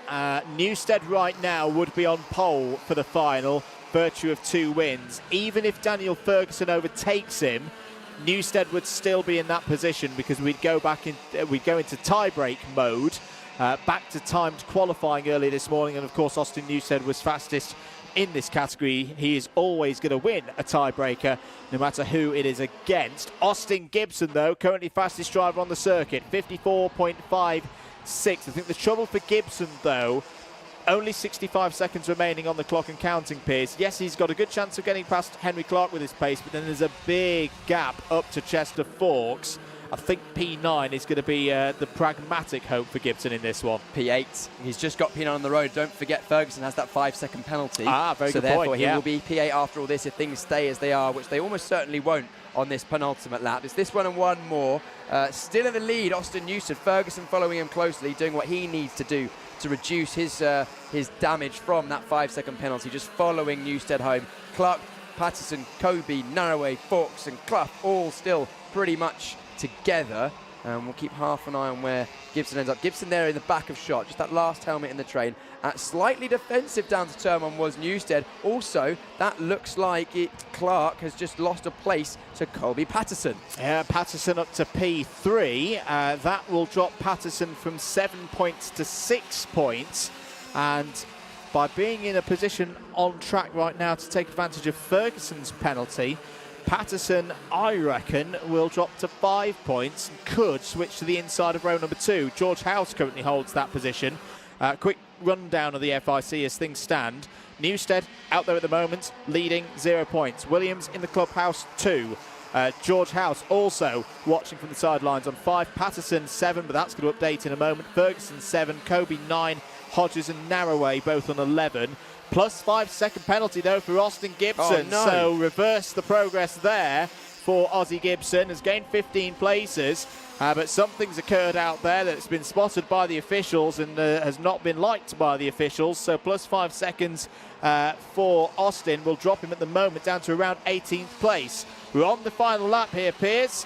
Not too much risk needed here from Austin Gibson. Even if he loses the lead on the road, he'll still take pole position for the final, and the driver behind him has a 10-second penalty. 10 seconds? Yeah, 2 5s. Oh, I didn't see the second 5. Wait. Yep. Oh, wow. Okay, so that's made a big difference to where he'll finish the race. We're keeping an eye on this battle for the lead as Newstead does want to win this on the road regardless. Further down, this Clark is defending from Patterson, Kobe as well. No changes in this final section for the top few. It's hard to overtake in the horseshoe, but this man at the front of the field, 4th seed from last year, Newstead takes another win in the heats. He's looking pretty good. That is a tremendous run for Austin Newstead. What a turnaround from 24 hours ago. This is why the competitors like the double headers. If you have a bad day on Saturday, you can bounce back, and he showed that the speed that we did see yesterday, particularly in the final, has been all knit together. Heats done for Austin Newstead. 2 wins, P1 on the grid for the final, but now will come the hard bit, getting ready, staying in the mindset to try and add to the 6 wins that Austin Newstead has had at a British Championship, British title level, and the 10 podiums in his career. P1 for Newstead. Ferguson second on the road, but does have penalties to be applied. George Clark, good recovery there from George Clark after that problem with the chain guard earlier, P3 on the road. Colby Patterson up there again will be at the sharp end of the field for the final. Christian Kobe, Luca Narroway, Chester Forks, Charlie Clough, Austin Gibson and Henry Clark all finishing in the top 10 on the road, but again there's some penalties to be applied in there. Night measures, Johnston Stewart, Margaret Kvetskis, Danny Dempsey and Ilyas Sami. Good drive there from Ilyas Sami, gaining 3 places for Jamie Green Racing to 15th. Andy Stewart, Alex Riley, Ethan Owen, Sophie Campbell and Callum Graham all in the top 20. Orion Meta, Oscar Kenny and Ada O'Brien had troubles out there, finished a retirement for Alfie Davidson. We've got to move pretty quickly though, because race 26, Junior X30, is up next.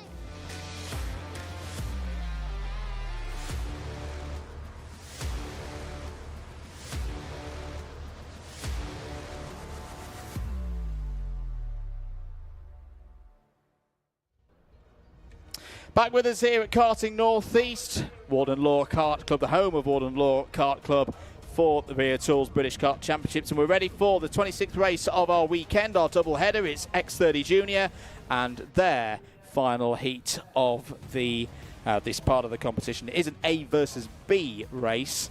I can see out of the corner of the commentary box window the track just being cleared from the previous race, so we'll wait a few moments and we'll tune in with some of your comments. Hello to you all. Hello to Jason, who was cheering on Andy and Johnson and Stewart in the last race. Hello to Jacob Huang, who is cheering on Vismo International. Bobby Connolly, who is cheering on for Alex Riley and Danny Dempsey in that last race. Gail Judd, Danny Powell, someone called Admin from Florida is watching as well. And oh my goodness me, is that some support for you, Mr. Prior, in the chat? No comment. Anyway, it's good to see out the commentary box window. We've got the ambulance right outside. It was Alfie Davidson we saw just take a tumble in that last race. He is up walking okay with parents, all good, just getting checked over. But we have Junior X13 on pole position once again. Riley Cranham alongside him, his teammate Aaron Richardson. Ty Buckley goes from the inside of row 2 alongside Samuel Woolley. Row number 3 we have Isaac Sayer and Cameron Edmonds. Row 4 Harley Musk and Oliver Meek. Row number 5, Nat Johnston and Max Endicott. Cooper Snedden and Mayan Patel go from row number 6 in this one. Alexander De Benedictis on the right chassis is on row 7. He's joined by Rocco Leon Shenton, Alfie Brown and Max Mason go from row 8. Row number 9, Baron Altensoy and Sam Motts. Row 10, Jack Crockwell and Freddie Lloyd. I got there in the end. And the final row of the grid sees Finley Lines after a technical infringement in qualifying. Watch out for him coming to the field. We've got some people watching on the Alpha Live channel. Artyom Sestakovs and Jack Collinson are watching on their way to Wackersdorf. Hello, Jack. Hope you get well soon. Had a bit of a bump here last week, and we're going to have a go around for this time. But yes, saw that Jack had his arm in a sling after a bit of a bump here last week. I do hope that we see one of the local heroes to this part of the world back on track very, very soon. And yeah, en route to Wackersdorf. Good circuit, Wackersdorf. I've never been, but I've heard that it is good. Yeah. It's produced good racing over the years, and also fairly physical, much as is Warden Law here in Karting North East. Looking forward to this Junior X30 race. Yeah. It's one of those A versus B heats. Talk to me about situations, Andrew. I had a chat with Riley Cranham over the lunch break. I said, how was it? And he just went, oh, it was rubbish. It's like, but you won. It's like, wasn't happy with the setup in the previous heat was Riley Cranham. So that tells me that there's a little bit more to come from Riley Cranham. And shows us the standards these drivers at the front place upon themselves. He's very direct and nonchalant. It was rubbish. Yeah, rubbish. Only won the race by half a second. But hopefully those setup woes have been corrected if you are part of the Riley Cranham clan. We go again, and lights are out. Green flag for the heat in 6 of the weekend here in Junior X30, and so far so good through turn 1. Cranham holds the lead at the front of the field, closely followed by Ty Buckley. Aaron Richardson in 3rd place, so again just losing out on the outside row. Yellow flags down on the exit of the dogleg. Who's that that's come? Oh, is someone missing a bumper completely? That's not been a good start. The 294's been in the wars as well. That's Alfie Brown. Yeah, there was a bumper, black bumper that was has been retrieved by the circuit staff. Great job. We've got a mechanical flag for the 271. That's probably that Kart without a front bumper. Yeah, that would be Max Mason, another one of the privateers, I think, also involved in that incident. Sam Mott, Freddie Wood, and Mayan Patel. It's been a really scrappy weekend for Mayan Patel. Meanwhile, changes towards the front. Changes. Not quite any changes, but Ty Buckley pressuring the back of Cranham through that final sector, right on his tail. Cranham fell away a little bit at the end of that previous race, so maybe going a little lower on the tyre pressure to become on stronger at the end, so he has more to give in the tank, but that might leave him vulnerable at this early stage. Buckley's looked good at various stages this weekend. He was quick as there's the 271 coming into the pits, serving that mechanical flag. But defensive goes Cranham into second, Senna and the Dunlop chicane, clearly feeling the pressure. He won't mind if he backs Ty Buckley up towards his teammate Aaron Richardson, or will he?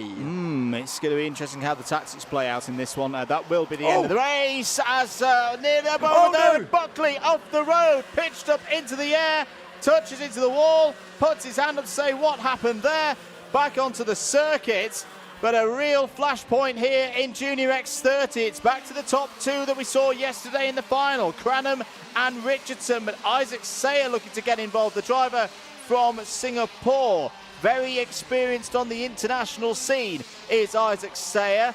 Marshall running in the background there. I think that was for the recovery of the bumper for Max Mason, who's not going to get that one back in a hurry. Meanwhile, Sam Woolley's going to have a go at Sayer. Cameron Edmonds is going to get involved. Cameron Edmonds, who's not had a good weekend so far, but oh no, it's another Kart that's lost a front bumper. It's Freddie Wood this time who's out of the race. In fact, yes, I thought there was some Jamie Green Racing colours on that bumper being recovered a few moments ago. So Freddie Wood is out of this race now. 5.5 minutes to go. Cranham and Richardson starting to get on top of things here. This is looking ominous, Piers, for the rest of the field. This is looking like we've seen this before with the two Fusion drives at the front of the field. Richardson sets the fastest lap at this stage and closes up to the back of Cranham. I think they'll work together for the first half of this race to try and gap themselves away from the likes of Woolley, Sayer, Edmonds, Musk, Shenton, etc.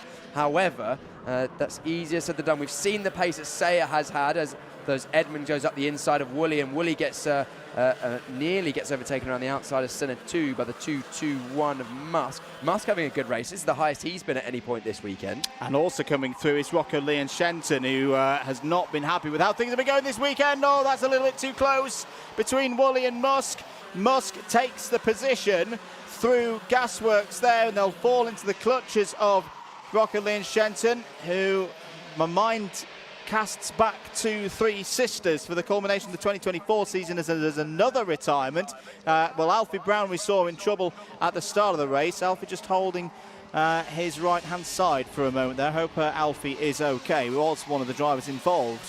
And whatever happened down at the dogleg, or the entrance to the dogleg on lap 1. Woolley down the inside of Musk. Woolley going through whether Harley likes it or not, and Rocco Leon Shenton picks up another spot, says thank you very much, I'll take that, up to P6. Lovely, lovely stuff. That was a good move in Senna 1. Came in late, but got all the way alongside by the apex. Had to force Musk to go wide. Musk now defensive from Nat Johnson. Johnson goes for the cut, gets it done at Gasworks. That's a good move. It would be good if we could get at some point a replay of the coming together between Cranham and Buckley. I don't know if we'd be good to have another angle if we have it, but that was decisive in terms of the IC and grid for the final. Buckley, where's Buckley fallen down to? He's already... He's in 12th place, but also look at Finlay Lyons, fastest lap up to 11th place from the back row of the grid. He's up 10 places in 4.5 minutes. And given how Finley's tended to get on with it's still very early in his time in juniors, of course, the fact that the sun's come out, the track's a little bit warmer, it's got all that rubber, all those different compounds that have been laid down over the past 2 weeks. These kind of conditions will be leaning themselves back into the favour of one of the Inter-class O-Plate winners from last year's season. Under 3 minutes of this one to go. Quite a few penalties being handed out in this race. The 2.21 of Harley Musk has had a +5, so that will relegate Musk down from P8 as things stand. Mayan Patel, who's not had a good weekend at all. Unfortunately, not the first time that we've seen Kart number 10 +5 seconds appear on our timing screen so far this weekend. Here's a replay of earlier in the race. Here we go. This is the moment, I think, between apologies there, not quite able to bring in the moment between Cranham, Richardson and Buckley. Just a note on Ty Buckley, yes, you're absolutely right, it appears that Buckley is in 12th place on the road. In terms of FIC, he's fallen down to 8th place. Right now it would be Cranham and Richardson on the front row, Sayer 3rd on the grid for the final, Woolley 4th, Shenton, Johnston, Owen and Ty Buckley, the rest of the top 8. Let's have a look once again. Okay, so actually it was Ty Buckley that managed to get the cutback, and then actually looked like that Buckley just tried to hang it around the outside. Initially I thought Cranham potentially forced him wide, but I think Cranham actually just took the racing line, and Buckley was a little bit optimistic, thinking he was going to go all the way around the outside there. Unfortunate wheel-to-wheel contact sent his front end into the air. That's just my view, or my opinion, from the one view we've had. The race direction team and stewards will have a look at all of the angles available and make the correct decision. Of course, I'm sure that Buckley and Cranham's opinions of the incident will probably differ as well. Because that's what racing drivers do. 1 minute and 20 seconds and counting in this one. Cranham and Richardson into race management mode now, I think, over the line to complete lap number 8. Sam Woolley is kicking on here, 50.21 last time around for the BMR restart pilot, and trying to find a way past Cameron Edmonds. Right now there is definitely something to play for Sam Woolley, because if he can find a way past Cameron Edmonds and then start putting Isaac Sayer under pressure, there's a chance Woolley could switch himself from the outside to the inside of row number 2 for the final. Again, I know it's on your bingo cards, not a bad place to start a final, Piers Prior. No, certainly not. We've seen it many times this weekend. Drivers on the outside falling down, drivers on the inside of row 2 and even row 3 coming out of the first sector in the lead of the race. The likes of Sayer and Shenton, if things finish as they are, won't be minding that position too much. Woolley, fast lap of the race in that last lap of 50.21, closing up to the back of Edmonds. He looks like he's going to be attempting a move sometime fairly soon for the BMR team. The MDL driver in front of him, the 257, is Edmonds. Edmonds has been there or thereabouts, been unlucky this weekend so far, so he would like a good result. Yeah, had a clash yesterday in one of the races, I want to say with Cooper Snedden, if my memory serves me correctly. 2 points is the gap at the moment between Woolley in 4th place in the FIC and Isaac Sayer in 3rd. So he's got to get past Cameron Edmonds and then hope that something happens perhaps on the final lap, because that gap to Sayer is looking a little bit large right now to realistic to be able to gain 2 places on pace alone with the remaining time. We're on to the final lap then, and Riley Cranham knows now that he has got a very, very strong hold on this this round as Edmonds defends from Woolley into turn number 1. This is for 4th place that we're looking at here. Isaac Sayer, the Jamie Green Racing effort, just ahead in 3rd place, should have a comfortable run to take 3rd place in this one. The question for me, though, in this category, Piers, Aaron Richardson, not for the first time today, not for the first time this weekend, there or thereabouts, has he got that extra half-tenth a lap to get ahead and get the track position ahead of Riley Cranham in the final, do you think? Arguably, Richardson's been quicker over the race and over the laps. But this time again, it's going to be Cranham that takes the win. Just right place, right time, getting quality right, not making any mistakes, being metronomic in terms of lap times. I mean, I'll have a look after the race at his lap times, but I don't imagine Cranham's lap times will be varying by more than half a tenth, whereas Richardson is every now and again just fluctuating, proven by the fact that he set his fastest lap of the race and the fast lap of the race on that last lap of 50.13. We didn't see a 50.1 from Richardson, I don't believe, before that lap. Motorsport is a physical game, ultimately decided out on the track, but is that almost like a little bit of a psychological message from Aaron Richardson, just on that final lap going, that's my pace this weekend, and I've got bags of it for the final. Just to remind, he's very much in the fight this weekend against his elder teammate. It is, but I think the psychological game between these two, who are feigning friends at the moment, they're chatting after the race. I think it still goes as maybe a 2-1, 3-1, 3-2 maybe to Cranham, because once again there he is, the man that we've seen at the top so much this weekend, Cranham just churning out the results. Another 0-point score ahead of a final. Yeah, that's 5 races so far this weekend for Riley Cranham. 4 heats and 1 final, and he's been P1 in every single one of them. Aaron Richardson second. Again, Isaac Sayer third. They will also be in that order for the final, for the start of the final later on this afternoon. Edmonds, good recovery there to P4. Woolley, Shenton, Johnston, Meek, Buckley, Tyke Buckley and Harley Musk in the top 10. Finley Lyons up 10 spots to 11th. Look out for lines coming through the field in the final once again. Max Endicott, Alexander De Benedictis, Mayan Patel and Cooper Sneddon all in the top 15. Jack Crockwell, Sam Mott, the last of the 17 finishers. Quite a bit of attrition in that one over those 11 laps, mostly in the early stages. Alfie Brown, Freddie Wood, Max Mason, all retirements. Baron Altensoy did not take the start. Harley Musk, 5-second penalty towards the end of that race there, about 2 or 3 minutes from the end. Maybe we for a contact that we saw earlier on. Here's the start of the race. It was Cranham that managed to hold the lead. Ty Buckley was the early challenger from inside row 2, right on the back. But this was in the middle of the race. Oh, this was the clash that came together. No wonder the 294 was holding his ribs because he got collected quite heavily. This was the race-defining moment for Buckley. Luckily, no lasting damage for him. He did end up finishing the race, but lost a lot of positions. Just front wheel to rear wheel contact there as he tried to go around the outside of Cranham. Then in the middle of the race, this bounce of 5th place between Edmonds. It was Edmonds and, that was a Woolley getting turned sideways by Musk. Potentially that's where Musk's penalty came from. Woolley then returned the favour, Shenton following through as well. Shenton just plucking away, getting his results in, and will end up starting, if everything stays as it is, from 5th place inside of row 3. Not a bad place to be. Then Woolley's late race pace that was exceptional brought him onto the back of Edmonds. Didn't quite manage to get past Edmonds. Edmonds showing good defence for his position, 4th place in the end for him. And then we watched them run their way through the final sector, a bit wide from Musk. But in the end, it was the same man, and every time we've seen him in a race, he's come through and managed to take the win. Will we see a clean sweep of race wins from Riley Cranham this weekend? Only one race he has to do to make that happen.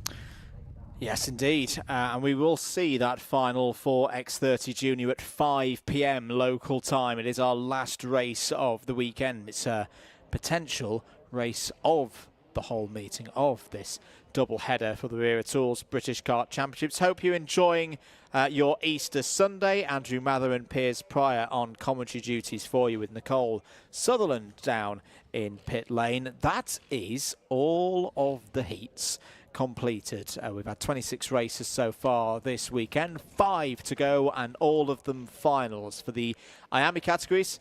Their second finals of the year for KZ2, the first final for their British Short Circuit Gearbox Championship, Kart Championship of 2025. Do hope you can stay with us throughout the course of the latter part of the afternoon. If you do need to go anywhere, if you've got Easter Sunday lunches to prepare, or even better, Easter Sunday lunches to eat, you can, of course, watch every single moment of this weekend back at your leisure on the Karting UK and Alpha Live YouTube platform of channels. Do give them a subscribe as well. Big thanks recently to the support across the karting and motorsport community. Alpha Live recently hitting 50,000 subscribers on YouTube. And a very nice montage video. Did you do that one, Piers? Did you edit that one together? I did edit that one together. Oh, your wonderful face started it off. I had considerably more hair back in 2017. It was thicker. I mean, it was on its way out at that point, but no, it's I wasn't going to say anything, Andrew, but you brought it up, so. Yes. But yes, keep your comments coming in as well. I think we've had another one from Jack Collington saying that yes, he'll be back out on track on Wednesday. That is very, very good to hear from Jack. Hello to Daniel, cheering on Alexander. Oh, Emerson McAndrew UN, who had a positive at times weekend here last weekend. Didn't quite get the result he perhaps deserved in the final, but he's in with us. Good to see cross-paddock support here for the Wera Tools British Kart Championships.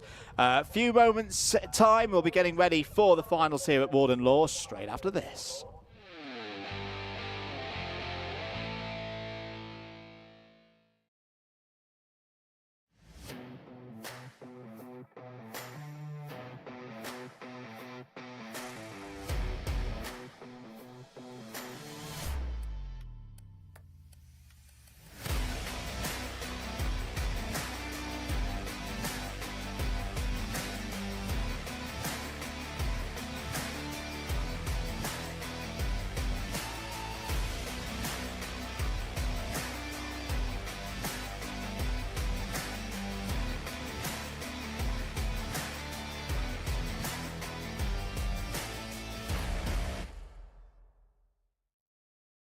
first grid walk of day 2 of racing here at Warden Law, and we're going to start with yesterday's senior final winner, Harrison Whitcomb. Harrison, yesterday you couldn't have done anything better than you did, you know, pretty much lights to flag, good racing. Do you reckon today's going to be the same for you? Obviously, I'll hope it to be the same, but I think the ones behind will give me a bit more of a challenge this time. I don't want to get too ahead of myself, but I think it'll be a good scrap. So you've just said that you think the ones behind will give you a more challenge. Do you think that's because now they maybe know how you race, how you lead a race? Yeah, I think so, and it's a bit more. They probably don't want me to win again today, so they're putting me a bit more feisty. I don't know, would they have wanted you to win yesterday, though? Yeah, no, but probably even more today, they won't want me to win again. And then, Harrison, tell me a bit more about the racing, about the competition. Is it quite feisty, maybe compared to other grids that you've raced in before? I think the X30 is a lot more cleaner than the Rotax. I think the driver standards are a lot better, but there's a lot quicker drivers in X30 compared to Rotax, in my opinion. Okay, and then tell me about the Kart, Harrison, the Kart Republic. It's warmed up today a little bit. It was really cold this morning. How does the Kart Republic start to behave when you get into hotter conditions and around this track? In my opinion, the Kart Republic's always the best in the hot because it always has the least amount of grip and it looks after the tyres really well. So now that the heat's coming to us, it'll come into all the Kart Republic favours. Well, good to hear from you, Harrison, and we'll see if the drivers can catch up to you in this one, because yesterday they couldn't quite. Pretty much drove away with it. A bit of a Sunday drive, even though it was a Saturday, but today is a Sunday, so maybe it will be another Sunday drive for Harrison. Well, they're going to go over to William Antrobus, who has joined the X30 senior grid for the first time ever. This weekend. William, didn't expect to see you here this weekend. When I saw you walking through the paddock, I was a bit confused. Tell me, what's your thoughts been about this weekend so far? What's it like in this grid? Yeah, it's obviously a very competitive grid, I find. I'm very happy with what I've done this weekend at the moment, and hopefully I can grab the podium in this race.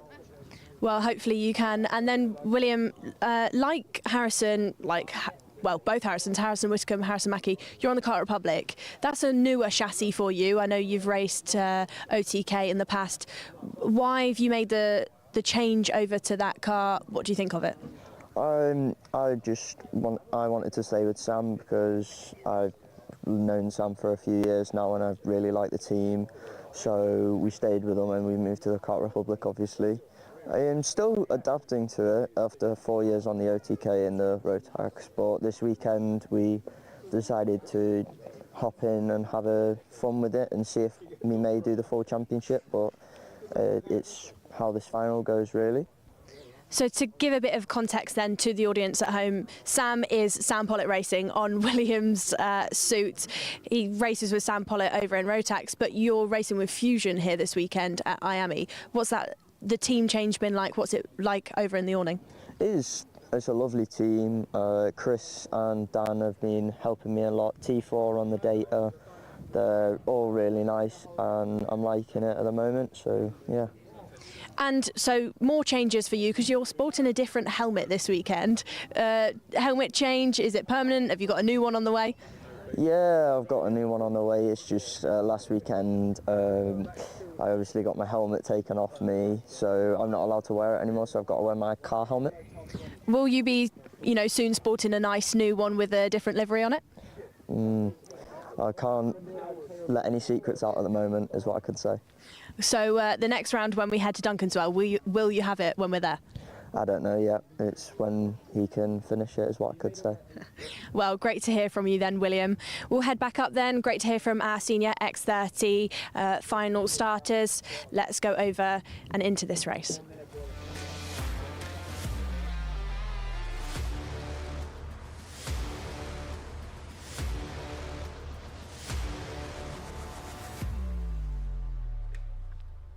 Time for the round 2 final then for Senior X30 in the 2025 Wera Tools Motorsport UK British Kart Championships. And the big question before this one, who can beat Harrison Whitcomb, who right now, in terms of championship scores, is on a perfect run. We've had 3 allocations of championship points so far this weekend, 2 yesterday, 1 today from the heats, and Harrison Whitcomb 195 points from a possible 195. We'll start this one from pole position. There he is, the Welshman on the left-hand side of your screen. Harrison Mackie looking for that breakthrough seniors win. almost won everything there was to win in the juniors in 2024. Here's your grid for the final then at Warden Law. Harrison Whitcomb starts on pole. Harrison Mackie alongside on the front row. Gabriel Stilp, can he take the win today? Starts on the inside of row number 2 and is joined by Fusion Motorsports' William Antrobus. Gus Lawrence. This, I feel, is a big race for Gus Lawrence in his title bid, and it's still early stages. Starting there on the inside of row number 3 is joined by another experienced driver in the shape of Aaron Brown. Freddie Lloyd and Morgan Moore form up row 4. Row number 5 has Jack Buckley and Tristan Powell. Row number 6, the privateer, Jack Nettleship and the bright green TB Kart, alongside CJ Bennett for MDL Motorsport. Reese Newburn for S8 Racing on row number 7 alongside Joey Brown, and row number 8 has Hayden Eldridge and Connor McPollin. Lewis Bird has a chance to finish the weekend, a quiet weekend on a high, but starts from row 9 alongside Sam Lewis. Sam Branston and Dylan Patel go from row number 10. Michael Gray and Theo Lestrange will start on row 11. They're ahead of Harrison Morrow in that lovely new sticker kit for Class and Motorsport on row number 12. He's joined by Canada's Levi Sangera on that one. Rounding out the field, row 13, Oliver Harris and Laith Khan. Ahead of row 14, Brazil's João Gabriel Castro and Harry Cottrell. Great to hear from Darth Antrobus on the grid there in his black helmet. He's going from the outside of row 2. He's had good pace at this various points of the weekend. But we're going to be keeping an eye at the front of the field. It looks like an almost deliberate false start this time. That's not a surprise for me. And it was actually initiated by Harrison Mackie. So a little bit cheeky there, because in theory he's not the one controlling the start of the grid. This is almost certainly a psychological trick a little bit from Mackie on the outside of row 2. Just putting yourself in front of the pole sitter on the warm-up lap. Just showing him where, you know, I love it. Get used to the side. Get used to the sight of this rear bumper, son. And I say this is not the biggest senior field that we have in 2025, and things have been made about that. But it is a very, very quality in terms of depth field, and they all know that this is going to be a close run thing. I don't think this is going to be a story where it's like, oh yes, one driver dominates it all the way through, and yes, Harrison Whitcomb has had a very good weekend, is on a perfect score on paper, but it just feels to me, Piers, that this run of races throughout the whole season can just turn on a dime, and it's going to be back and forth across the course of the season. Whitcomb 195 at the moment, Mackie 184, Lawrence 178, Antrobus and Lloyd 174. Here we go then, round 2 final, Senior X30, lights are out, 12 minutes plus 1 lap underway here at Warden Lawn. It's a very good start for both Whitcomb and for Mackie. Antrobus has had a good one as well there from the inside and has taken 3rd place, but immediately lost it again to Gabriel Stilp. They're all through the first couple of corners, and Harrison Whitcomb is hitting the start hard and early, trying to break away from Harrison Mackie through the centre S. Gabriel Stilp holding on there in 3rd place, looking for a good result here. Lewis Bird in amongst it in the second half of the field. A couple of drivers running wide there, Piers, out of the centre S. Yeah, it was a good start from Antrobus. Managed to get across from the outside of row 2 into 3rd place, but then got overtaken almost immediately back again by Gabriel Stilp. Stilp looking racing at this early stage. Has broken up the pack a little bit as 2 groups forming. We've got this lead group down to Jack Nettleship, who comes across the line in, I imagine, about 9th place. 8th place is Nettleship, and then the rest of the grid following suit in the second big gaggle. But a perfect start for this man here, Harrison Whitcomb, current championship leader, and he's looking for that whitewash this weekend. Yes, indeed. The gap is half a second at the end of lap 1. Here goes William Antrobus down the inside. Bold one on the brakes. Block pass on Gabriel Stilp to move back up to 3rd place. Gus Lawrence in the orange helmet there, the triple British champion, running strong in 5th with the driver he beat to that title last year. Freddie Lloyd immediately behind in 6th place. Jack Nettleship, what a start he's had. The privateer on the TB Kart, not necessarily the fancied chassis in the UK scene, but a very good one, a very solid one, an all-round chassis in the European scene in X30 racing, and Jack Nettleship showing what it can be done with it, up 4 places into P7. Yeah, Jack Nettleship has been very fast at various points. We don't always see him towards the front end, but it's when he does, it's easier to spot him with that bright green car. We've seen great pace from him. This is the highest he's been at any point this weekend. He's just being overtaken by the driver directly behind him. That'll be Aaron Brown. No, that'll be Jack Buckley, who's just made a position, the rookie going through for Mick Barrett Racing, and dropped him back a little bit. I can hear in the background a cart without an exhaust properly attached. I think it's Dylan Patel. Yes, it is Dylan Patel. That's not a Vuvuzela. That is a broken exhaust for Dylan Patel. Really, really tough weekend. It never really got going for Dylan Patel in with Fusion Motorsports here this weekend. So, Whitacombe leads at the end of the 3rd lap. The gap is 0.5 of a second. Mackie still there, P2. Antrobus, P3. Hayden Eldridge, currently the fastest driver out on circuit.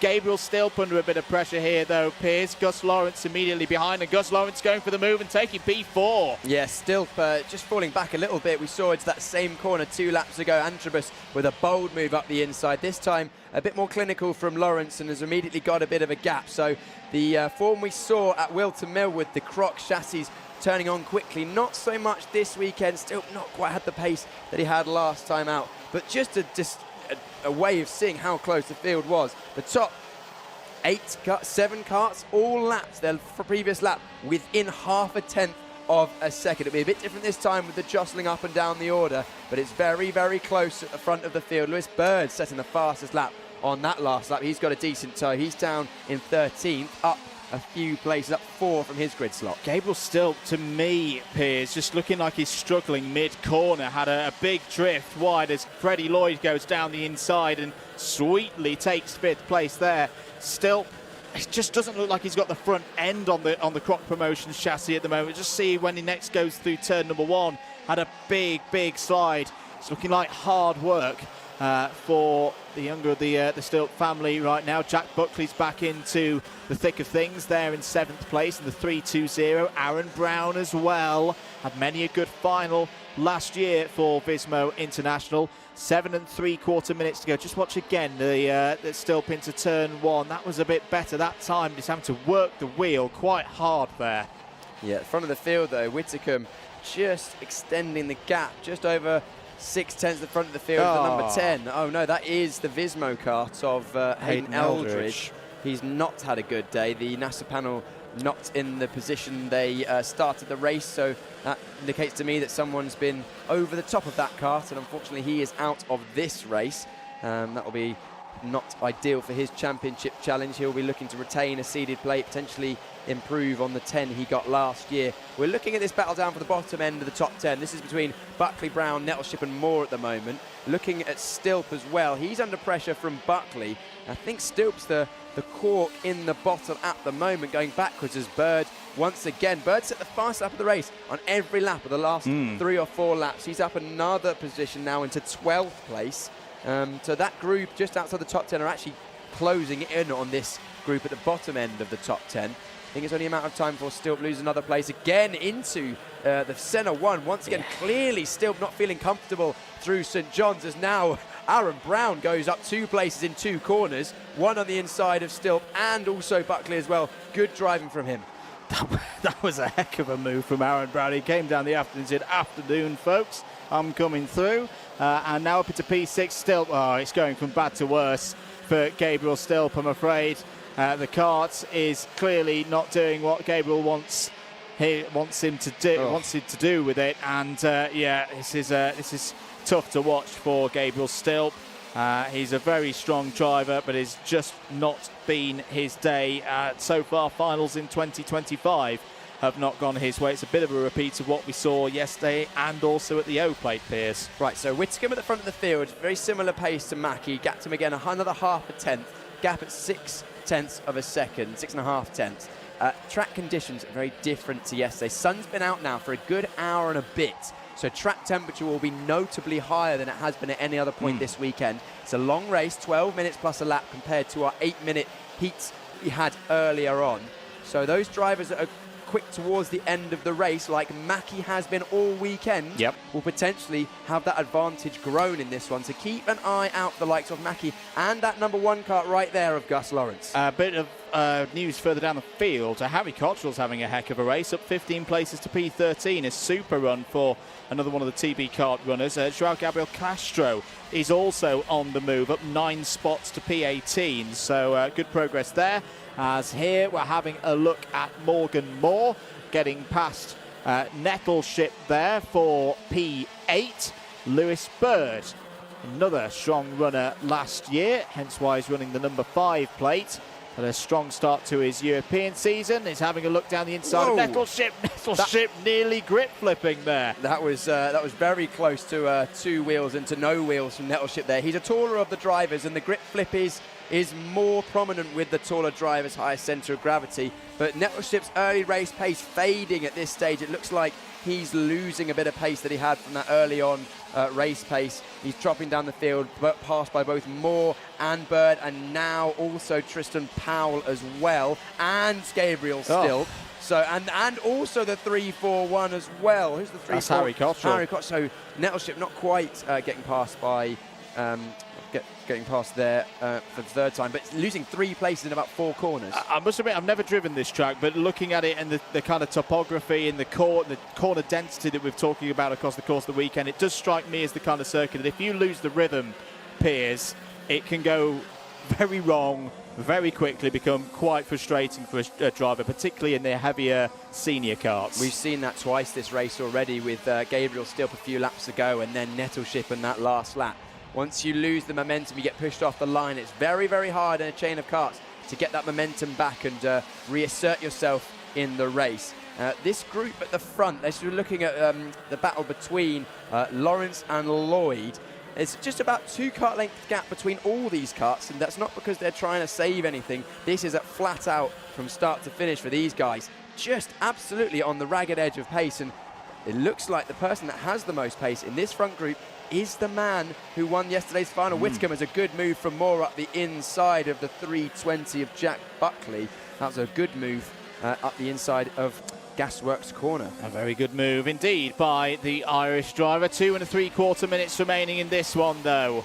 Harrison Whitcomb in full control, 0.8 of a second ahead of Harrison Mackie. Harrison Mackie now falling into the clutches of William Antrobus.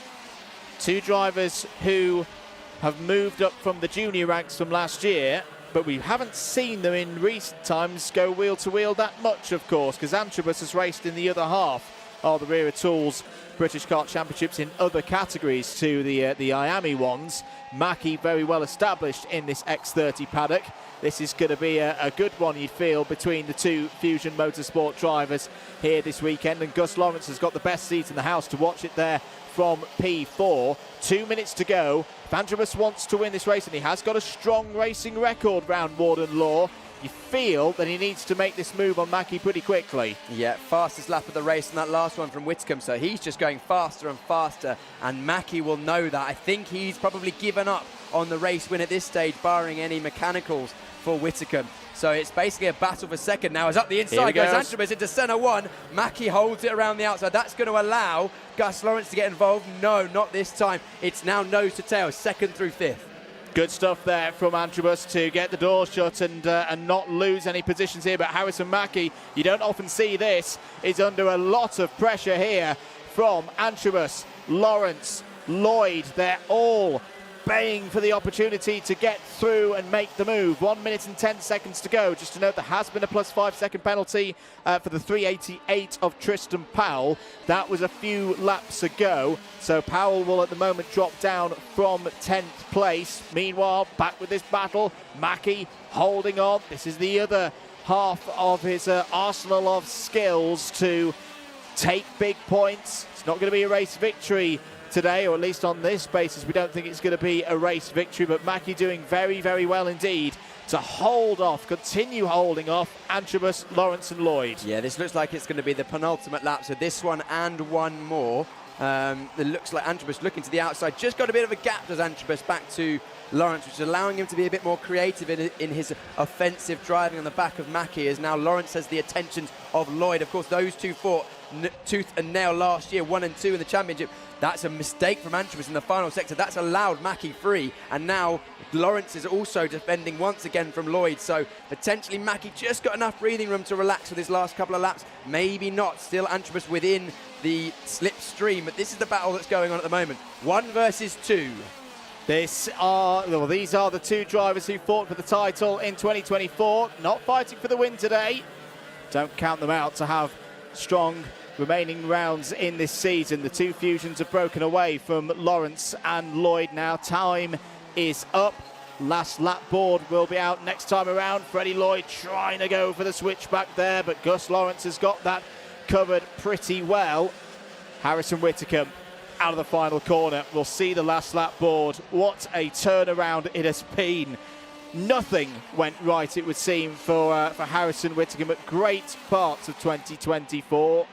But this weekend, here at Warden Law, he has stepped up and some. Won the round yesterday, a very assured drive, a tactical drive. This one today has been on pure pace.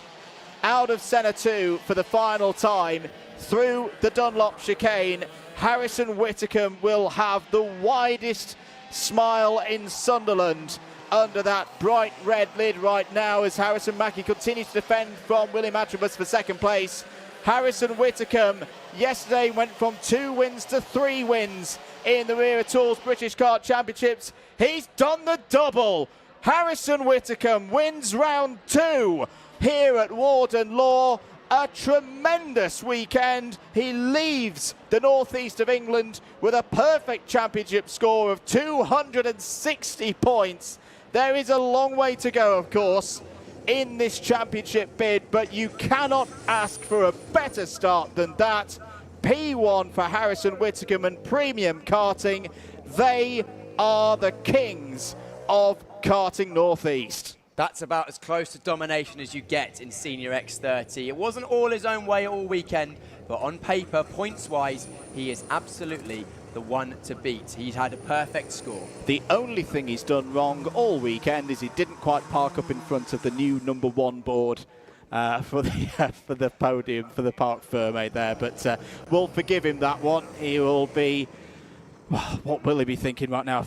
A fist pump to the camera there. Harrison Whittaker for Premium Karting. That is why Argenti Motorsport have continued to back him into 2025. He's the sole Argenti Academy driver in this category, and he is your championship leader by 14 points as we head to Wales, of course, for the next round. The weekend of the 13th to the 15th of June, we'll see Harrison Whittaker heading to the homeland, heading to Glannygores, knowing that all eyes will be on him to see if he can repeat this stunning performance that we have seen from Whittaker across the course of this weekend. Done brilliantly so far this weekend. Also, off shot of camera, we saw it was Lloyd and Lawrence doing battle on the penultimate lap, but actually Lawrence lost out to Lloyd and Aaron Brown. Good result for Brown, 5th place. So I don't know what happened between them. There was clearly some sort of coming together there, I reckon, for Lawrence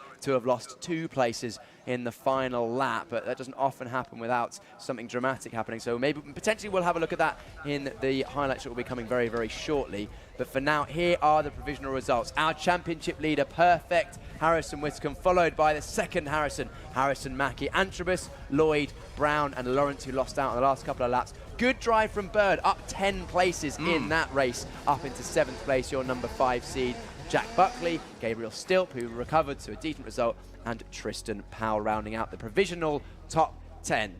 Moving on from there, Morgan Moore got 11th, Harry Cottrell 12th. Jack Nettleship, who was high in the start of the race, fell away to 13th. Theo Lestrange, Reece Newburn, Sam Lewis, Conor McPollin, CJ Bennett, Joao Castro, and Samuel Branston. And the last drivers on the grid, Joey Brown, Michael Gray, Laith Khan, Oliver Harris, Harrison Morrow, Levi Sangera, and the 2 did not finishes were Hayden Eldridge and Dylan Patel. So the next time we'll see Senior X30 will be in the hills in Snowdonia in mid-June, as round 3 will take place on the 14th of June at Glannygores. It's another double header. Round 4 will follow on the Sunday the 15th. For now though, let's head down to Nicole Sutherland, who's with our winner. Thank you, Andrew. Harrison, different day, same result. You must feel great. Yeah, it feels amazing just to repeat the same result, and there's a lot of pressure now going off into GYG. And you were driving around right from the very start, pretty much in your own air. I know as a driver previously, there's a challenge that comes with that, you know, making sure that you don't make mistakes. How did you deal with it when you were going around? To be honest, not looking behind made me drive really well, because it didn't make me feel like I was under pressure at all, so I just didn't look behind until a minute to go. I saw I had a gap, and then I could see I could back off a bit. And that was a long race, and I know that this circuit is really, really physical, but you don't look like you're not remotely out of breath. Yeah. But was it a challenge out there? Is it hard to drive a Senior X30? Yeah, I mean, my arms are absolutely cooked. Like, they're so bad right now. But yeah, honestly, I'm just so happy now that we finished the race, and that I've got to go to bed tonight. You ready to go to bed? Yeah, 100%. Harrison, then, I know you have a big support team behind you this weekend. Every weekend, every championship that you head into, is there anybody specifically that you'd maybe like to say thank you to? I'd like to say thank you to George Bagley on the spanners for me today. And yesterday and Friday. He's been so good for me this weekend.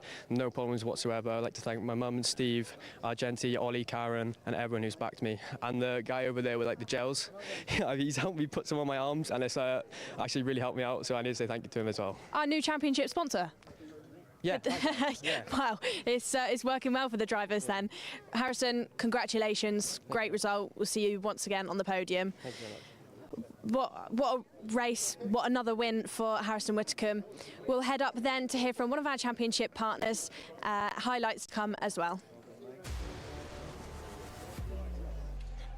Let's have a look back at some of the highlights from that Senior X30 race. Not the most thrilling in terms of battles at the front of the field, but plenty of, that's where Patel's rear exhaust fell off. But early on, Antrobus started the assault on Gabriel Stilp.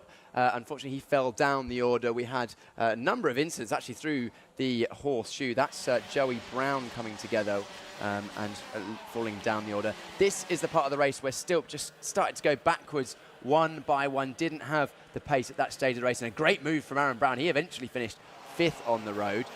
Still, Stilp was losing places, and he ended up leaving the road on the exit of Gasworks and through the horseshoe.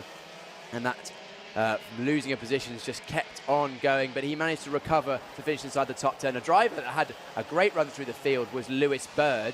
He managed to get himself inside the top 10 from 17th on the grid. Still managed to get some late race places. Morgan Moore made his way through, and then we saw this battle for second place between the two Fusion drivers, Mackie and Antrobus. Antrobus had a couple of goes, couldn't quite get it done. Mackie resolute in defence, but the man at the front of the field that's unbeaten in terms of intermediate classifications and finals this weekend, Harrison Whitcomb. Brilliant, brilliant driving this weekend. Undoubtedly the driver of the weekend in Senior X30, Andrew. Yeah, didn't put a foot wrong and played the tactical game across the course of the weekend very, very nicely indeed. More finals to come here at Karting Northeast. IAME Water Swift Restricted is next, straight after this.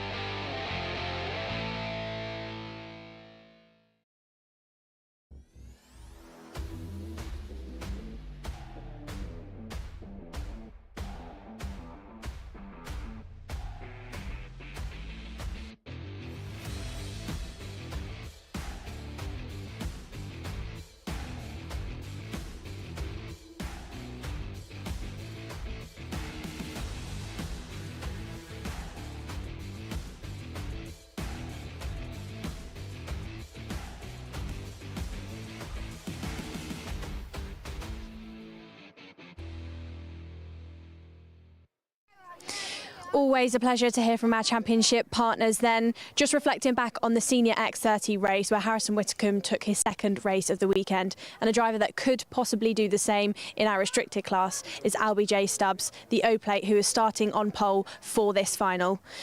Albie, you had a win yesterday, a very, very good win. Do you think that maybe you could get 2 out of 2 this weekend? Yeah, definitely. And between yesterday's race and today, you know, yesterday's final, what have you done to make sure that you're going to go out there and be just as fast as you were? Well, I've changed a bit in Sector 3 and the rest of the place. I've just tried to drive the same, and we've been quite fast today. You've been fast indeed. Good luck, Albie. We'll see if you can do the same thing again today. Not much time then. It's 1 minute until these drivers are going to head off. Let's see if Albie J. Stubbs can get that second win in.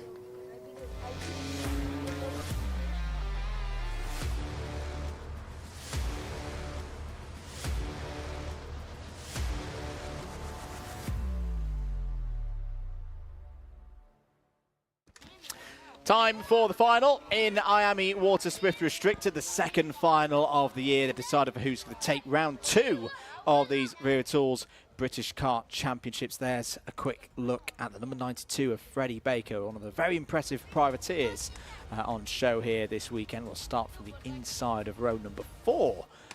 For this one, I love that lid design as well, Piers. I don't normally like a chrome one, but that one's a good design. It sticks out. Yes, the combination of the chrome, the gold chrome, the yellow, very distinctive and resplendent in the Sunderland sunshine. We haven't had a huge amount of it this weekend. A lot of the drivers and people around the paddock will be glad to have it. Here's a grid then for the round 2 final. Albie J. Stubbs starts on pole position and is Bodie Batch for company on the front row of the grid. Harry Chapman has been quick throughout the course of the weekend and has good final results in his history within the championship here at Warden Law. Starts on the inside of row 2 alongside Ollie West. Zev Gottschalk starts on row number 3. Is joined by the improving Louis Williams-Mabs. Freddie Baker and Jadel McElhenney start on row 4. Row number 5 has Corey Lyons and Logan Hodgetts, and row 6 with Patrick Wood and Benjamin Slivar. Row 7 has Leah Russell and Frank Morris, with Harry Murphy rounding out your 15 karts. Water Swift Restricted grid for the second final this weekend. Unfortunately, I don't think we've got Harry Murphy. Hopefully it's just one of those transponder moments, but at the moment the number 65 is not clocking as on the track, and I cannot see the number 65 there towards the back of the field. So we'll have 14 runners in this one. At the moment, tied on points at the top of the championship. Chapman and Stubbs both on 187 apiece. Batch 4 points further back on 183. Gottschalk 176. West 174. So there's plenty to play for here in the final. We are green and racing at the first proper time of asking for 12 minutes plus 1 lap. And is there a problem for Stubbs? Stubbs going backwards. Not at full speed there, down into turn 1, meaning that Bodie Batch straight away into the lead for Jamie Green Racing, side by side. Harry Chapman through into second place. Stubbs is back up to speed now, but that was a very strange start, Piers. Yeah, I'm not sure what happened there. Stubbs just didn't seem to have the power up towards turn 1, but he's up to racing speed again now. He will have to fight through to get the win that he wants in this one. We go side by side into the Dunlop chicane. Further in the back a shot. Who was that? That was the blue helmet. Couldn't catch the number, but Stubbs in 4th place. An ideal start for Batch and Chapman. Good move down the end side there by the number 36 of Patrick Wood. That was on Louis Williams-Mabs for position there in the midfield. Let's count them through. At the end of lap number 1, there's a lot to talk about. Bodie Batch leads this one from Harry Chapman. Ollie West, 3rd at the moment. Albie J. Stubbs now back up to speed, but is down to 4th place. Gottschalk's 5th. McElhenney and Lyons, the 2 Daily Motorsport runners, 6th and 7th, and then it's into the main bulk of the privateers battle.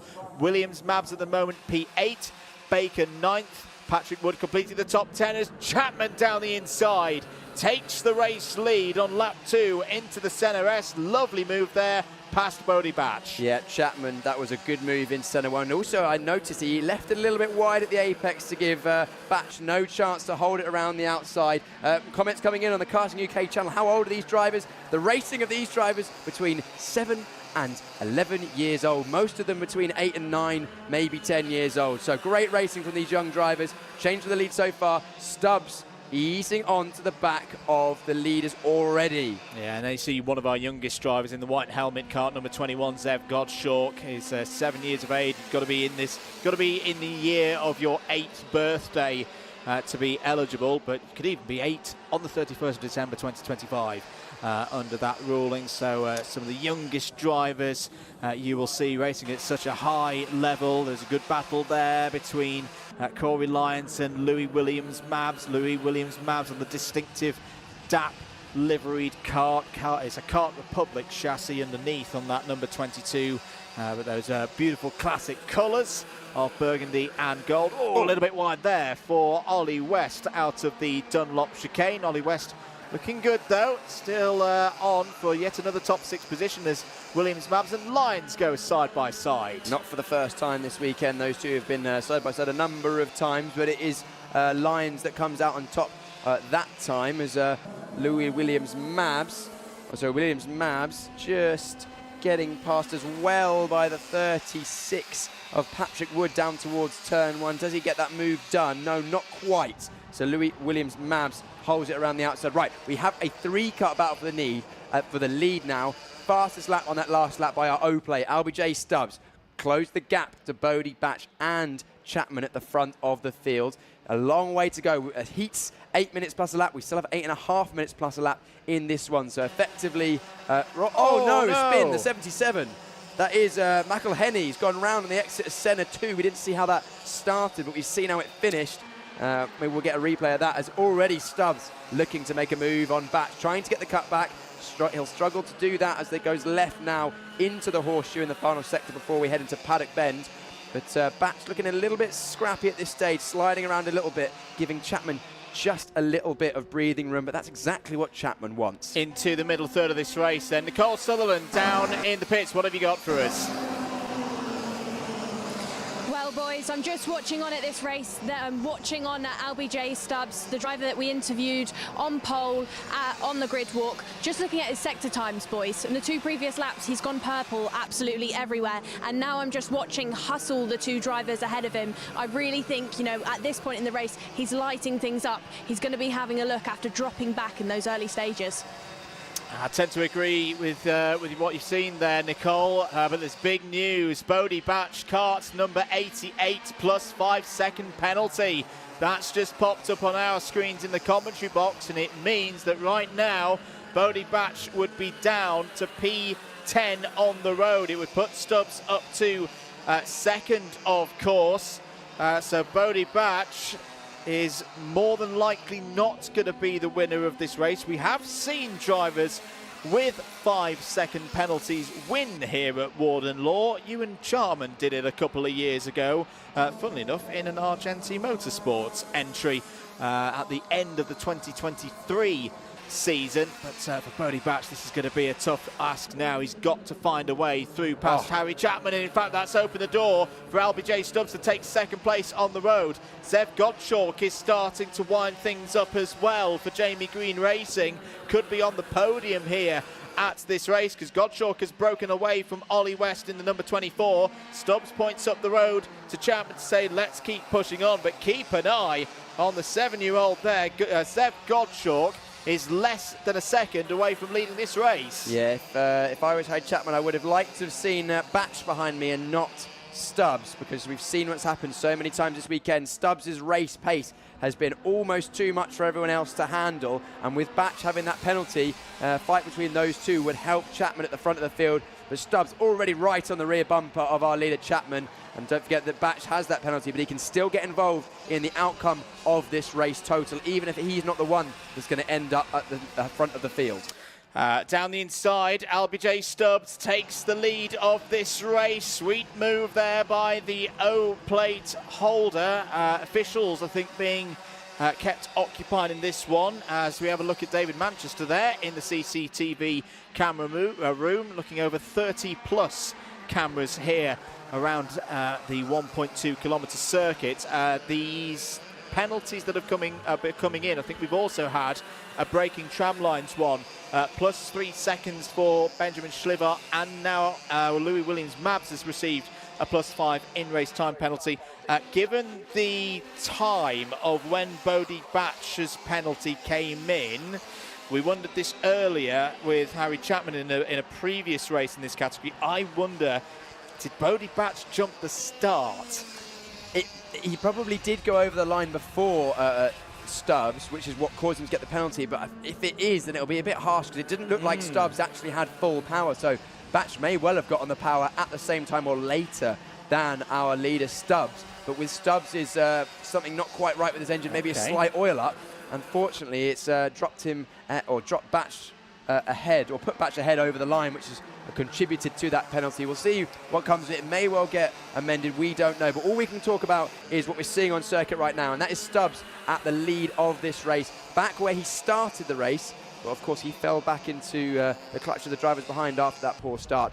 We've seen this a number of times. Chapman chasing Stubbs. Unfortunately, we haven't seen him be able to get through when we've been in this position this weekend. But I think if I was Chapman, I'd be trying to take a move through on every opportunity and just try and unsettle Stubbs.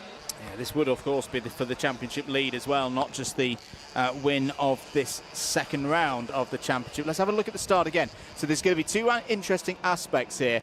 Batch's relative position to Stubbs over the line, and then does Stubbs, I mean, you can see Stubbs there with his hand in the air. It's close. Yeah, kind of a bit confused as to what's going on, and then gets swamped by not one, not two, but three drivers, and in fact 4. Godshort gets him as well.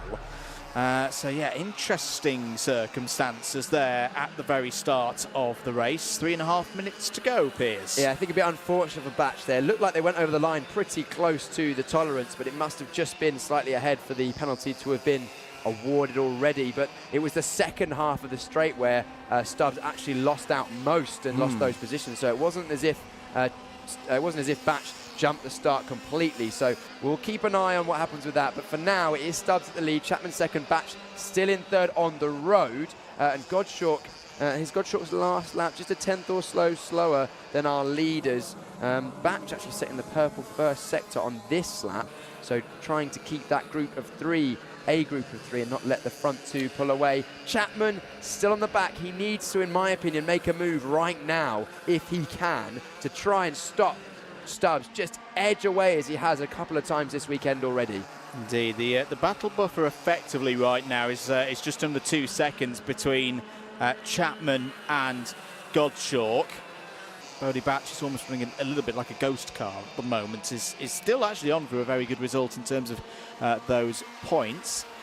Chester Fawkes' grandfather there. We just had a quick sight of watching on the action of the category that his grandson was in here this time last year, and it started to be a very interesting fight at the front of the order. Stubbs and Chapman, we've seen them go toe-to-toe throughout the course of this double-header weekend, and we're going to get another round of this Water Swift restricted heavyweight fight. 1 minute and 50 seconds to play, Piers. That was that could have been a decisive moment in the race there. Stubbs defended the inside, Chapman forced the outside. Looked like Chapman had a bit of an oversteer moment through turn one and dropped a few kart lengths off the back of our leader Stubbs, but somehow managed to recover and drop in behind his back within slipstreaming range of our leader. If he'd have dropped about more than a couple of tenths more, he would have lost the toe, and that could have been it for Stubbs. But still, a battle for the lead rages on as we cut to the 14 and 36, fighting for 6th and 7th. That's Lyons and Woods, respectively. They are fighting between each other. They're not two DMSs, one DMS racing kart, and then Lyons in the 36. He races for as a privateer. Is indeed. Has had a really, really good weekend as Patrick Wood has been knocking in about the top 10 throughout the course of the weekend, as Chapman has gone down the inside of Stubbs and taken the race lead. 50 seconds to go. This is going to be a big lap now for Harry Chapman if he can push hard to try and break away. Just give himself a little bit of track distance between his rear bumper and LBJ Stubbs. Is that the key move for Harry Chapman to take the win here at Warden Law? Take the championship lead as well out of the final corner. 2 laps to go, Piers Prior. This is going to be a big one. That's exactly what he needed to do. It was a move he pulled on Batch a few laps ago and executed it exactly the same way. Going in deep to center number 1 and managing to just edge Stubbs slightly wide so that he couldn't attack into center 2 and retaliate, and also managed to gap him by about 2 kart lengths in the process. This is the penultimate lap. This one and 1 more to go. That's all the time that Stubbs has to try and get past back on Chapman.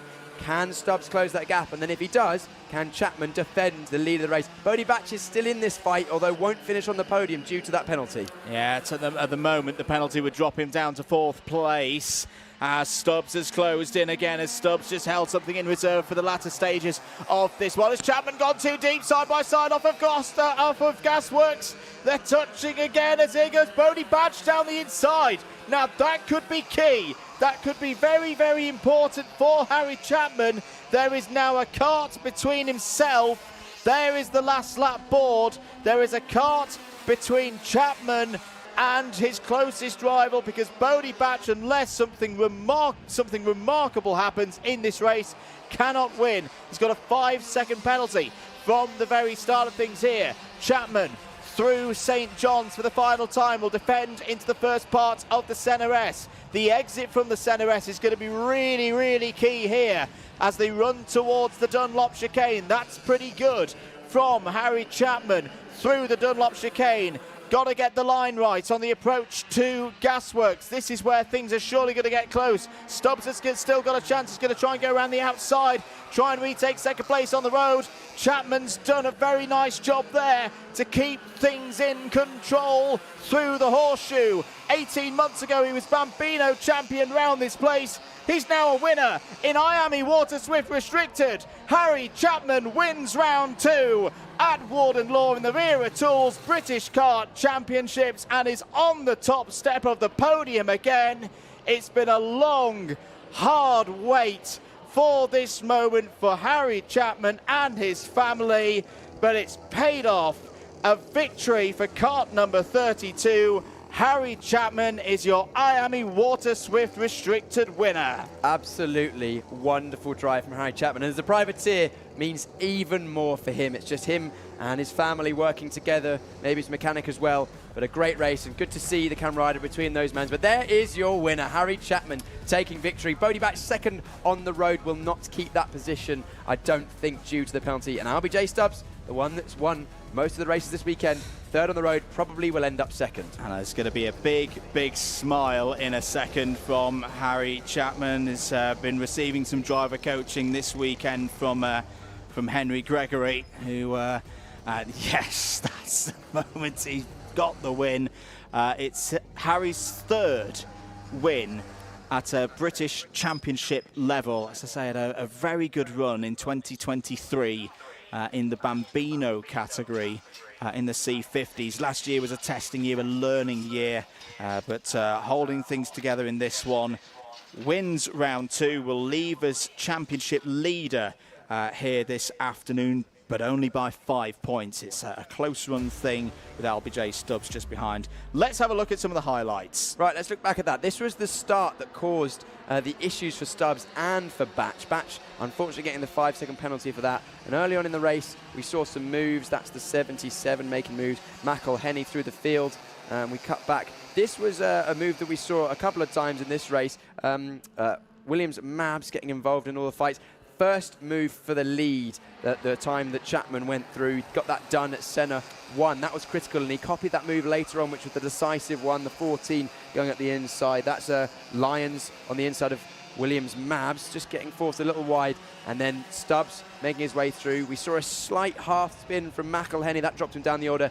Then Stubbs got past Batch, got past Chapman, but we've seen that a number of times this weekend. That Stubbs gets in the lead and stays there, but not this time. We cut back to the lead for the battle for the lead. Same move again, different angle this time. Good to show the other angle of that one. And Stubbs tried hard to get through, nearly got the cutback once on the exit of Gasworks, side by side, rubbing his racing there. But that's what allowed Batch through and put a kart between our eventual winner Chapman. He came over the line, celebrated, and rightfully so, taking the victory and the championship lead. Leaving Warden Law. That's a battle that's going to continue on all season long. Scores on the doors in the championship as we head to GYG, of course, next in mid-June. Chapman 252, Stubbs 247, Batch 245, Godchalk 235, and a very good weekend as well for Ollie West, top of the rookies, we should mention, in that final and in the championship in 5th place. For now, though, let's head down to Parc Fermé and Nicole Sutherland. Thank you, Andrew. And with our race winner then, Harry Chapman. Harry, it's a first restricted British Kart Championship round win for you. You must feel great. I feel amazing. Yeah. And the battle between you, Bodie, and Albie, tell me about it. How did you make that overtake to get into the race lead? So basically, I saw my dad through laps telling me to overtake. I tried overtaking, but then Albie was defending a bit. So on the third lap, I managed to get him going down into, I think it was centre one. I got him in the centre one, and I led the race from there. And from the last lap, I won. You did win indeed. Congratulations, Harry. What a race. And going into the rest of the championship, our next round at GYG, do you feel confident that you can get another race win? I feel very confident because, in Bambino, I'd won there in the wet, and hopefully it's raining again.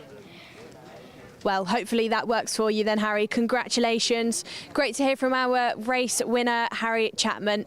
Before we head into our next race then, let's hear from one of our championships partners, Demon Tweaks.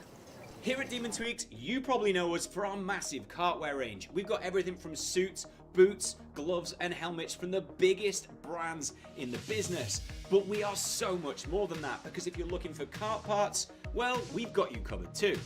We've got everything from Rotax parts, sprockets and chains, discs and pads, data loggers and dashers, fuel tanks, steering wheels, bead breakers, and loads more. But of course, it doesn't just stop at the track, and if you're looking to build your skills in the sim, then we've got everything you're going to need to build the ultimate rig. So whether you're just getting started or you're already at the top of your game, Demon Tweaks has got you.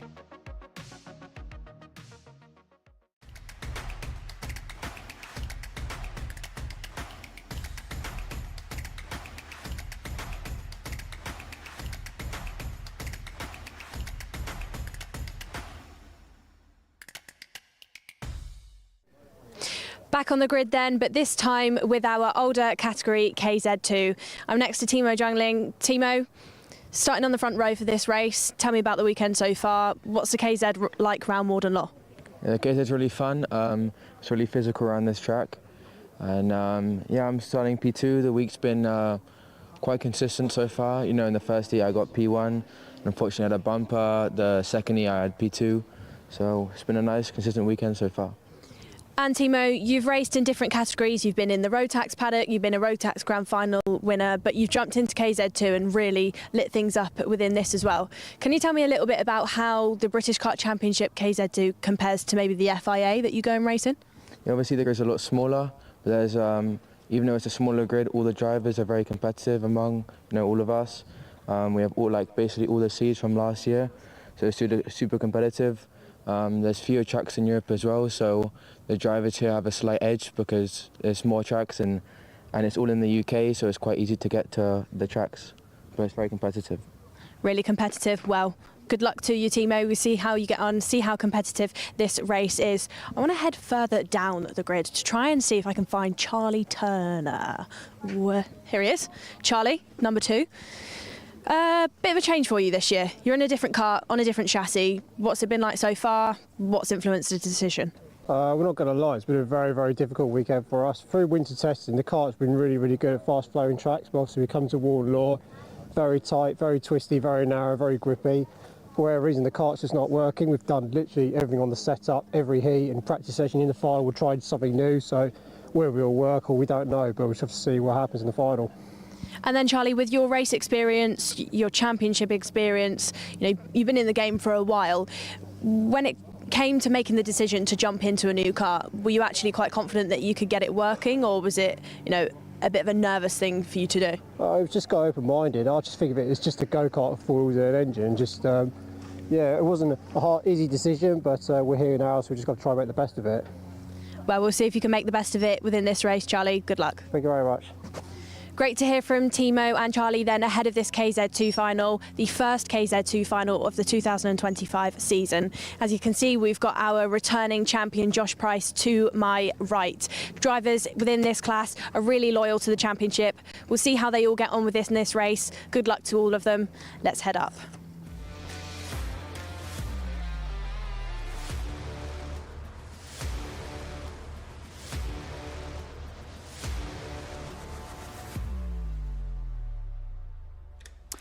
Thank you very much, Nicole. We are ready here in the comms box for the very first final of the year in the 2025 British Short Circuit Gearbox Championship. KZ2 in the Wera Tools British Kart Championships is ready to deliver what I think, Piers Prior, is going to be a very interesting final. Not least because that man there, Josh Price, the reigning champion, second here at this circuit last year, starting on the 4th row of the grid on the circuit that is tricky to overtake around. It is a bit of a mixed up order relative to the race pace that we've seen through the heats. No doubt.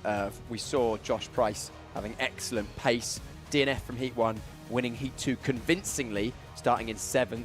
But it's not just Price, it's both of the J drivers of Stewart and Stevens on the inside of row 1 and 2 that are going to be pushing on as well. We can tell we're excited in the commentary box. We go between sitting down and standing up to keep our legs moving. It's an endurance mission sometimes, this karting commentary game, but we're on our feet for this one. And talking of endurance, this is the longest race we will have at any point this weekend. 15 minutes plus 1 lap. That's the longest we have, 30 seconds before they leave the grid. It's physical enough as it is driving around a circuit, bumpy, technical, twisty circuit of Warden Law in a KZ2, but doing it for 15 minutes plus laps and nearly 16 minutes of racing ahead of us, plus the warm-up lap, standing start, 4-wheel brakes, 30 gear changes per lap. If it's 15 minutes plus a lap, that's going to be, what, 20, 21 laps times that. What's that, Andrew? Probably 600 gear changes in this race, something like that. Yeah, it's going to be a busy one for the drivers out there. Bit of history for you. When we kicked the KZ2 season off last year here, it was Charlie Turner who won the final. Josh Price was second. Timo Youngling, his single appearance of the season, was third. Miles Murphy fourth and Ashley Lewis fifth. Here is how they line up then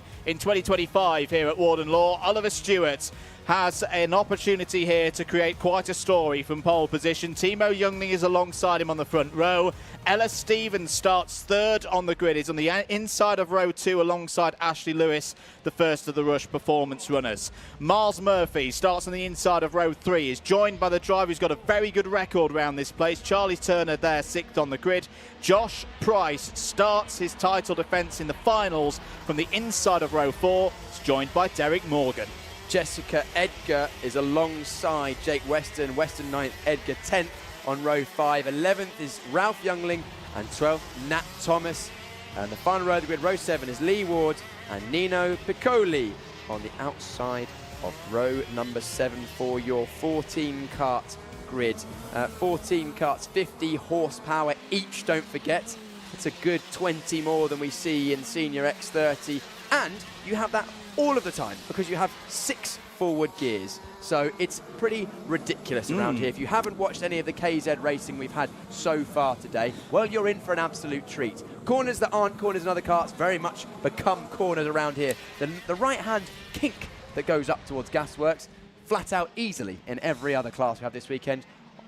We see them coming through there sideways in KZ. We saw some wonderful moves from the likes of Stewart and others, and now we have the tyre warming procedure, not only for the front tyres, but also the rear tyres for that standing start that we have.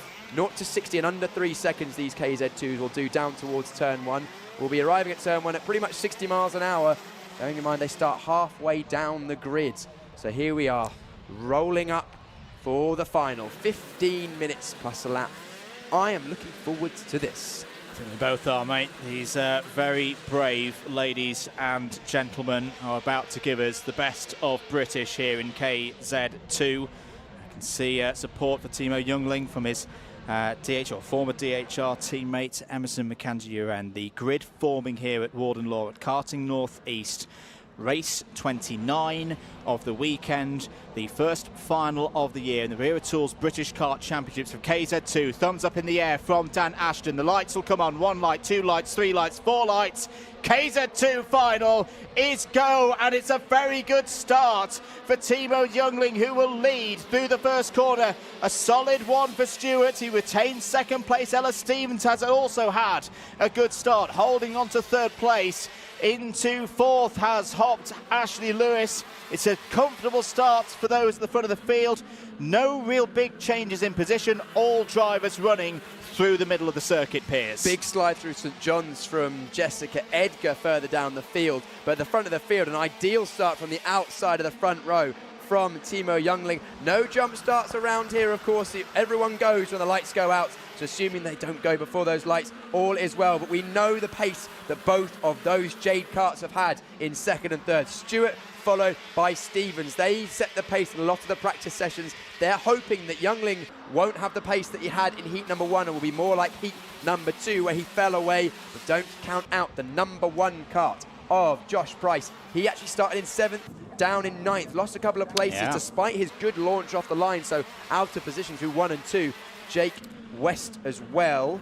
Not Jake West. Sorry, I'm getting confused. The number 7. Yeah, Jake West in 11th place. Yeah, dropped down a place or so. But also Ashley Lewis, the number 4 in 4th place. He's just been going about his business, looking like he's pretty solid. Or actually saying that, I think of course in there, he turned up to Gasworks completely sideways. One more position for our champion from last year. Gets past Miles Murphy up into 8th. Miles Murphy did very, very well to hold onto that one. If we get a slow-mo of how many times Miles had to hack at the steering wheel there, and we'll count them through in a minute. So Youngling leads. Half a second is the advantage over Oliver Stewart.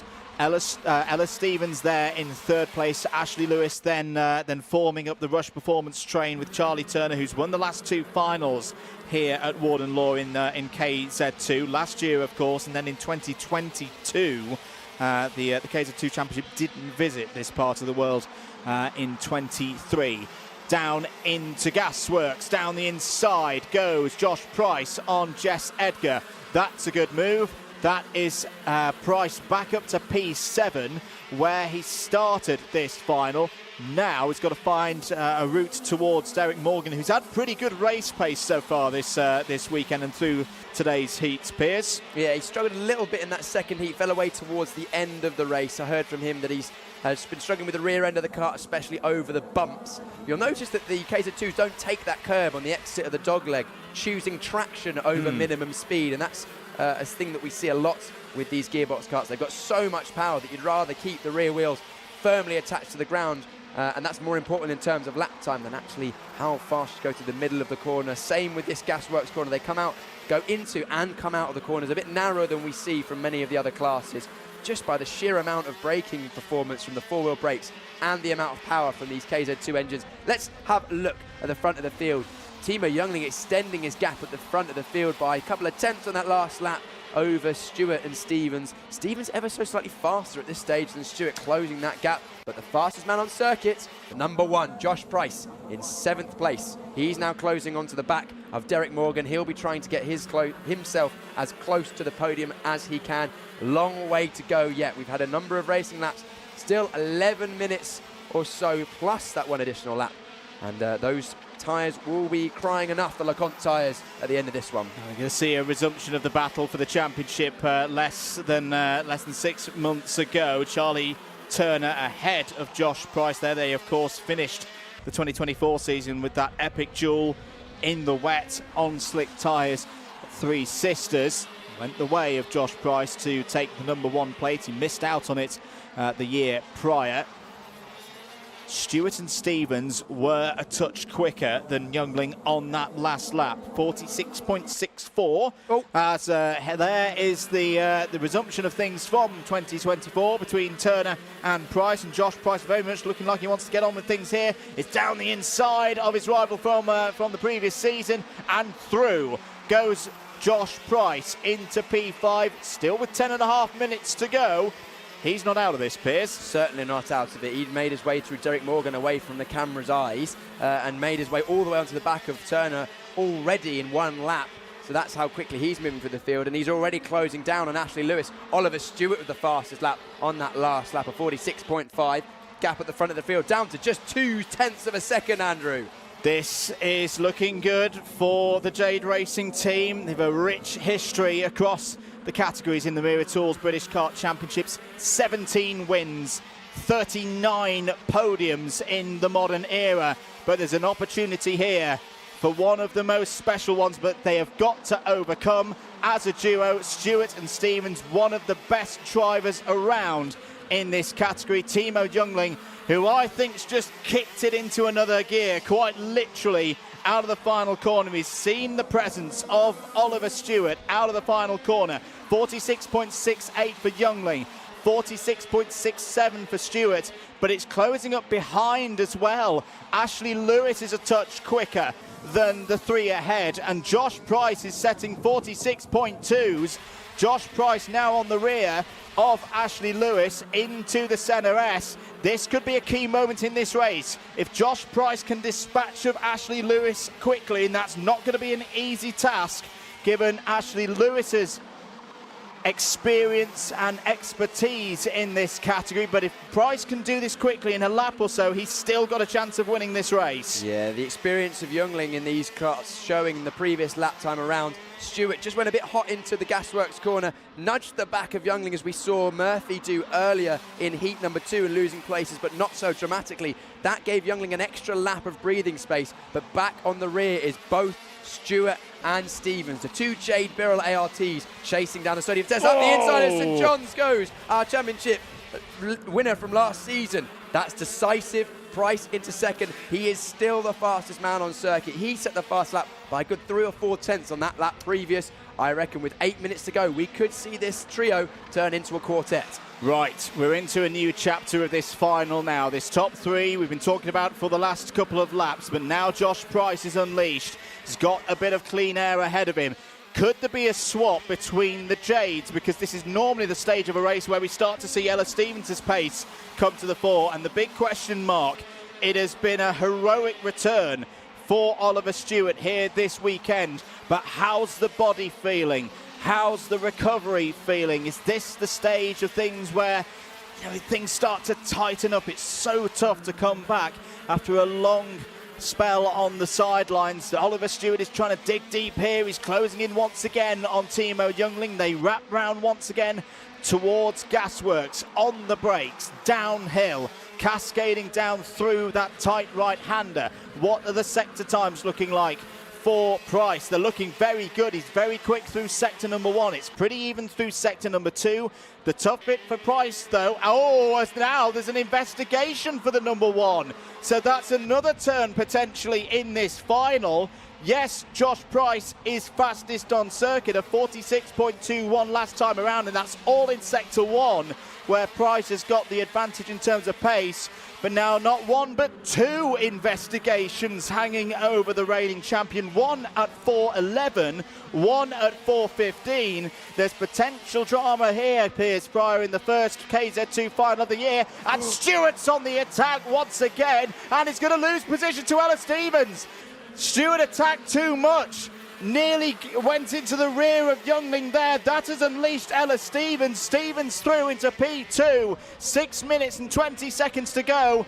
Another turn in this fascinating final. Yes, Stewart, I think, went for or thought about a move into Gasworks. Went in very deep on the brakes, but Youngling just about covered it off, forcing Stewart to back out of the move. Stewart still went in a bit hot, nudged the rear of the car of Youngling, and then came out of the corner, I think potentially 1 gear too high, and you could see how much time he lost by being in the wrong gear. Is there a bit of tactics to be played, though, here by Jade Racing Team? Because if Oliver Stewart is starting to feel himself tighten up and know that he's probably, maybe, not got enough pace to overcome Timo Youngling today, is there an argument to say, unleash Ella Stevens? We know Ella Stevens has good pace in the second half of the race, and maybe try and be a bit of a rear gunner to keep Josh Price at bay. Last time around, 46.68 for Youngling, 46.34, a personal best for Ella Stevens. This is a 2x2 race now. Still no more race control messages from what we reported earlier, as Youngling now feeling the need to defend into centre 1. Price is going to go for the move on Stewart for 3rd place. Stewart holds it round the outside, not able to take the 3rd spot on the podium. Down into Gasworks, 5 minutes to go. Youngling's properly having to defend now, Piers Prior. Ella Stevens can smell victory. Ella Stevens is putting the pressure on. Youngling will know how fast Ella's been, but Youngling, all he needs to do is not make any mistakes, block the entries of the corner and get good exits. Easier said than done. We're talking as if we've got a couple of laps to go. There's still 4.5 minutes left to go. This could be a four-way fight. Nino Piccoli not managing to make the final lap of the final this weekend. Great to have him on the grid, but he'll be watching the rest of this race from the sidelines. He'll be disappointed to miss the end of this race on circuit, but he'll get to watch this battle for the lead. A mistake for Youngling. He's being pushed hard at this oversteer moment through the exit of Centre 2. And this is where the misfortune for Ella Stevens earlier in the day could come into her favour. She's had to do so much overtaking so far through the heat. She's had the practice that perhaps Timo Youngling hasn't. Stewart and Price, they're still closing in. This is all in the balance with 4 minutes to go. Keep an eye on Ashley Lewis and Charlie Turner. They're in 5th and 6th. Jake Weston's having a decent run as well. He's up 2 spots to P7. Derek Morgan, Jess Edgar and Ralph Youngling completing the top 10 right now. But we're going to stay with this battle at the front between Timo Youngling and Ella Stevens. Both of them have had victories in other classes in the Wera Tools British Kart Championships, but they've never had a race like this in KZ2 in the sunshine here in Sunderland. Into Gasworks again. This is where Stevens is strong. But I tell you what's happening as well here, Piers. The pace of Josh Price is forcing Ollie Stewart to close this gap. He's doing a brilliant job of just holding track position, but he can't really do much in terms of holding Josh Price back by, going half a tenth slower. So that gap between second and third is naturally just closing up here. I just feel for Stevens in this race, it is critical that she gets past Timo Youngling, because those drivers behind Stewart, Price, Lewis, Turner, they're all going to be in the fight here with 2 minutes to go. Oh, no! And Price is out. Price out, went for a move down the inside of Stewart into Centre 2. There was a touch, there was a ride, and the reigning champion is out of the first final of the year. Stewart still holds third. Lewis and Turner. Could there be a podium on the cards for Rush Performance? They've looked on the back foot throughout the whole weekend, but they've still got a chance of some good points here. And still, Timo Youngling, you've got to tip your hat to this youngster from London. He has held the lead from the start of the race. Ella Stevens, again, just cannot find a way through it. It's so tricky to overtake around this circuit. Oliver Stewart, meanwhile, Piers still holding on for third. Yes, Stewart's still got a good chance of a podium here, but it's all down to the two at the front. I think the gap is too large for Stewart to bridge now. 2.5 seconds is the gap between Stewart and the lead group, or the lead pair. Stevens keeping the pressure on. I can tell that Youngling is feeling the pressure. Every lap over the line, he looks over his shoulder. He'll look again this lap. I'm almost certain of it. As we go over the line, we've still got 1.5 minutes plus a lap, so that's another 4 laps remaining, or so 3 or 4 laps depending on where they come over the line.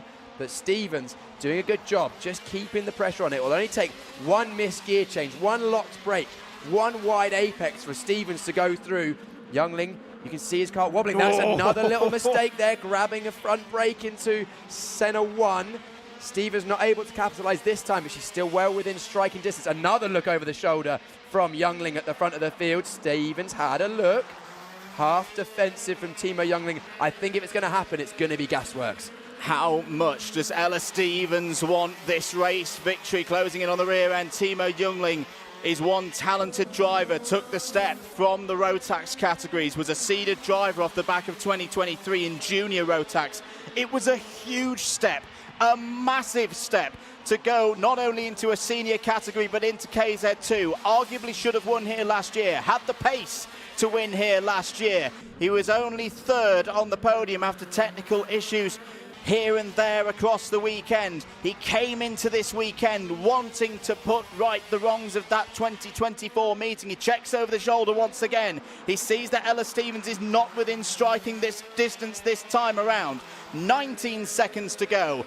What could be quite key here? They're going to get over the line, Piers, and have 2 more laps. 2 more laps for Timo Youngling to defend. He's just got to keep things quick, keep things fast.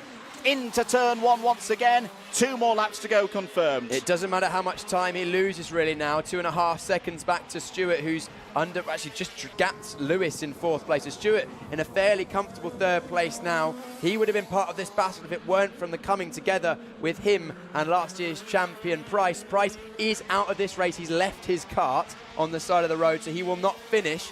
But this is the battle we'll keep an eye on. Is Stevens close enough this time? Youngling more defensive this time. He knows there's not long left. This is the penultimate time we go through the horseshoe. The next lap will be the last lap. It'll be the one that decides the KZ2 victor this weekend. Less than 1.2 kilometres to go. Timo Youngling checks over the shoulder again. Timo Youngling's got really good speed. The setup work that the Younglings have done on this Sodiva test this weekend has been marvellous. The punch that they have out of the slower corners, the traction zones, there it is again. Ella Stevens can't get close enough through the medium speed corners. We now go into the part of the track where Stevens is a little bit stronger, but is the gap too big to have a go into Gasworks? Timo Youngling gets on the power out of the Senna S. This has been a magnificent battle between these two young drivers. Stevens goes for the move around the outside, trying to get the overlap. Youngling's got the lead out of Gasworks through the horseshoe. He wanted that win last time here in the summer of 2024. The spring of 2025 gives Timo Youngling the win. Timo Youngling wins at Warden Law, is a round winner in the Wera Tools British Kart Championships again. Ella Stevens records 2nd place. It is the 40th podium in the history of Jade Racing Team in the modern era of these championships, and it is a double podium. Oliver Stewart is back. There were big questions. Would we ever see Oliver Stewart in a race kart again? And my oh my, what a heroic performance from the Scotsman, 3rd on his return to competitive action at a national level. That is going to be a very, very emotional result for Jade Racing Team. There is Ella Stevens, who I think can be very, very pleased with that. It's not a win. I know Ella will have wanted to repeat the kind of win that she had at the E-Plate meeting Shennington last year, but she's knocking on the door. You know, the starts are sorted now, and she will be a feature throughout the course of the season from a championship perspective, on the basis that we don't think Timo Youngling's going to be here through the whole season, Piers. For Stevens, that's a very good result. No doubt. Only a 10th and a half away from victory in the end. Pushed Timo all the way, but Timo, fair play to him, didn't make a single mistake. Potentially didn't have the pace of the drivers behind, but such was the pace of the drivers behind. All 4 of the top 4 drivers set their fastest lap on the last lap of the race, so that shows how hard they were pushing right to the end of the longest final we'll have here this weekend. And there you see down the back of the order, Josh Price, last year's champion, out in Heat 1 and out in the final. That's not good for his championship retention campaign. No, it's not at all. It's still a long way to go, of course, and all the cliches that go with that for Josh Price. And whilst it's not gone his way this weekend, you know, the pace has been there, which at times during that 2024 campaign wasn't necessarily the case. It was the consistency that put Price in the position to win the championship last year. So there are some silver linings in that regard. Back to the start of the race. Very good start for Timo Youngling. That was the key moment in the end. That start that Youngling got from pole position, going round the outside of Oliver Stewart. He wouldn't relinquish the lead. Josh Price was soon on the move. Didn't have the best of starts, Piers, and had to work back from 9th place. Yes, he started directly behind his teammate in Miles Murphy. Murphy didn't get away well, so that's why Price dropped back through the order. We saw the little bit of contact he had with Murphy through Gasworks. Potentially that was the first investigated move, and then he had this move through St John's on Ashley Lewis. Again, that was also under investigation, but it wouldn't matter in the end because, unfortunately, as we'll see very shortly, it came to a head. But this is the point at which Stewart lost the place to Stevens, just getting a little bit too hot into Gasworks' corner, touching the back of Youngling. And then he was under pressure from this man here, Price. And then that was into Senna too. You saw big move up the inside. It was a late move. He tried it a couple of laps earlier. It wasn't successful that time, but they both got away with it. Unfortunate wheel-to-wheel contact. That brought Stewart out of the lead battle. Ella Stevens pressured the back of Youngling, but ultimately she couldn't get through. Faultless from Youngling, got away from the front of the field for the last row, and unfortunately Edgar losing 3 spots on the last corner as well.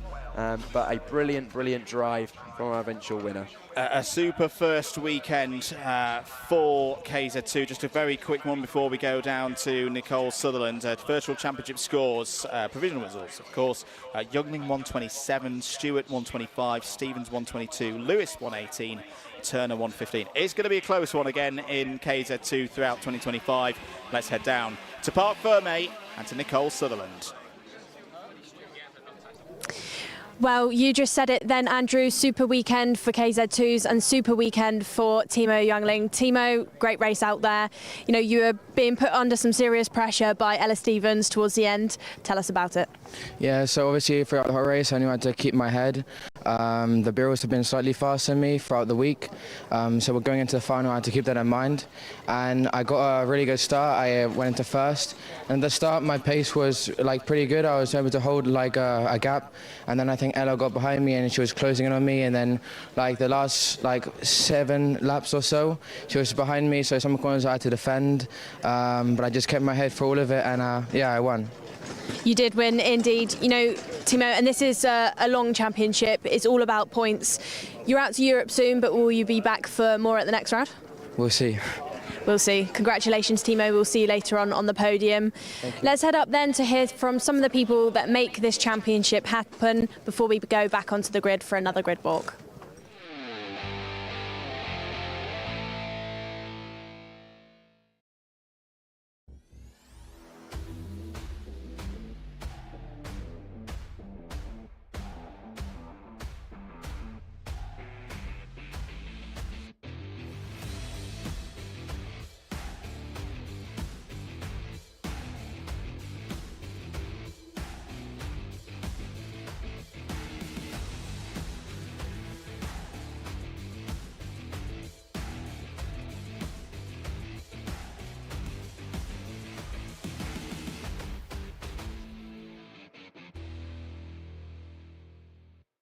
Here at Demon Tweaked, you probably know us for our massive kartwear range. We've got everything from suits, boots, gloves and helmets from the biggest brands in the business. But we are so much more than that, because if you're looking for kart parts, well, we've got you covered too. We've got everything from Rotax parts, sprockets and chains, discs and pads, data loggers and dashers, fuel tanks, steering wheels, bead breakers, and loads more. But of course, it doesn't just stop at the track, and if you're looking to build your skills in the sim, then we've got everything you're gonna need to build the ultimate rig. So whether you're just getting started or you're already at the top of your game, Demon Tweaks has got you. Back on the grid then, and this time with our Water Swifts, and I'm going to be starting with George Clark, the 142 for Fusion Motorsport. George, bit of a difficult one for you earlier on when the chain guard came off, but you know, you looked like in your second heat you picked things back up, you were in that top 5 pretty easily. How's the pace? How's the weekend? The weekend's been good. The first, on the Saturday, I didn't have the pace really, because I haven't been to this track in a long time. But in the second day of racing, we got a way stronger qualifying, what put me up there. And then it was just easy in the heats for me. And I got a good breakaway in the first heat, and then just got unlucky with the chain guard. And for this year, you've joined Fusion. You know, what's that transition been like? Are you enjoying being part of the team? Yeah, it's really good in Fusion because you get all the setups like spot on every time. Thanks to Chris Rogers and all that, and Dan Hazelwood. It just makes it the best. And then, George, I know this weekend, I think you've got a bit of a goal to go out there and get a really good result, because am I right in saying you've got somebody quite close to you that's going off to America soon? Yeah, I do indeed. Tell us the story, George. Why do you want that win so much? Just as like, because it's his last weekend like here for the British champs, and I want to try and get a win for him. So. Well, hopefully you can do that. Good luck. Looking forward to seeing you pick some positions off within this race. Starting near George Clark is Oliver Spencer. He's in the KR Sport Karts. One of the drivers that we don't typically see in the X30 or IAME paddock, you know, normally within the Rotax, but we're going to catch up with Ollie and find out how, you know, why he's decided to join the grid this year. Ollie, new stab at the championship this year for you. We normally see you in the Rotax, but you're here, in Water Swift. What's it been like? Why have you decided to come? Yeah, I decided to give it a try. I mean, it's been good yesterday. Today, bit of up and down, but I think we can make it happen in this one. And how does the grid compare? What are the drivers around you like? What's the competition like? Yeah, I think the racing bit is a lot easier in Water Swift than Rotax, but the driving style, I think it helps you evolve in the Rotax. Well, great to hear from you, Ollie. Good luck for this race. Let's head up then, because the Water Swifts are shortly going to be going off. As always, good luck to these drivers.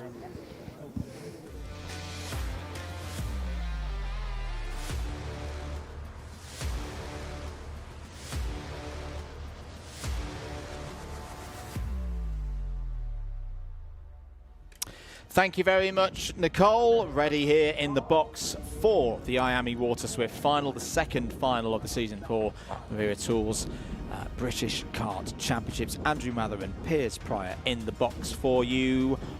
Hold on to whatever you've got near to you, folks, because this is the last race of a long weekend for these drivers.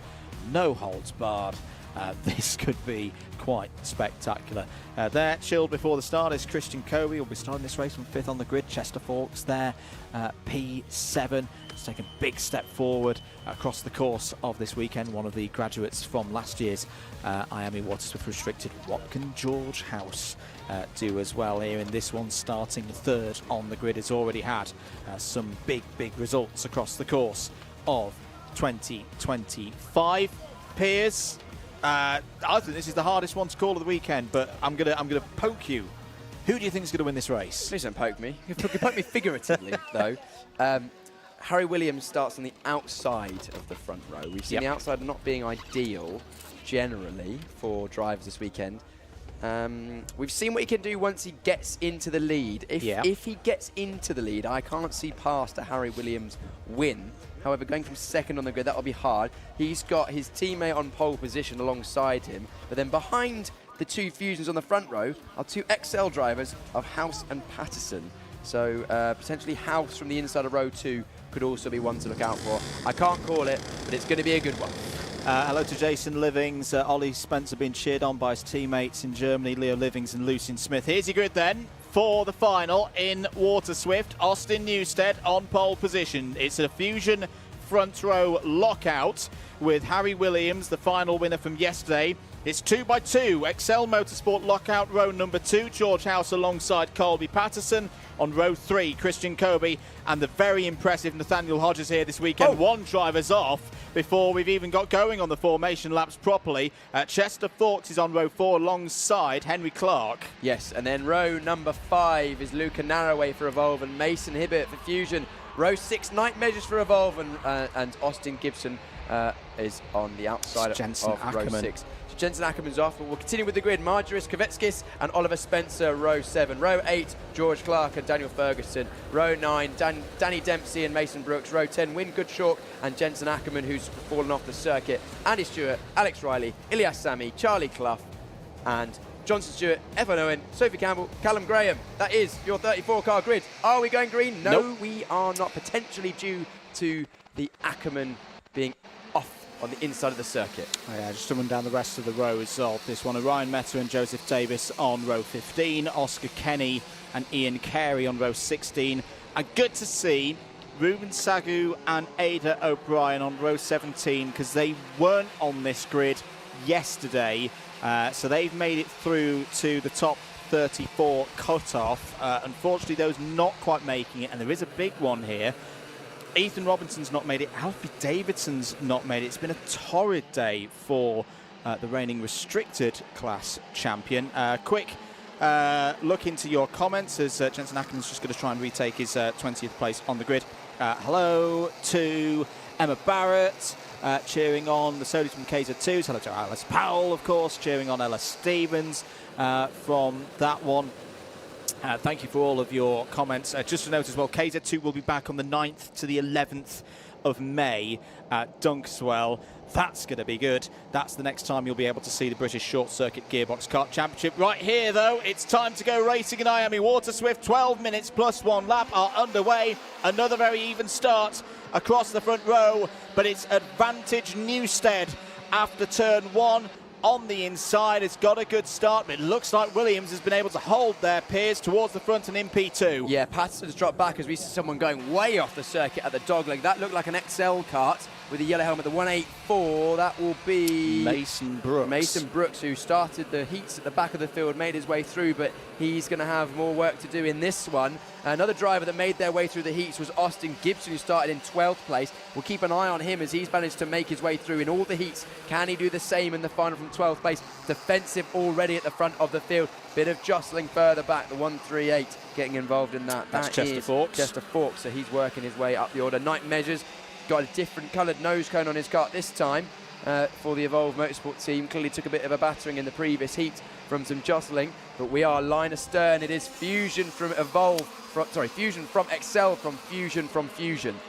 So, end of lap 1, Newstead leading. George House has been able to get ahead of Harry Williams here. So, so Harry Williams, if he wants to get this winning streak to be one that goes through and does the clean sweeper this weekend, is going to have to do some overtaking in this one. Who's had a particularly good start? Austin Gibson's had a very good start, up 6 spots to P6, up 4, Luca Narroway to P5.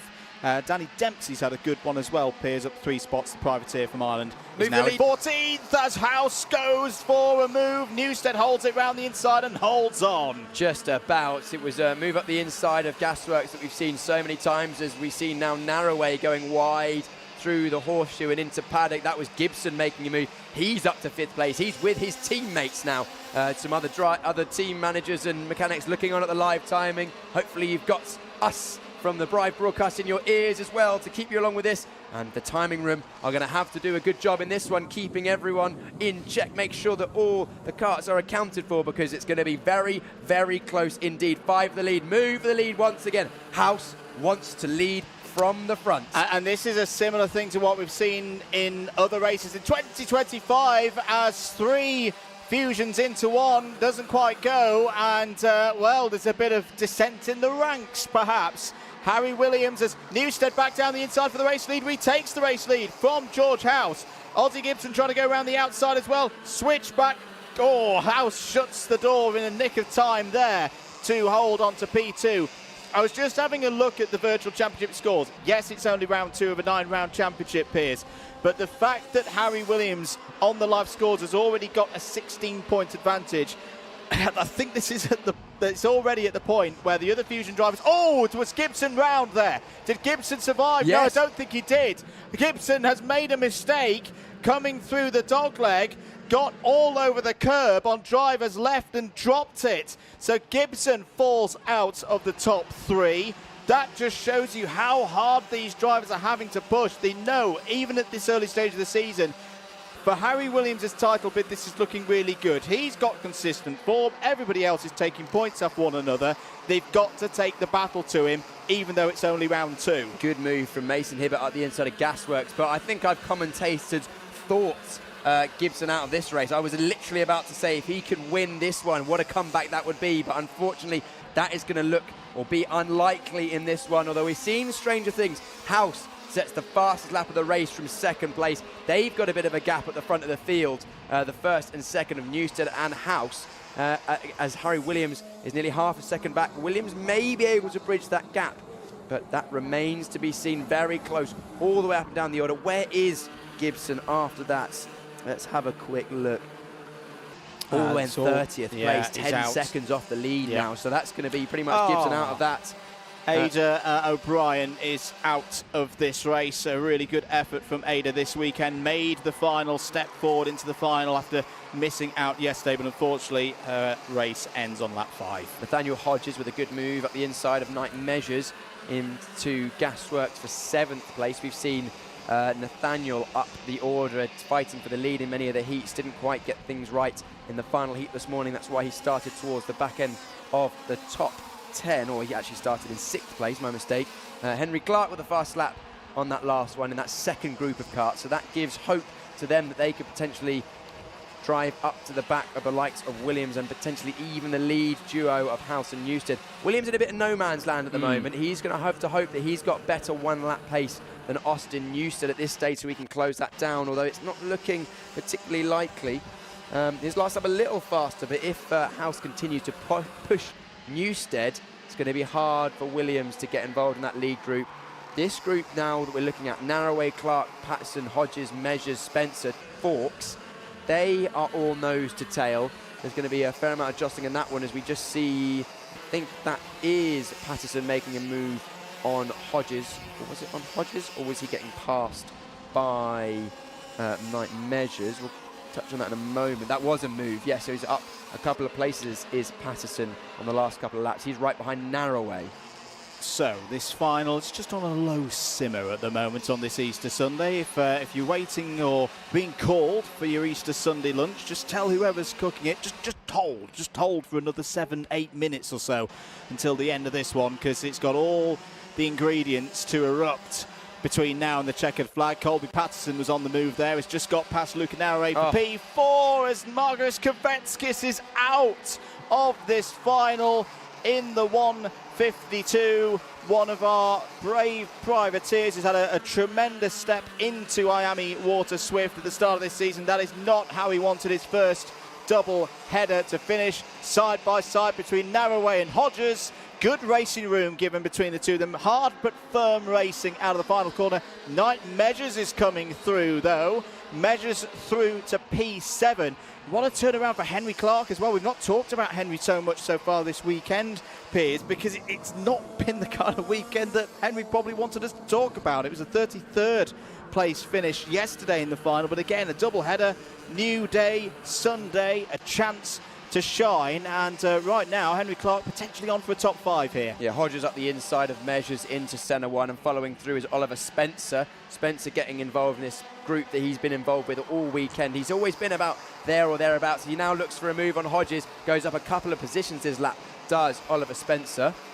Change for the lead, but I think it's changed back again. House, in just for a moment, had the lead over Austin Newstead. 4.5 minutes of this one to go. And I tell you what, that back and forth was very good news for Harry Williams, because Harry Williams just chipped a 10th off the gap to the top two. 4.5 minutes remaining. Plenty of positions changing down the order. Spencer's through to P7. Past Hodges and Measures confirmed. Mason Hibbert is now into the top 10. Through past Chester Forks. Daniel Ferguson's on the move. Up to P13, followed by Mason Brooks. Charlie Clough has just got past Wyn Gottschalk as well for P17. Oscar Kenny having a tremendous run as well as your biggest mover right now, up 12 positions to P19. Yeah, looking back at this battle for the lead, that fight between Newstead and House has brought Harry Williams into play. Harry Williams on the back of House. Newstead with a 4/10 gap down to House now. This is where Williams will push House onto the back. This is where teammates or no teammates doesn't matter. They're all in it for themselves, and if you can use someone else for your own advantage, then that's all fair in love and racing. As through goes Williams on the inside of House into turn one. He reckons he's got better pace at this stage and wants to try and chase down our leader himself. Oh, this is what we've not seen from Harry Williams so far. All of his wins in 2025 have been demonstrations of poise and control, including his win yesterday to kick off the season, the championship season proper for the British Open champion. Just over 3 minutes of this race to go. Austin Newstead has had a tremendous turnaround from 24 hours ago. We did see this kind of race pace as Knight Measures has a squabble there with Mason Hibbert. Both of them run a bit deep. Measures is going to be through, and George Clark takes advantage of that to gain a position. Unfortunately for Hibbert, I think he lost 3 there to Measures, Clark and Hodges. Yeah, that was an example of being pushed wide, and you get freight trained on the way through. But the front of the field, Patterson actually closing the gap a little bit as well as he pulls away from Henry Clark, 4th ahead. Patterson ahead of Clark in 5th. There's Knight Measures, followed by Clark as well. We cut back in a moment to the lead, because I think it's coming closer together as Williams bridges the gap. There's a good move from Clark up the inside, and followed through goes Hodges as well.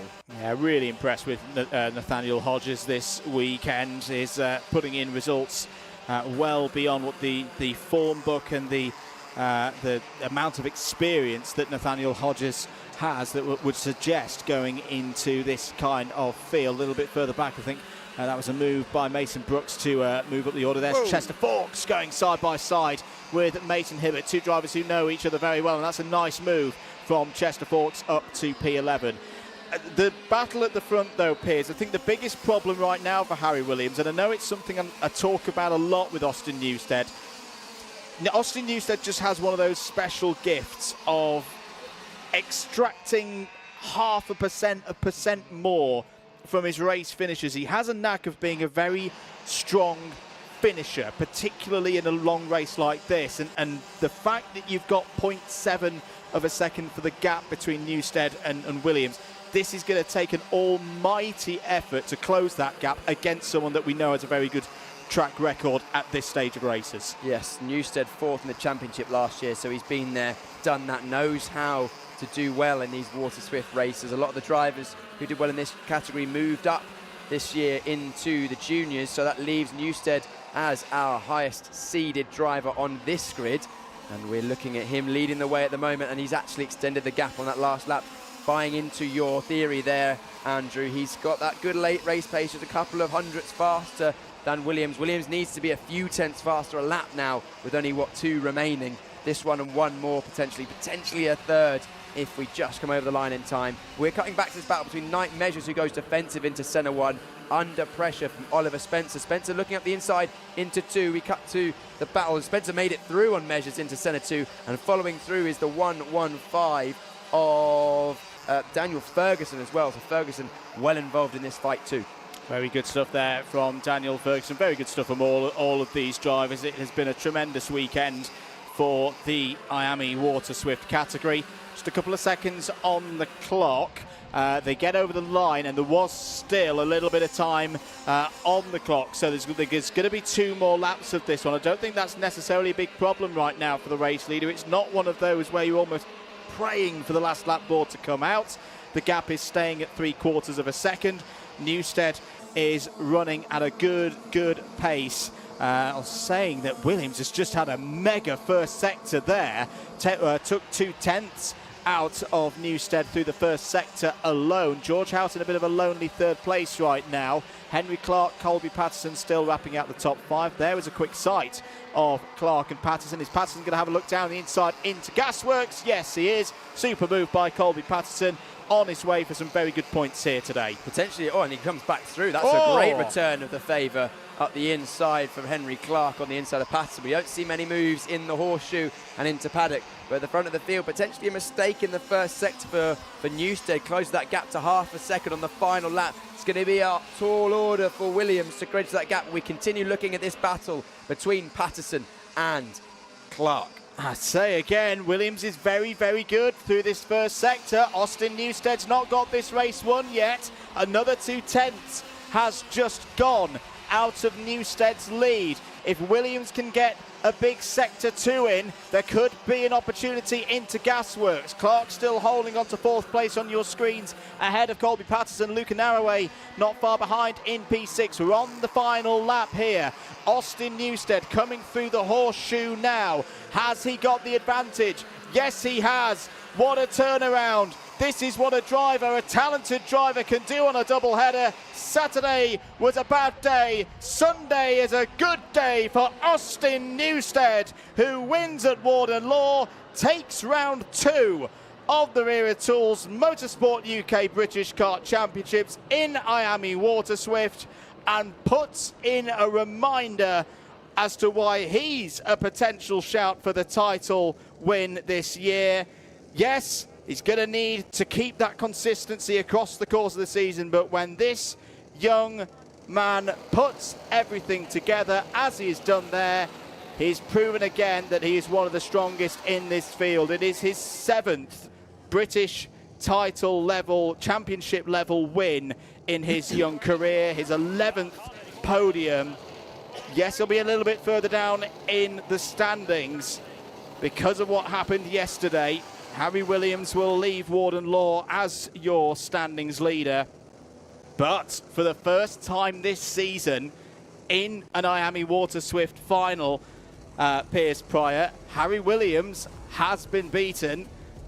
Austin Newstead showing that he is going to be a bit of a threat across the course of this season. There it is, our winner, Austin Newstead. Williams is leaving this weekend the leader in the championship. But he's got a few things to learn if he wants to make sure that he can take the battle to this man, Newstead. He needs to win from not the front. Of course, he's shown that he can win from the front, and that's all well and good. It's a vital skill. But being able to win on days when things haven't gone your way in the heats is also a critical thing to learn in your development as a young driver. He'll get there, I'm sure, but the battle between these two Fusion drivers is going to be exciting this season. Let's have a look back at the highlights from this race. It was Newstead that led from the front of the field. Williams tried to go around the outside and slotted in. This was further down the field. Contact further down the oil. That was a Fusion driver, the 184. That was Mason Brooks. That's how he lost positions at the start of the race. Then we had Hodges going off through the grass, early stages. And then the early race charge from the 177 of George House. He went up the inside for second and then took the lead briefly. Gibson had a good start to the race. Got all the way up into about third place from 12th on the grid. Then made his teammates battle further behind. This is how Newstead eventually took the lead and held it from then on. But that was the mistake, critical mistake on his own, basically. Yep. Austin Gibson pushing too hard, too early on, two wheels over the back of the curb. Then we watched this battle further, the rest of the top 10 places. It went on pretty much the whole race. We're looking at Patterson and Knight Measures, and this is the move from Spencer up the inside into Dunlop. Then we had the battle for second place. This is when Williams went up the inside, took second place, closed the gap to our leader, but couldn't quite make it. Measures up the inside of Gasworks, good move there, robust defence, and then also Chester Fawkes getting in on the action, the graduate from the restricted class last year. Out of the last corner, these guys were pushing on hard. At that point in the race, it was House who was pushing Williams to try and bridge the gap to our leaders. Fawkes getting overtaken by the 115 of Ferguson. Then the final stage of the race. This was a good move as well in the horseshoe. The 182, Henry Clark, great move. But ultimately, unfortunately, for Harry Williams, couldn't quite make it to the back of his teammate, Newstead, who took the win. And very happy over the line was Henry Clark in fourth place as well, celebrating that after what has been a tricky up and down weekend for him. But Fusion led the day today, 1-2 for them in Water Swift. We'll head down to Nicole, who's going to get some live reaction. Yes, I am then, Pierce. I'm with Austin Newstead. Austin, I can't say much other than that's so well deserved. Thank you. Obviously, after yesterday, it was a bit down, but taking as many positives as I could and heading into today as good as I could. Absolutely. And when you were driving around there, you know, in your own air, the focus, the concentration, how difficult was it? Yeah, very hard. Obviously, at the beginning, George was right behind me trying to push me away, but towards the end, he just dropped off a little bit. Harry Williams obviously very fast towards the end, catching me up quite a lot, but I just managed to hold it on. And when you turned around and you realised that you had managed to shake George off and you were in your own air, did you actually feel quite confident that, yeah, you know, I've got a race win under my belt here? Yeah, I wasn't saying that I knew I had a race win because obviously anything that happened in the space of like 5 minutes, it was left. But I was also quite confident, as in the first heat today, I won it I drove off on my own. Well, congratulations to you, Austin. Like I said, so well deserved. Looking forward to seeing you over on the podium later on. Well done to our restricted and Water Swift drivers. They're our minis. Let's hear from our championships partners before we head off into our final race of today.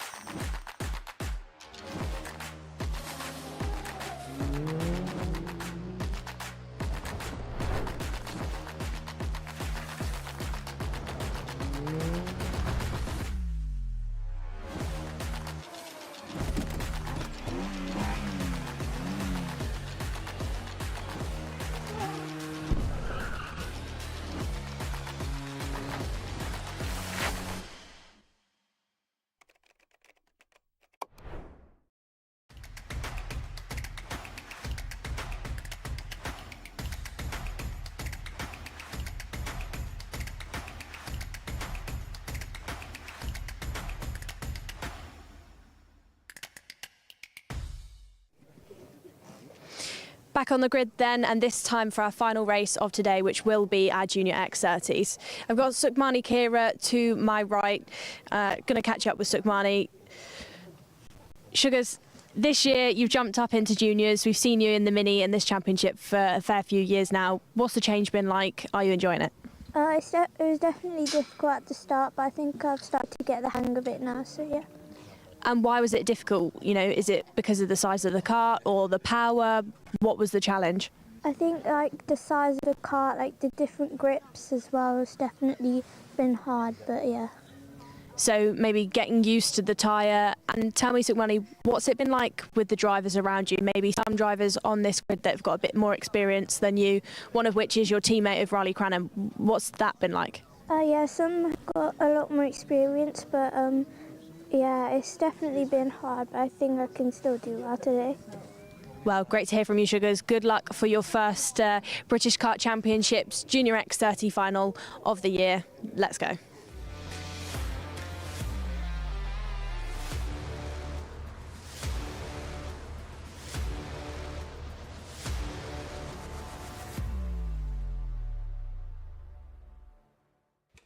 Last race of the weekend, last race of this back-to-back set of Wera Tools British Kart Championship meetings here at Karting North East Warden Law. Before we get going, I just want to give a big thanks once again to Paul Bainbridge, the Hunter family, everyone here at Karting North East for their hospitality and their hard work for the last 2 weeks. They have been absolutely fantastic for events 1 and 2, one of the best venues in the country, and we could not do it without them. So fantastic work by the whole team.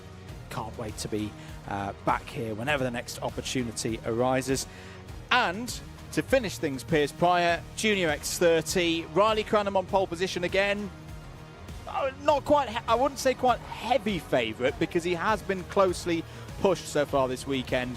But the form book would suggest that it's going to be a tall order to beat him here today. It's going to be a tall order to beat him, but the man that I think has got the best chance of that is his teammate starting on the outside of the front row, Aaron Richardson. He's been right there pretty much every time that Cranham has taken victory this weekend so far. And it would only take a small mistake from Cranham or a good race from Richardson for him to overcome the dominance that we've seen so far. Cranham's won every single heat he's been in. He won the final yesterday. He won the heats that he's been in this morning. Of course, it's split heats, so he didn't win one yesterday, one the day before, one today, because he wasn't in them. But we go racing one more time, and that is your man Cranham on the front row of the grid alongside Richardson, with Isaac Sayer and Sam Woolley on row 2. Row 3, Rocco Leon Shenton. Keep an eye out for the privateer. He's looked racy at times this weekend alongside Ty Buckley. Nat Johnson and Archie Owen go from row 4. Cameron Edmonds and George Edgar start on the 5th row for this second final of the year. Jack McLaughlin and Ethan Woodward have a chance from row 6. Sukmani Kira, we heard from her there. She starts on row 7 alongside Max Endicott. Mayan Patel and Harley Musk go from row 8. Row number 9, Oliver Meek and Finley Lines. Row number 10, Alexander de Benedictis and Jacob Bachler. Row number 11, Max Ewell and Zach McDonald. And then row number 12, Cooper Snedden and Alfie Brown. Sam Mott and Suska Maida go from row 13. Jack Crockwell and Max Mason on row 14. Freddie Wood and Baron Alton Soy on 15. There's somebody in a bit of bother there in the background. Bachler. Ashley Harzer completes the 31 runners. Is it Jacob Bachler? No, it's an MDL that's had a spin there. It's Cameron Edmonds. It's Cameron Edmonds has not come through sector number 3. Cameron Edmonds, just at the point where you think the weekend is turning around after a torrid day yesterday, another thing happens for Cameron Edmonds. He's quite a way back as well. He's going to have real problems retaking his position on the 5th row of the grid from that spot. Riley Cranham, last year, if there was a primary flaw in his approach to racing, it was dealing with the pressure, particularly in finals. I remember watching him racing in this championship, remember watching him in IAME Euro Series last year as well, and he was very, very strong in heats, but just couldn't quite do it in finals. Now, we've seen he can do it in finals now, because he's got that O-plate, he won yesterday, but every single time he does that, in a way, the pressure keeps mounting, doesn't it, Piers, to keep that run going? Well, it sort of does, but it also alleviates it, because if there was any lack of confidence he had from from those finals, then he's proving it to himself that he can do it. And he's looked very composed at all points this year. And we line up, hopefully for a start this time. The final race of the weekend, Junior X30 is green, and it's a good start from Cranham on the front row. Followed closely by Aaron Richardson around the outside. That's Ty Buckley, who's had a poor start. He's lost a lot of positions going wide at turns 1 and 2. Cranham followed by Richardson. Sayer up the inside of the dogleg to take second place. Yeah, good stuff there from Sayer. Cranham's passed that first test of this final then. Has got through the start, has held the race lead. There's a bit of dust being kicked up in the background once again. Mohan Patel down the inside trying to gain positions, trying to end his weekend on a high. Out of centre 2 they go then for the first time in this final. Freddie Wood trying to pick up the pieces after having had a tough heat earlier on this afternoon. Everybody taking that middle line. Just wanted to keep track position in the early stages of this race through the horseshoe here on lap 1. Let's count them through to see who's up, who's down, who's had a strong start to this one. Cranham's lead is half a second. Sayer, Shenton, Woolley, Edgar, your top 5.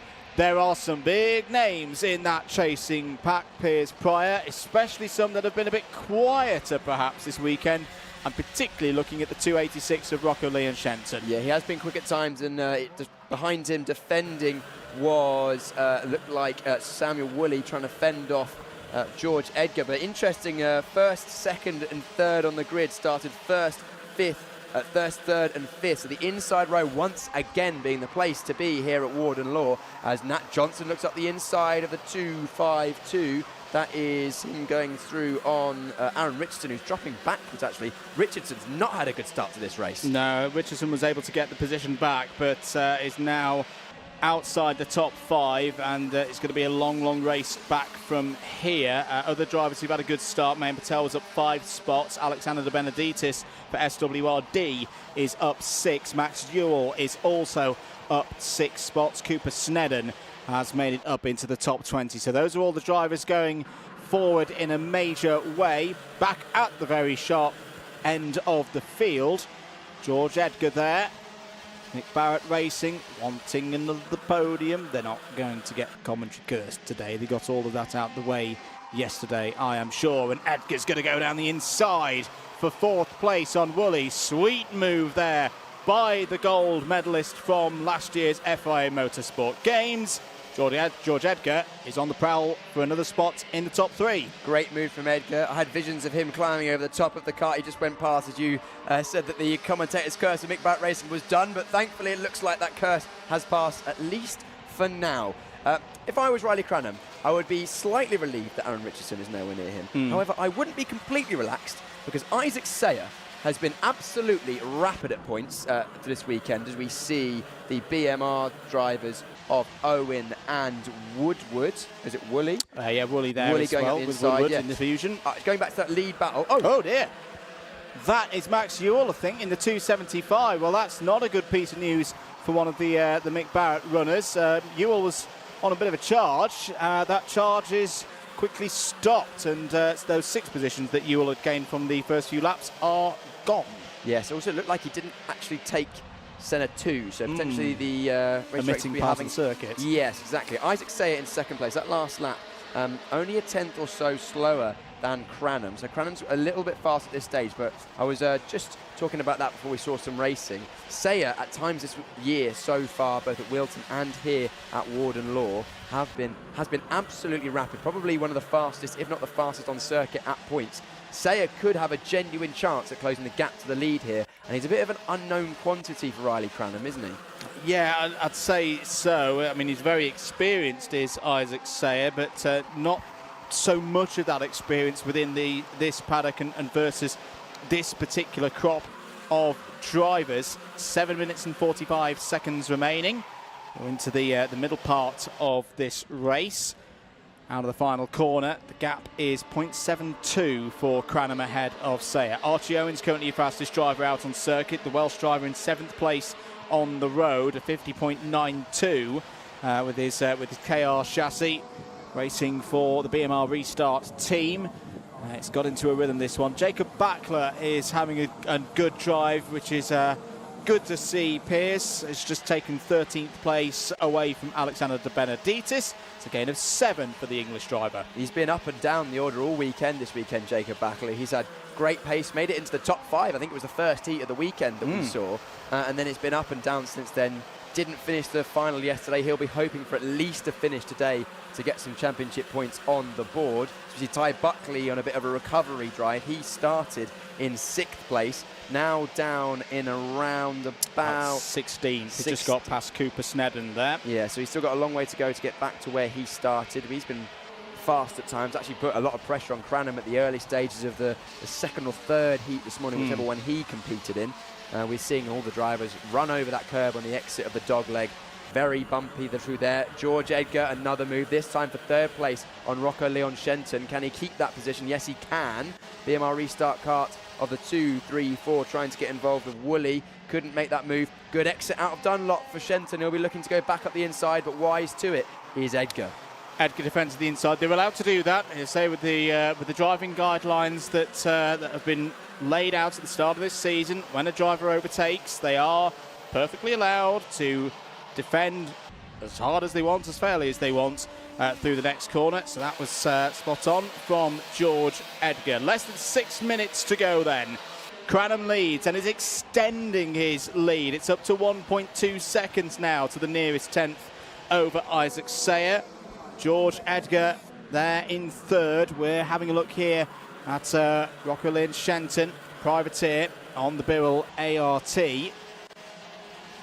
Just looking at the race director's notes, Cameron Edmonds, 5-second penalty earlier on in the race, potentially due to the start as he fell down, of course, and also De Benedictis, another 5-second penalty early on in the race. We didn't see what that was for, but just for those following those drivers, unfortunately, they all be 5 seconds further down the order than they appear at the end of the race. 5 minutes remaining in this final then for Junior X30. Very much looks like it is in Riley Cranham's hands to be the second driver to leave Warden Law with a perfect championship score. But if we've learned anything over the years in this sport, that's not to count your chickens too early or count your Easter eggs on this particular weekend. But it's looking solid there. 1.25 seconds ahead as a move there down the inside by Kira. Sukmani Kira moving back up into the top 10.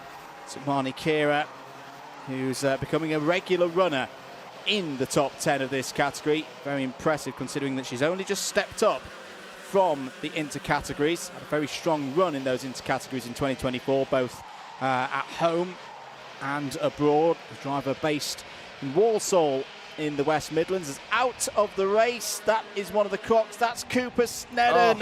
Cooper Snedden out of this race. It's been a good effort from the Scottish driver.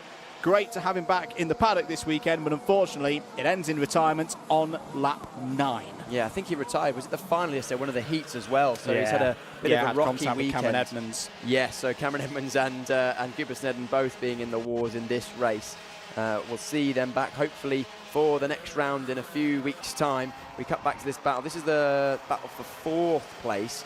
That is Edgar in the 6, Rocco Leon Shenton in the 2.86, and then Woolley right behind him, who currently has the fastest lap of the race, but at the front of the field. Riley Cranham looking pretty dominant in terms of pace at this stage. Yeah, he's in proper race management mode now, is Riley Cranham. We could have a fight for second place on our hands, though, because Isaac Sayer pushing on in a trading best lap times back and forth. Sayer, Edgar, Shenton and Woolley. There's simply too many of them to all get a spot on the podium, and Woolley's going to have a go there at Shenton down the inside. Archie Owen will take advantage of that. Smart reading of the road ahead by Archie Owen. So that's the 240 back up into the top 5. 5-second penalty on your boards there for the 238 of Freddie Wood, who's currently running in 23rd position on the road. Yeah, that's going to take him towards the back of the field. We'll keep an eye on this battle. It's the closest that we've got at the moment. That is Shenton, who was fending off the attack of Woolley in the middle sector. That allowed Owen to go through the into BMR team battle we've got going on there. The gap at the front of the field actually ever so slightly extending once again. 1.52 over the line. Isaac Sayer doing a good job, actually, of keeping with the pace of our leader. Just a tenth or so. Oh, no! Shenton out with 2 minutes to go. That was with Archie Owen through Senna number 1. Owen went for the move. And, well, that could possibly be damage as well. Freddie Wood is out of this race, has headed into pit lane, but the good chance of a top 5 for Rocket Lee and Shenton, he would have been in 4th place in the championship, leaving here today, is in a flash gone. Yeah, that was unfortunate for Shenton. It was a lap before when Woolley tried the move up the inside of Senna 1, couldn't get it done. This time it was Owen tried to get it done, a bit late on the brakes, front wheel to rear wheel contact sent Shenton airborne, and is that another 5-second penalty for Edmonds? I think it is. Yeah. So 10 seconds of total penalties for Edmonds in this one. He won't be featuring inside the top 10 certainly. Now we're keeping an eye on this battle. That is the battle that used to have Rocket Lee on Shenton in. I expect to see an investigation into that move because it looked a little clumsy from Owen. At least to have a look at it. Not necessarily say that anything needs to be further actioned on that one. 1 minute to go on the clock. Down the inside, that is the recovering Ty Buckley, is it not? Yes, it was down the inside of teammate Nat Johnston. That will have been for 11th place on the road.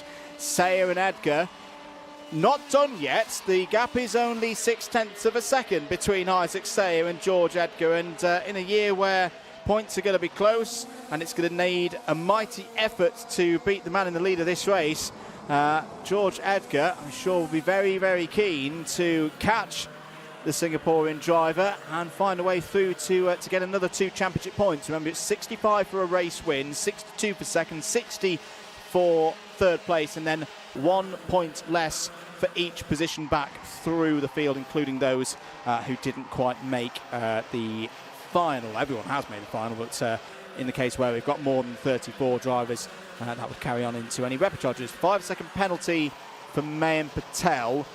It's not been the best of weekends for Mayan Patel.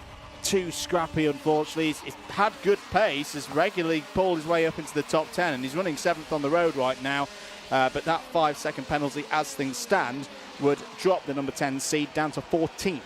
Yeah, too many penalties in my opinion for Mayan Patel. Almost every race he's had a 5 seconds, so potentially needs to look back at his racecraft in this one and improve for next time, because that'll give him better results as well. Let's have a look at a replay from multiple angles, I think, in my ear, from earlier on in the race. So this is the Owen and Shenton moment. Good that Rocco didn't go fully over there, because that is, woof. I've been in that position. It's never nice when you're up at near 45 degrees. Shenton out of this race. Oh, well, actually still circulating. Full credit to Rocco. He's running in 20th place, at least trying to pick up some points. But what did you make of that one, Piers? Do you know what? Not as much of a slam dunk on the overtaking driver of Owen there. Again, we've only had a couple of angles. The stewards will have more looks at that than we will. But Owen was a fair way alongside. I think Shenton was trying to squeeze him down to the apex, which is fair game. I think Owen was fully committed. But this is the final lap as Cranham goes through the middle sector. He's been absolutely flawless this weekend. He hasn't put a foot wrong, and he's doing it once again. And if all goes well in this final sector, he'll leave with a healthy dose of points towards his championship campaign. A big weekend for Riley Cranham is going to end with another victory. The young man who won the O-Plate a few weeks ago from Ormskirk is going to leave as championship leader and a double winner at Warden Law. Brushes off the rest of the competition to win in style for Fusion Motorsport. 2.2 seconds clear of the rest of the field. Riley Cranham does the sweep. Every heat, both finals, the perfect weekend for Riley Cranham. No one could touch him this weekend. Isaac Sayer will come home in second place. A brilliant run for Isaac Sayer. Third for George Edgar. A Mick Barrett racing driver is on the podium this weekend. And there's Danny, his mechanic, looking very happy indeed. He'll be on the podium again later on. Oh, actually, no, Danny will be for other drivers. But, yeah, for Louis Diamond, I should say. He'll be on the podium later on. But it's a great effort from Riley Cranham. Winner again.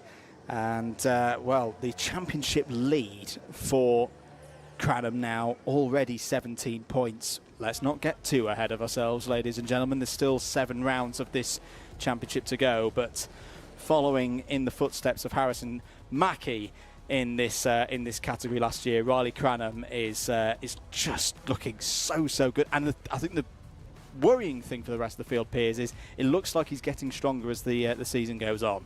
In my opinion, ever since he turned up for practice on Friday morning of the O-Plate, he's looked confident, he's looked calm, he's looked collected.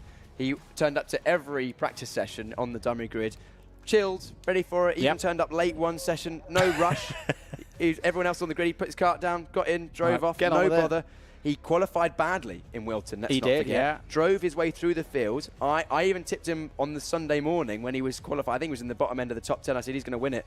And he did. And then this weekend, just taken another step forward. Brilliant, brilliant driving. We run out of superlatives, really. If he continued this sort of form, it's going to be hard to see anyone taking the fight to him in terms of the championship this season. Riley Cranham, clean sweep this weekend. Absolutely. So that's another victory on the scorecard for Riley Cranham. Sayo and Edgar on the podium, 2 BMRs in the top 5 for Woolley and Owen. Aaron Richardson, good points again. Aaron Richardson will leave second in the championship at the end of today, which I think if you'd offered Aaron that at the start of on Friday, he would have taken that. Sukmani Kira, more solid points, P7. Jack McLaughlin, Jacob Backler and Ty Buckley all in the top 10. Let's have a look at the highlights from that race. Isaac Sayer had a good start up the inside. Ty Buckley again in the wars going wide. Nat Johnson attempted a move early on but got repassed on the exit. And Ty Buckley is trying to recover those positions he lost early on.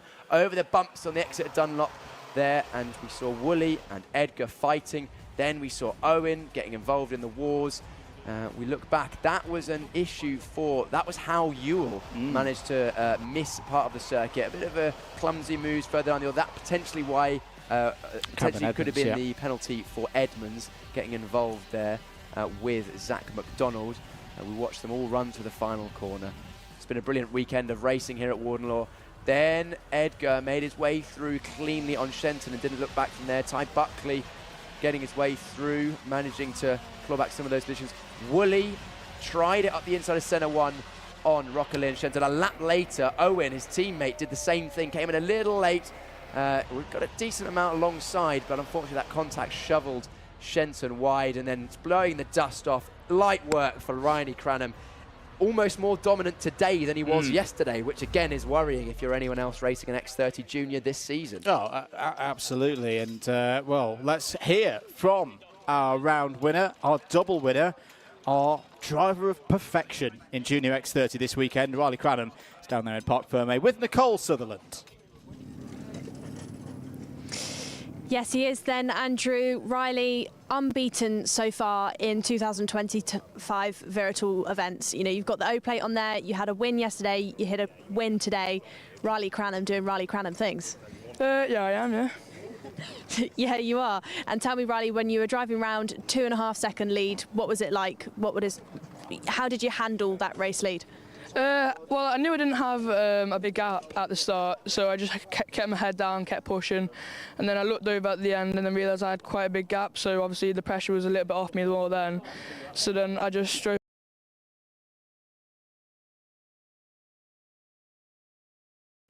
Apologies, we've lost Nicole Sutherland and Riley Cranham. I think that's the only thing involving Riley Cranham that's gone wrong this weekend. So apologies for that. Big thanks once again to all of the staff, all of the marshals here at Warden Law. They have been fantastic across this weekend and last weekend. All the Motorsport UK staff, all the officials who've kept things running. Thank you to all of you who've tuned in as well. From us here in the commentary box. Do hope you've enjoyed things. For the IAME categories, the next time we'll see them, a bit of a break until we see them at GYG mid-June. It's a very particular weekend in June where normally I'm busy in France, but if there's one place that can pull me away from the endurance capital of the world, it is Glasgow, and it is some X30 and some KZ2 racing. Oh, we love X30s. Oh, we love KZ2, and we love Glasgow. What a place to go racing. We're back once again. It's going to produce some wonderful racing. Different circuit very much to this weekend, so we could see the order shake things up. We will, of course, have more events before we get to that point.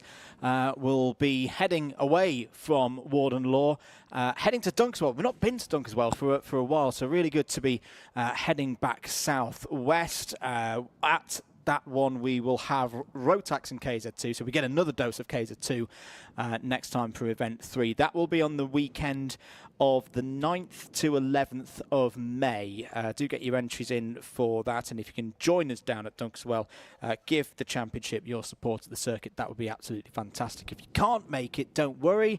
We will have full coverage of every single heat, every single final through Saturday and through Sunday. We'll have the build-up show giving you all the news on Friday night, and of course the paddock show on the Saturday. Big thanks to all of our sponsors as well, to Wera Tools, to Demon Tweaks, to Marsh and PWR joining us this weekend. We could not go racing without them. We couldn't bring you this broadcast without them. Big thanks to all of our camera operatives out there, James Fitchew and Dan as well from Alpha Live. And thank you to yourself, mate, Piers. Andrew, thank you to you. We've known each other for many years. I've commentated on many of your races over the years, but it's gone pretty well for our first weekend in the box. I very much enjoyed it. Thank you to all the racers for making it easy for us to talk about. It's been good racing this weekend. Andrew, pleasure to be alongside you. I look forward to being alongside you again back in Northern Wales. Absolutely. Big thanks to, of course, Nicole Sutherland down in the pits. She's been fantastic again this weekend. We're going to wrap things up there for these back-to-back weekends at Warden Law. If you want to know more about the championship, head across to social media at British Kart Championships on there. My name's been Andrew Mather. He's been Piers Prior. Nicole Sutherland down in the pits. Thank you very much, Warden Law. Thank you very much, you all at home. Enjoy the rest of your Easter weekend. We'll see you at Dunkeswell in a few weeks' time. Bye-bye.